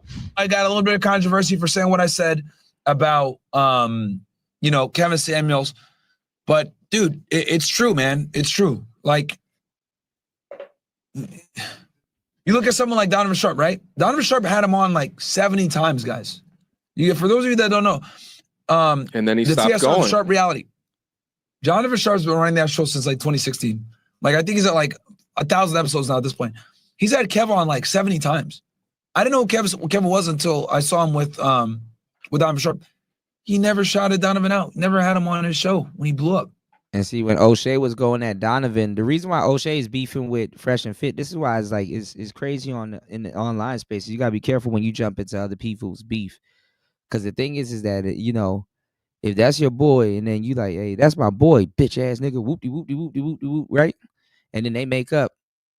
They remember you were like, bitch ass nigga, whoopty whoopty whoop, and it's like, god damn. Yeah, I was gonna say something about that too, LT man. Yeah, with the eye patch and a wooden leg. Yo, let me give y'all a fun fact, because I just know shit for the sake of knowing shit, and I don't know why I know shit, but I feel like I need to share this shit also. Did you know a lot of pirates that have an eye patch didn't have one eye? A lot of times they would put the patch over their eye, because like when they would go to the undercarriage of the ship, it would already be dark. So like they had that patch over their eye the whole time. So it's easier for their eyes to adjust in low light. So it won't be like really pitch black for them. It's weird. Humans are weird, you know? Shout outs to everybody here. We turned this into a marathon show. Y'all hit the like button, support the show. Jesus Christ, I put in a whole nother shift. I'm boy, I ain't about to wake up till like 5 p.m. Shout outs to everybody here. It's Player Talk Radio. Let's get into it. Let's go. Y'all hit the like button, support the show. Let's get it. You know what I mean? Loser ass O'Shea, he never had him on, even though the nigga sits there and defends him all day. Never had him on. You know what I mean? So facts are facts, bro. I'll never. And then you say, oh, well, he came on your shit. Yeah, that was before he was like super big. You know what I mean? That was before he was super big. Remember, guys, and another thing too, little thing for you guys, for people that don't know. And see, he probably, the reason why Kevin probably came on to MTR is because he got the plug from Donovan. You know, Donovan, I think he has the same plug with Pearl. Yeah, actually the Pearl Connect, I think, was through Donovan, because Donovan endorses Pearl. O'Shea endorsed Pearl too. He was throwing niggas under the bus for Pearl until that whole BS happened. But hey, whatever. Fun fact. It's actually odd because by the time that Kevin came on Fresh and Fit the first time, they were referring to him as the Godfather. So he's saying he's not super big, but by then, I think Average at Best already happened. And he also talked through how O'Shea didn't get put on his platform. They were working together behind scenes. O'Shea had his team editing a lot for Kevin. But nevertheless, I'm pretty sure that he mentioned O'Shea at least one time, but it doesn't matter. O'Shea's probably going to react to this so he can let you know his perspective. But blaming the Black Manosphere falling because Kevin didn't put whoever you thought that he should get put on just feels like some victim ass shit. People should be able to stand on their own too, with or without a call out from the top content creators. Would Donovan Sharp even consider himself within the Black Manosphere?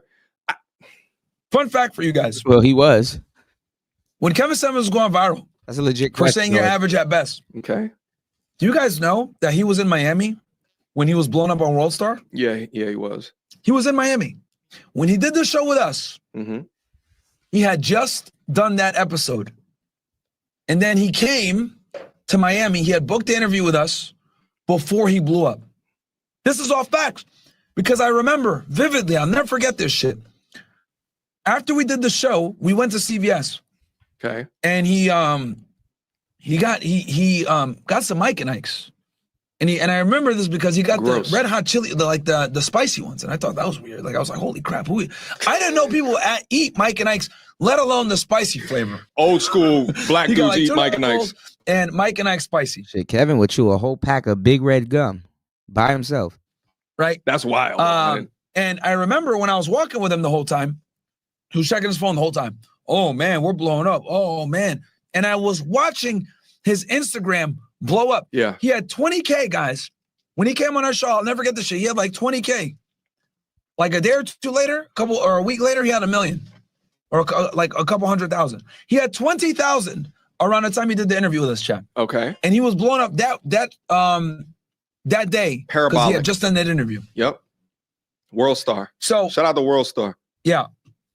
Yeah, he was eating Mike's. So what does he prove? Rest in peace to Kevin Samuels, man. Like I said, I'm not gonna speak. That's what I'm saying, Kevin. But when Kevin blew up, he was public property. He wasn't Manosphere property. He was his own man. You go around management. You don't fucking. Hey, Mr. Gatekeeper, can you open up this gate that you're keeping? No, go around the gate. Especially if the gate don't got no real infrastructure, man. If you don't hop over that fence and stop fucking around. Ill of the deceased. You are. But, you know, bro, the truth is the truth, man. What did that prove? You know what I mean? Like, he's always going to go down history. He's still the Godfather, right? I don't got anything negative to say about him, you know, but the truth is... I mean, this shit is water under a bridge. You know, it's water under a bridge at this point. Truth, man. And I want to make sure that before I pass, you know, I'm able to help out my guys as much as I can, if that ever happens, right? I don't want to just leave and, you know, people aren't where they need to be. Like, I want all my friends to win. I want anyone that has worked with Fresh and Fit in the past, in the Red Pill space, we're going to bring you guys up too. Because if they blow up and they surpass us, great. Then we could go work with them. You know what I mean? Like, it's a W for everybody. Like you look at like Andrew Tate, right? Andrew blew up, and you know he didn't retract the ladder. He still works with us. He still talk, Shots to South talks about us and stuff like that. So, that's what it's about, man. It's about Kevin retracted the ladder from you because y'all started to beef. Now, he's previously admitted to calling Kevin the F word behind scenes. And also, it was very odd to me that he's conveniently forgetting one of the first ways that Fresh and Fit went viral was through Kevin Samuels' participation. And I know this because I did a reaction off of it. Now, my reaction video got almost 1 million goddamn views at the time, but it was when Kevin called into the show to address these women that Fresh and Fit had in the studio. Now, the title that I had for this video is Kevin Samuels Demolishes Feminists While Uplifting Men. This debate from Fresh and Rolo Fit didn't is like that masterful. Not Phyllis Slap, please. Rolo mad as shit. Rolo did not like that shit. She was on our side. When all this stuff came in, feminism. That's a female. Second wave feminism. I'm a feminist. I believe in feminism. Feminism is about choice. No, you really Excuse me, ma'am. Feminism in its true form is about choice. Yeah, we don't have a choice right now with what's. No, you have a choice. And within this, and that's crazy because like that older woman that Kevin was roasting in the beginning, when she left those girls, she was like the alpha woman. The others, the girls would just sit back and just let her talk and just agree. They would let her talk and just agree with what she was saying. So when she like moved and got up and I guess went to the bathroom or went wherever the hell she went, that's when the Asian girl started talking and just got obliterated. Kuda, I'm gonna be That's in the when the cloud. Asian girl started talking and got obliterated. Like, I'm gonna be in the cloud, Kuda. all right, bro, be safe, okay? Yeah, of course, you too. All right, let me know what Keep you it come up. up with, and then we'll brainstorm something. I got you. All right, be safe, bro. Yeah, man, the Asian girl started talking and got obliterated. Kevin, man, Kevin was dismantling these women, man, with the talking points. Conversation, you actually had one of the people that was in the current live stream as well as Donovan Sharp as well. And I think this is also the stream where Kevin said the famous words, "After your OnlyFans account, Subway will be hiring." Now, this video up on their channel got millions and millions and millions of views. But did he have to call in to collaborate with you guys? And because of which you got millions and millions of views, millions and millions of eyes. But shout outs to War Master. He said MTR says stuff like this in public when he should have spoken in private and kept his mouth shut, for fuck's sake. Yeah, I don't know. Do you think that Myron's gonna say something to him? Looks like that's what he's looking for. Listen, they want to be like you. They had a whole podcast, right? War Master, you know this, right? They had a whole podcast saying that we're gonna start collabing and not gonna forget our brothers and whoop de whoop, right? They had a whole podcast. So it could be like a disagreement day. Boom. I know O'Shea wants to get on Fresh and Fit. I know MTR definitely wants to get on Fresh and Fit. Cause I mean, listen, everything then subsided, and they still got Fresh and Fit still got a hot show, despite all the shit that people talk about them. They still got a hot show. If what these people were saying about them over the years, both MTR and O'Shea, they still wouldn't have been watching them. This would have been irrelevant. But nope, they watching them, and it's not irrelevant. And yeah, it's crazy.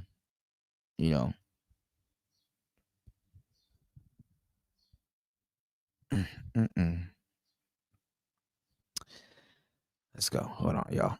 where is this in your description that he didn't collaborate or help anybody? Anyway, this video has gone on. It's just that O'Shea knows that he'll look weird if he goes to some of these shows, like compared to everybody else. Like O'Shea would stick out like a sore thumb. I don't know why.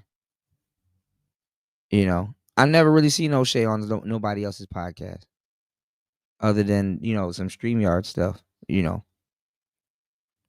You said when MTR broke ties publicly with Pearl, that BS should have been taking place in private. Yeah. That's what I'm saying. Like literally that shit messed up his thing. Yeah. Oh man, War Master. Come on, man. He said he's an embarrassment waiting to happen. Lord have mercy.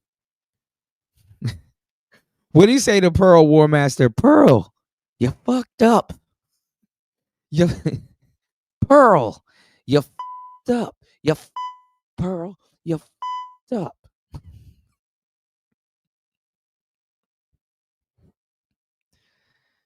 Man, Pearl didn't do nothing, man. You know, she just tried to outsource some jobs. She was gonna pay her Africans. Damn. Let her conduct her business like shit. Remember when that shit was going on, War Master? This shit was funny, man. People was running around here talking about they get a deal and all this other stuff. And I tried to give them the game. They threw me under the bus. Kuda, you don't know what you're talking about. I'm like, bro, shut the fuck up. Black people, the first thing that they're allergic to is a record deal because they don't understand it. Man, that shit fell apart within a whole year. Even King Riches had to drop the bullshit. I'm like, damn, dog. Y'all really just sabotage Pearl's operation like that. Pearl fired me, yeah? You want to fire me, yeah? Man's getting straight round here. You said both MTR and O'Shea came at her, and it was some foul stuff. They lost 100, if not that. Yeah. You know who they were? Who they were following? They were following Sarah Garvey, the bald-headed dude that was offended because Pearl didn't offer him a big chunk of what she had going on. It's like, damn, can I get off the ground first? Shit.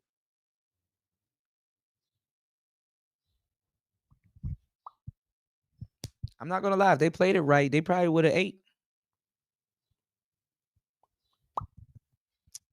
If they played it right, they probably would have ate. O'Shea threw everybody under the bus. What happened to Pearl? Pearl is more invested in the business than you guys. You niggas don't even want to buy equipment.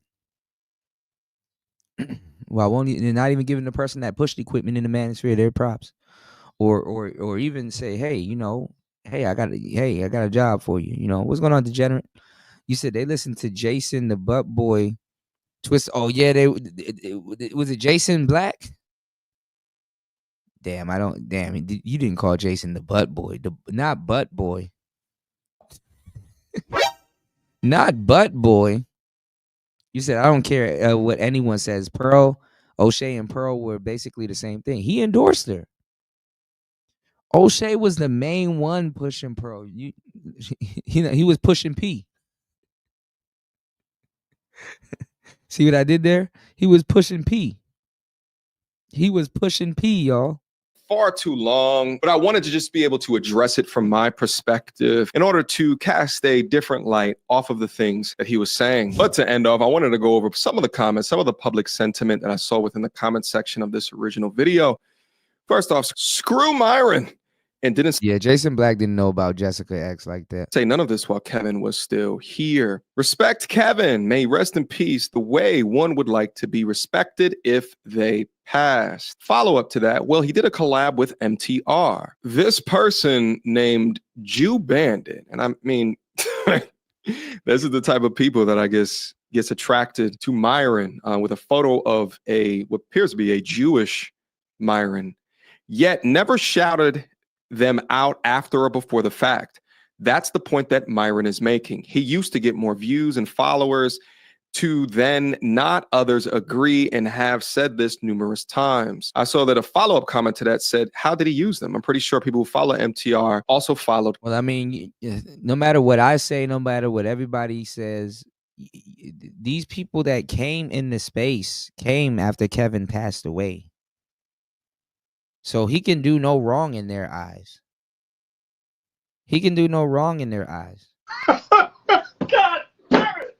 You can't make this shit up. He can do no wrong in their eyes. You're a victim. Here we go, CSI. These Samuelites, they don't even know who Kevin Samuel. He can do no wrong.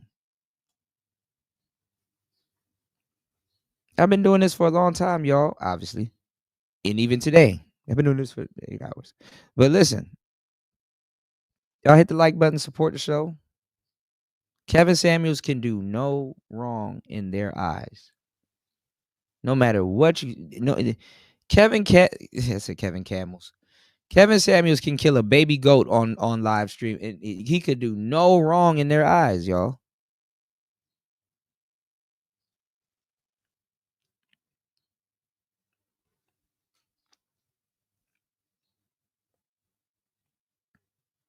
D-Man can't speak. It's up to y'all. Kevin, and where he responded, bro, are you serious? What's this video about? I come in and say, you're wrong to Jew Bandit, at which Jew Bandit. Yeah, that's the funny part. A lot of people don't understand that. I think it was O'Shea that started Pearl War 3. And when O'Shea started Pearl War 3, Donovan was defending her. I ain't gonna lie. At one point, Donovan was using Pearl to troll O'Shea. It responds, I was wrong. And what? He didn't shout out MTR. Even when you give people the truth, and that's one of the biggest lessons I've learned in this media shit, is that people will take their inherent biases to believe what it is that they want to believe. And even when the person that is involved in the situation is telling you, you are wrong, they're still going to find any and every reason to believe what they want to believe. And that's why I'm going to leave this video here today. I've talked about this for far too long. Hey, shout outs to MTR. Make sure y'all check out the part 1 of this video. You said if I have a criticism for FNF, they don't have near enough clips out there with show numbers just so people can go back to the original video. Oh yeah. Well, they do have a couple clips channels, but they usually just clip this stuff that they do with the girls, not like the manosphere stuff. I see what you're saying. You said MTR reminds you of Destiny. That's hilarious. I would not even make the correlation between those two. Not Destiny. You dig? But listen, everybody, I appreciate you guys coming through. I'm gonna sleep like a bear, probably. I got some editing. I got some videos that I need to edit. So look out for some pre-records coming. It's 6 a.m. here. God damn. You said he talks fast when he's wrong. I have not picked up on that. Yo, I've actually heard after he lost his wife, he went red pilled. He dropped the blue hair and shit like that. He just stopped playing. I heard he just went red pill. I'm like, dang. That'll do it. But listen. Shout outs to everybody here. Thank you, everybody, for hitting the like button, supporting the show. We're going to stick a pin in this one right here. Oh, my God. All right, I'm going to just stay up. I'm not going to sleep. He just called me old. Let me stop, man. Shout outs to Warmaster 7 in the building. We're going to have I got a video. I just got to see we need to make a list. I want to do a video game tier list. You know what I'm saying? I want to do a video game tier list, but it got to be a good list. I just haven't I'm pretty sure there's a list out there that we can do, we can do the tier list together, y'all. And it'll be a really good, fun, interactive show. But I just gotta, I don't know. I gotta find categories. I gotta probably best racing game or best. So I need you guys to help me on the next show. Don't make me forget. I need you guys to help me on the next show come up with the video game categories and see if there's a tier list already out there or we can create our own tier list. You know what I'm saying? And we'll just do that. All right. Shout outs to everybody here, man. I love you guys. Much love. Thank you, everybody that hit the like button, supported the show. It's Player Talk Radio. Let's get it. Let's go. Girl, thank you, girl. Sprinkle, sprinkle.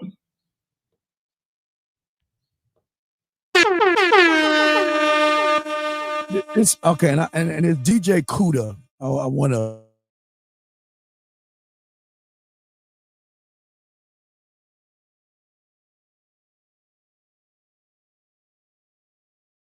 And shit.